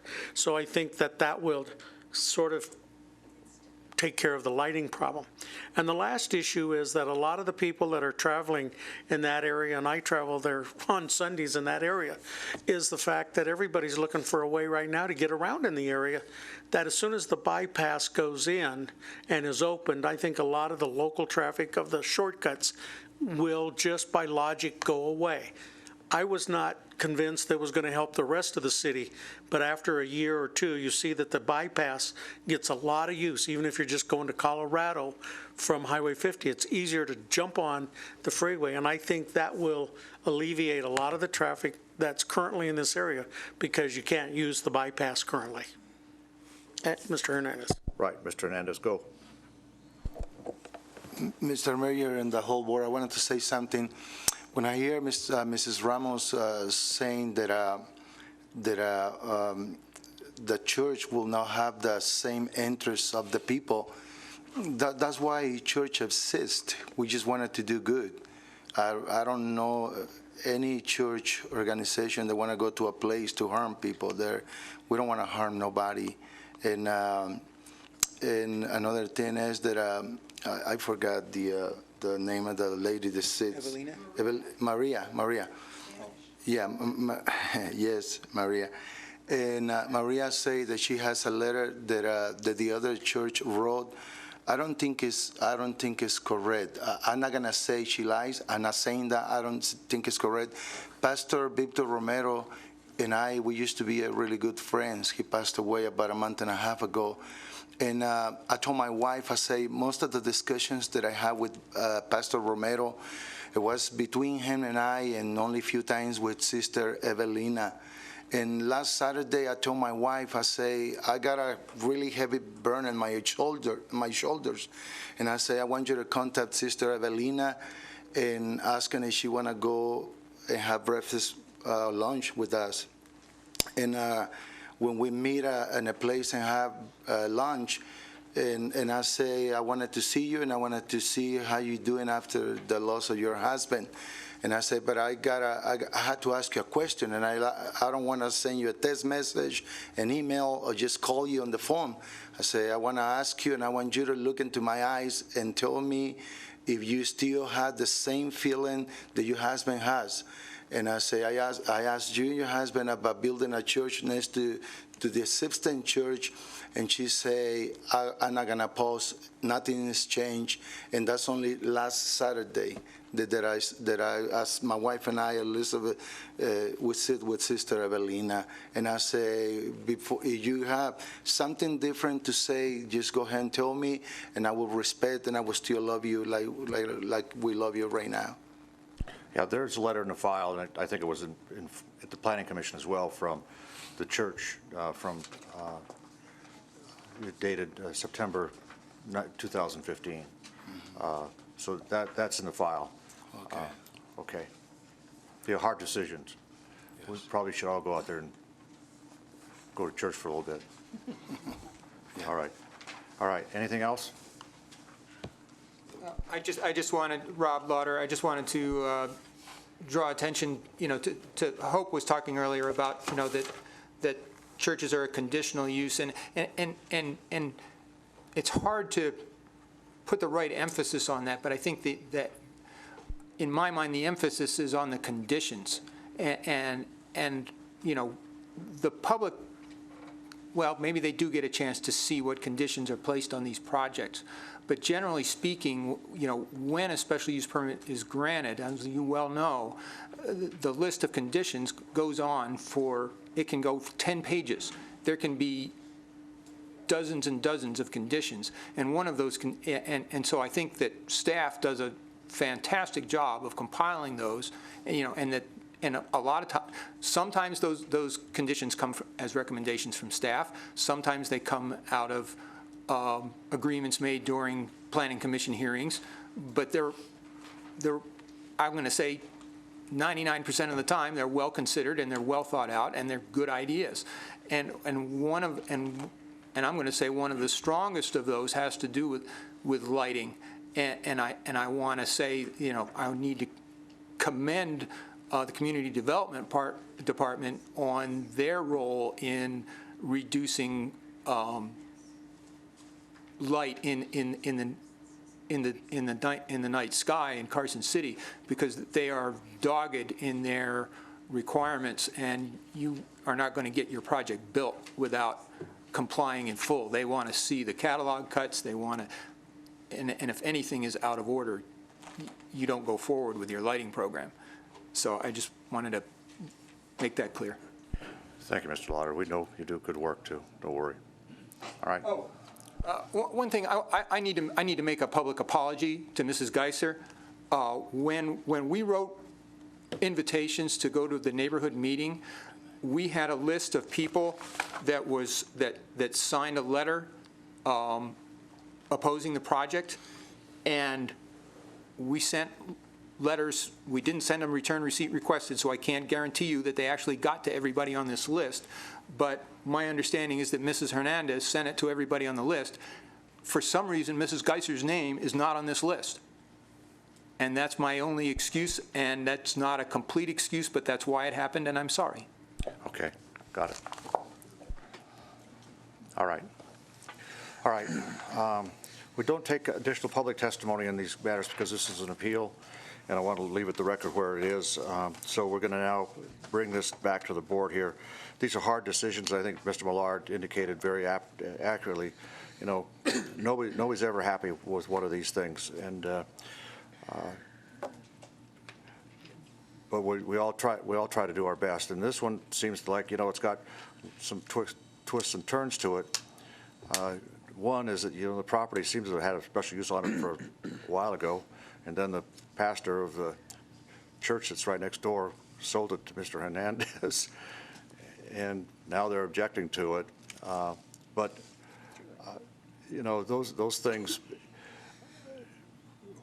while they add a certain amount of top-line discussion to them, really don't get to the point of whether or not the applicant has met its burden of a preponderance of evidence with respect to the criteria laid out in the code for a conditional use or a special use permit. So, Board, I don't know where you want to go with this, but Supervisor Pankowski, you want to start off, and we'll see what happens. First, I have a question for one of our attorneys, whichever one of you would care to answer this. Under the Constitution, under freedom of religion, I'm not sure that we can even discuss the denomination of a church. It's only the use that we can discuss. Yeah, Mr. Yu has been studying up on this, from what I understand, so he can answer the question. Thanks. For the record, Dan Yu with the Carson City DA's office. I have studied up on it a little bit. I'm a little bit reluctant to speak about that on the record. As Mr. Mayor mentioned earlier, what we'd like to do is to preserve, the earlier testimony. I'm happy to get into it at the board's direction if you would like for me to do that. As I said, at the outset, I'm a little bit reluctant to get into that because that was not an issue that was brought at the prior hearing or at today's hearing. Well, actually, I believe it is, because the letter from the neighboring church, that is their objection. Then I apologize. I was not aware of that letter. So could you? My question is, constitutionally, under freedom of religion, I don't believe that we're even allowed to discuss the particular denomination of a church. We should only be discussing the use, church or no church, not the actual denomination of the church. I would agree with that. I think that is correct. I don't know if maybe you're referring specifically to the provisions of what's known as the Religious Land Use and Institutionalized Persons Act. Those provisions are codified in 42 U.S.C. 2000 CC, if anyone was interested in looking that up. That federal provision was enacted by Congress back in 2000. There are two parts to that federal statute. The first one is that there cannot be a substantial burden placed upon a religious institution by a zoning agency within a municipality. And the burden actually rests on the plaintiff who brings that up. So if an assertion is made, then the burden has to be met by the plaintiff, and then the government has to show that there was a compelling interest, a compelling governmental interest in carrying out an objective, that objective has to be met in the least restrictive means. A second part of that analysis under our LUPA is that a zoning ordinance has to be made on equal terms with respect to all applicants, meaning whether you're religious in nature or non-religious in nature. Having reviewed the applicable and relevant case law on this subject, I don't believe that the Planning Commission made any sort of actions or statements on the record that would violate any provision of our LUPA. Yeah, maybe I'm misreading what's happened here, but I know we've talked about that letter, but I don't see the letter as being used as a basis for any of the three findings or the lack of three findings that's been made here. That's my understanding, any of the record.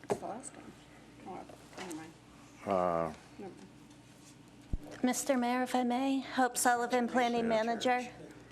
Having sat through the Planning Commission and having worked at the staff report, I believe you're 100% correct. Although that letter was entered into the record, at no time did staff or the Planning Commission consider the denomination of the church.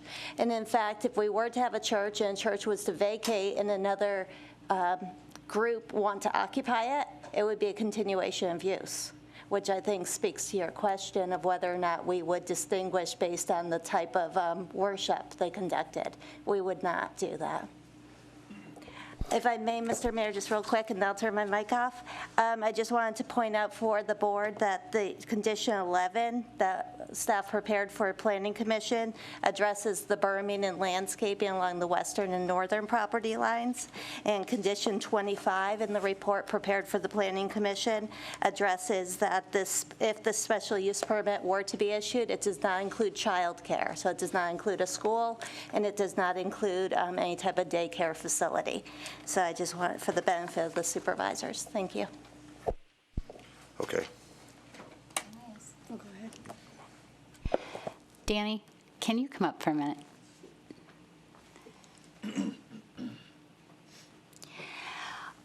I'm concerned that a comprehensive traffic study hasn't been done on this. It seems like it's based on observation, but it's not based upon the growth that is projected for that particular area. Can you address that? I mean, I'm concerned, 122 cars in one location is a lot of cars at one point in time. So I'd like to understand a little bit better how this traffic is analyzed. So the traffic's report that was submitted, if I recall, was just an average daily trip analysis. It was not a level of service analysis on intersection queue times, wait times, that sort of thing. It's been a long time, but my recollection is that this type of use, whether it be an office building or a casino, from an engineering standpoint, that number of average daily trips wouldn't have an impact above a level of service analysis type.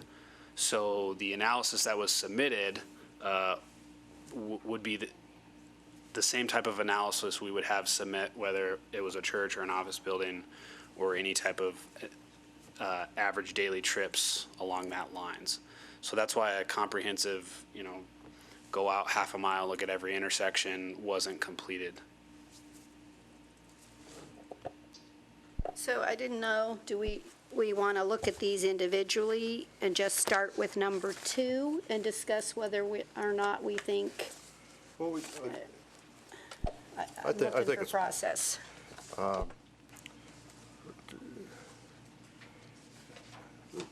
That's fair enough. Let's give that a shot. Is that all right with everybody? Okay, I'll start with 2. All right, let's take up each one. All right. 773. 770. Okay, so on number 2, they indicated that they didn't think they'd have peaceful enjoyment for noise, light, exhaust. And I think that part of the issue from the record for the residents in that area is based upon their experience of the existing one across from where their properties are, which makes sense to me because that's a baseline that you can use to articulate that. However, I think that with all of the later technology, 30, 50 years later, that lighting and all of those other issues to mitigate these should have been taken into consideration. And so for me, I believe that the applicant met this condition with lighting and berms and the masonry. Now, I would say, was the masonry wall a condition? And I would say that it should be a condition to fully meet the noise requirement. So I would like us to consider actually putting the masonry wall as part of that condition. So that's just for number 2 for me.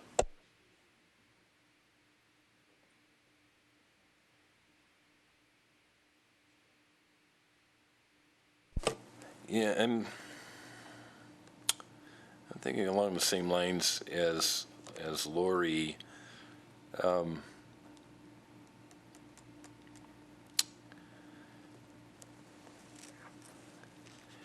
This is a difficult one because we've set precedents by allowing similar uses, and we have to be careful where we go with this. The fact is that this is an allowed use under this zoning, and these kinds of impacts are considered when we allow that use. So based on that, I would have to find that they do meet condition 2. Well, my thought process is along the same lines. The issue that I am not clear that the masonry wall handles are the fumes, and that does concern me. I don't know that there's any documented proof that putting up a masonry wall keeps those fumes from somebody else's back bedroom. I believe that they met all other conditions, but I feel that it's part of the planning department's duty to put a condition on this project such that the fume issue is addressed, and to make sure that it is addressed. Well, I believe you had agreed to the masonry wall being a condition. Is that agreed? Do we agree to that? Okay. Rob Lauder, the answer is yes. Okay. But a masonry wall, are you talking 4 feet, 6 feet, or 8 feet? Because if it's 4 feet, it does no good.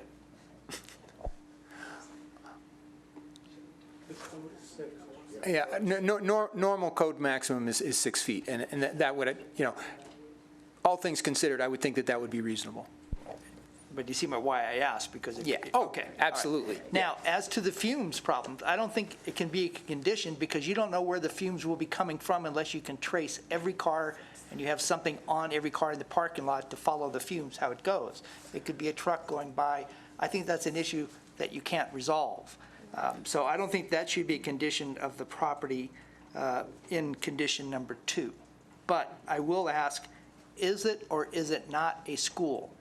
Or will it be a school in the future? No, there will never be a school on that property. Okay. So with this ownership. Okay. And so if it is not a school, and a school would be dictated as Monday through Friday school or school on a weekend, do we have to define what a school is? I expect, and Pastor Hernandez can correct me if I'm wrong, but my understanding would be that Sunday school classroom time would be limited to times when worship was in session and Wednesday nights, or one evening a week, that there would be some kind of, this is, and I'm just speaking from my own experience, that it's very common for churches in this community to have 2 worship services a week, and they often have some kind of class, Bible study time at that same time, and it would be on that order. Okay. Now, the lighting in the parking lot, is that on every evening at dusk till dawn, or is that just only when in the hours of operation? Basically, what we said in the Planning Commission meeting was that it would basically only be during hours of operation, and that we would have photo sensors, or either photo sensors and/or timers so that lights would automatically go off at a certain point in the evening, you know, when they would normally vacate, be that like 9 o'clock, say. The entrance into the lot itself, are there gates? And have you considered putting gates in so no one could use it unless it's during the operation of the church? Gates were not considered or discussed. I'm not sure where you're going with that, but I think it's something that could be incorporated relatively easily. So I can't think of an objection to that.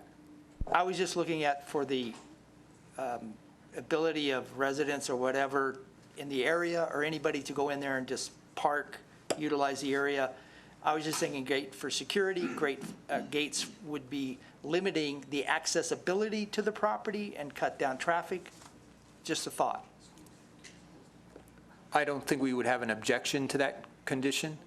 Okay. That's my issues with number 2. Yeah, I tend to agree with Supervisor Brankowski and Supervisor Bagwell on number 2, so I think we see where that one might end up, but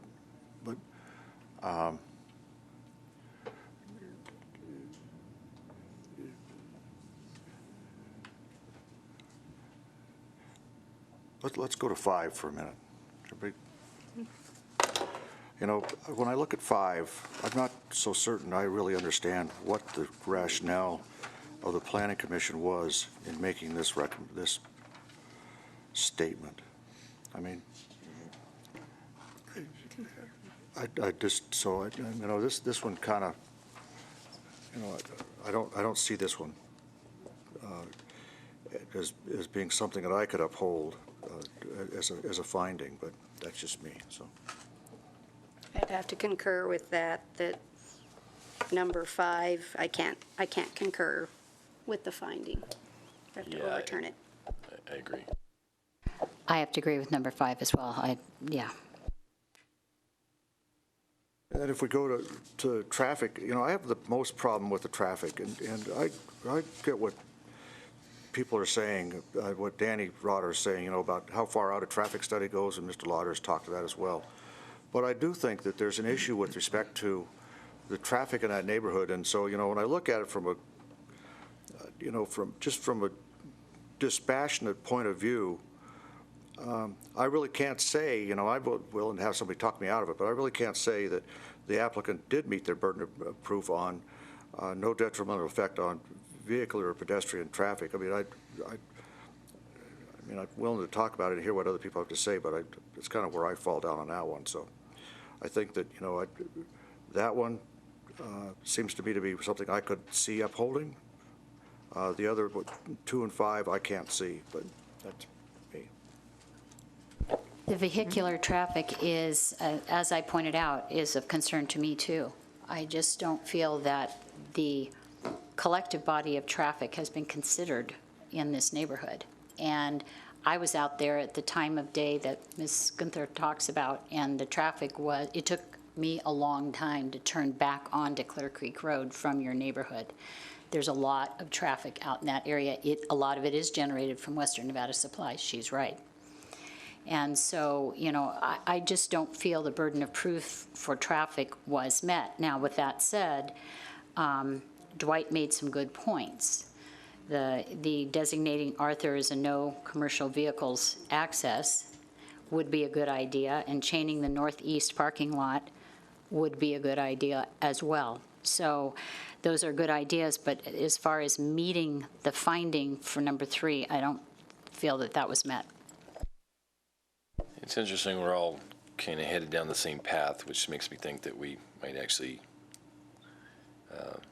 have all interpreted this the same way. The traffic is the one that bothers me too.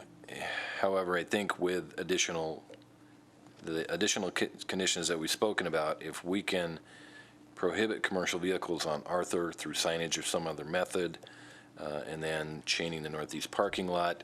And then the point that staff pointed out is that the traffic, the peak use for this particular use is not during the peak traffic times for commuter traffic or for the residents of the neighborhood. So although this particular item is the one that bothers me the most, I think with additional conditions that can be solved and they could meet this goal. Could I just make a comment? The first layout that we did had one entrance on Clear Creek and one entrance on Silver Sage. And then after we met with the residents and discovered, how that was anathema to them, I said, okay, well, let's put a second entrance on Clear Creek over by the corner, and everybody, and there, at least as far as the church goes, there's some advantages to that. But Pat Pittenger is basically head of the transportation department for the city, and he called me and talked to me about it, and basically, I don't know if he'll like me saying this, but as much as said over my dead body. The reason why he said that strongly was because he said that every time he allowed something that's kind of out on the edge of what is good design, that he came to regret it later, and got calls on it for years later. And so he said, it's just a bad idea. Don't do it. So he said, you're gonna have to have an opening on Silver Sage. Having said that, when we said, okay, if we have to have an opening on Silver Sage, we'll have an opening on Silver Sage. That doesn't prevent the operator of the church from discouraging to his congregation the use of that exit, unless there's no other good alternative. And he can speak to that, but I'm sure I would expect he would be in agreement with that, we're not living life in a vacuum here. It's not like people don't talk to each other, because they do. And it's not like Pastor Hernandez wants to antagonize the neighborhood. He wants to be a good neighbor. And so I think he's willing to do anything reasonable within his power to do that. And so I think it may not be as much of a problem as it looks like it is.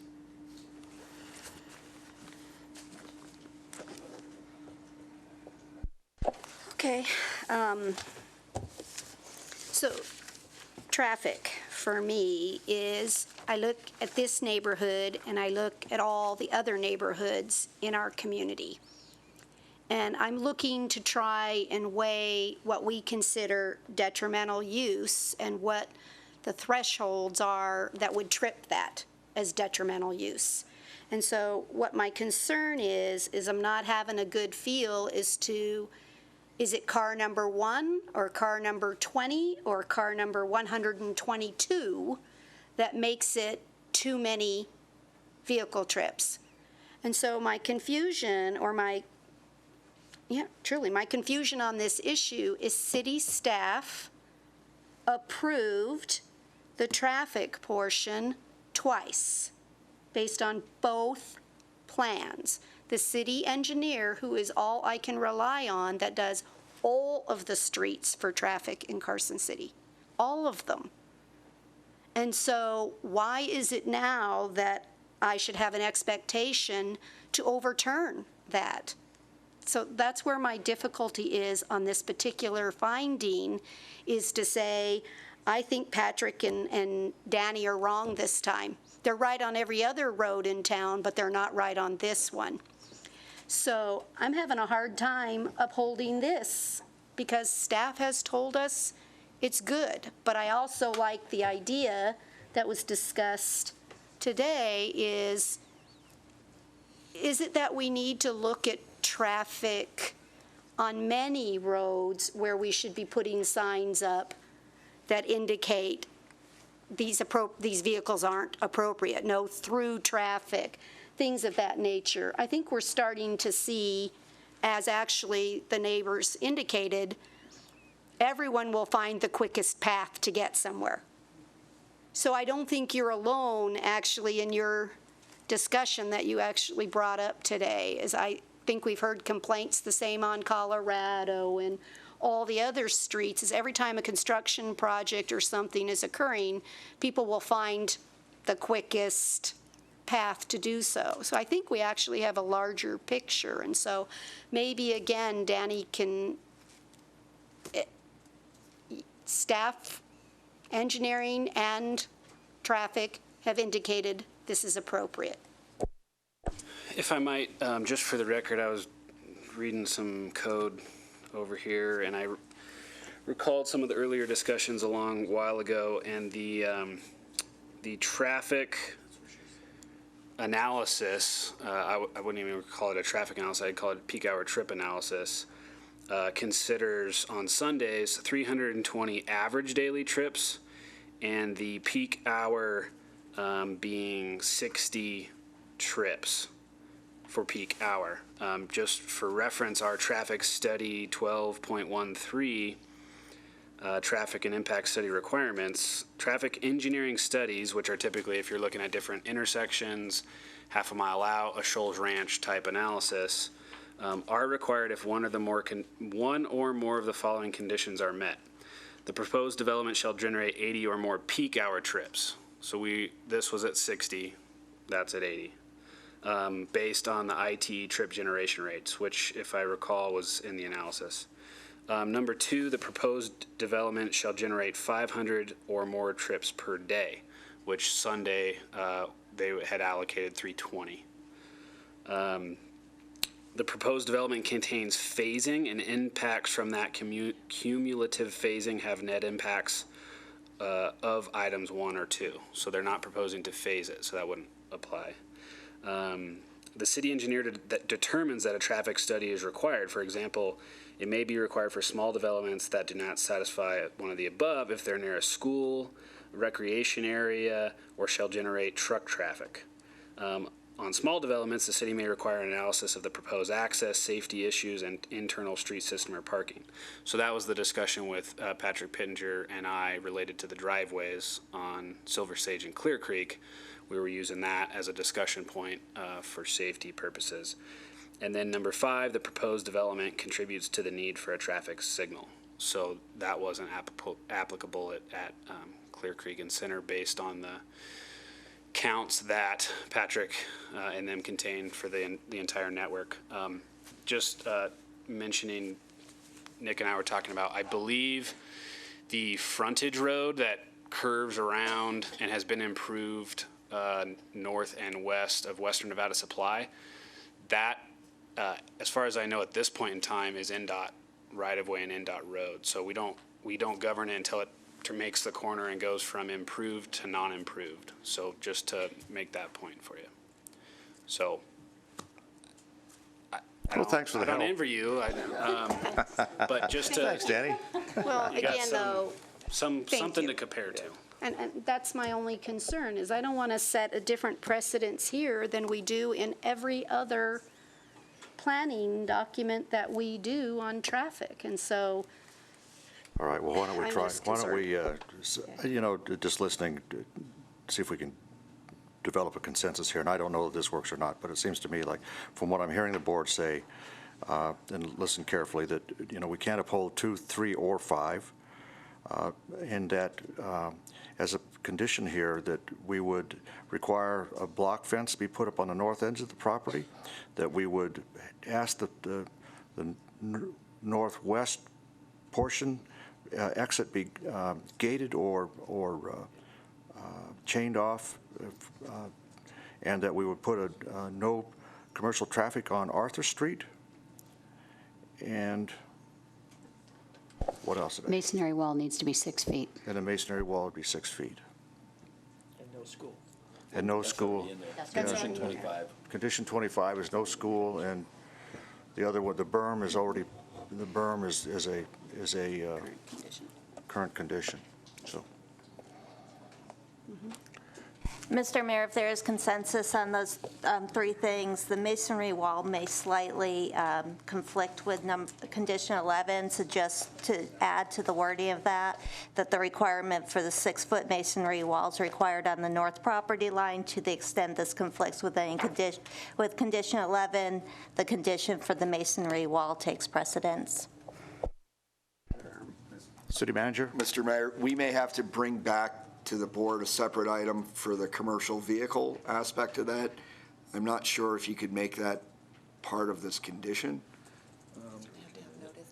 Yeah, we may need to notice it, and I just want to point that out. I don't know if we can make that conditional.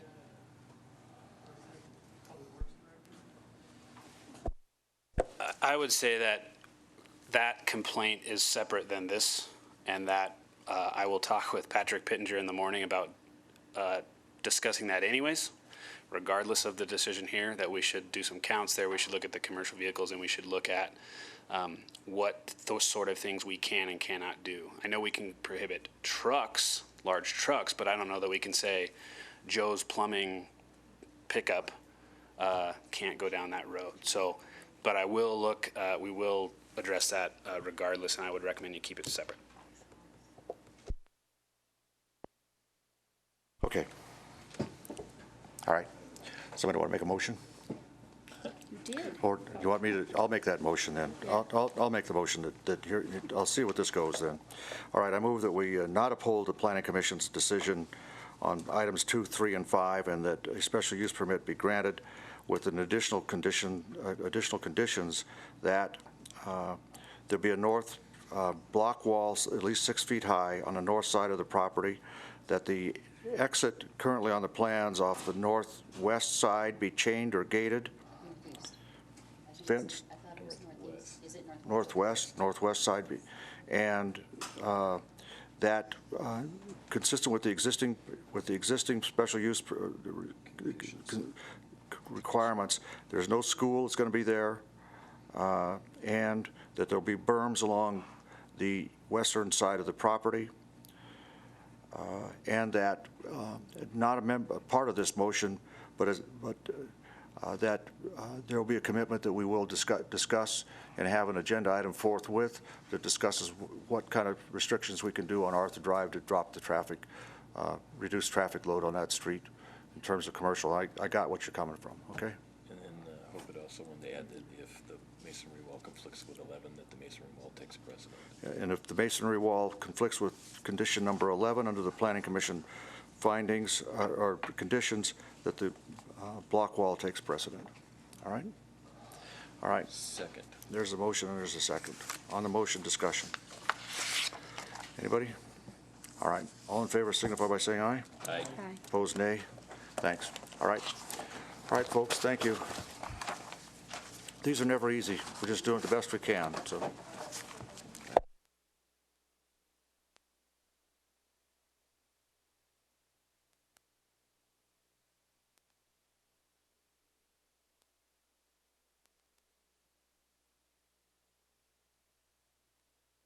Item 34, public comment, final public comment. Now's when you can, okay. All right, anybody, public comment? I don't see any, so are we ready to adjourn? Move to adjourn. Unless there's an objection, we are adjourned.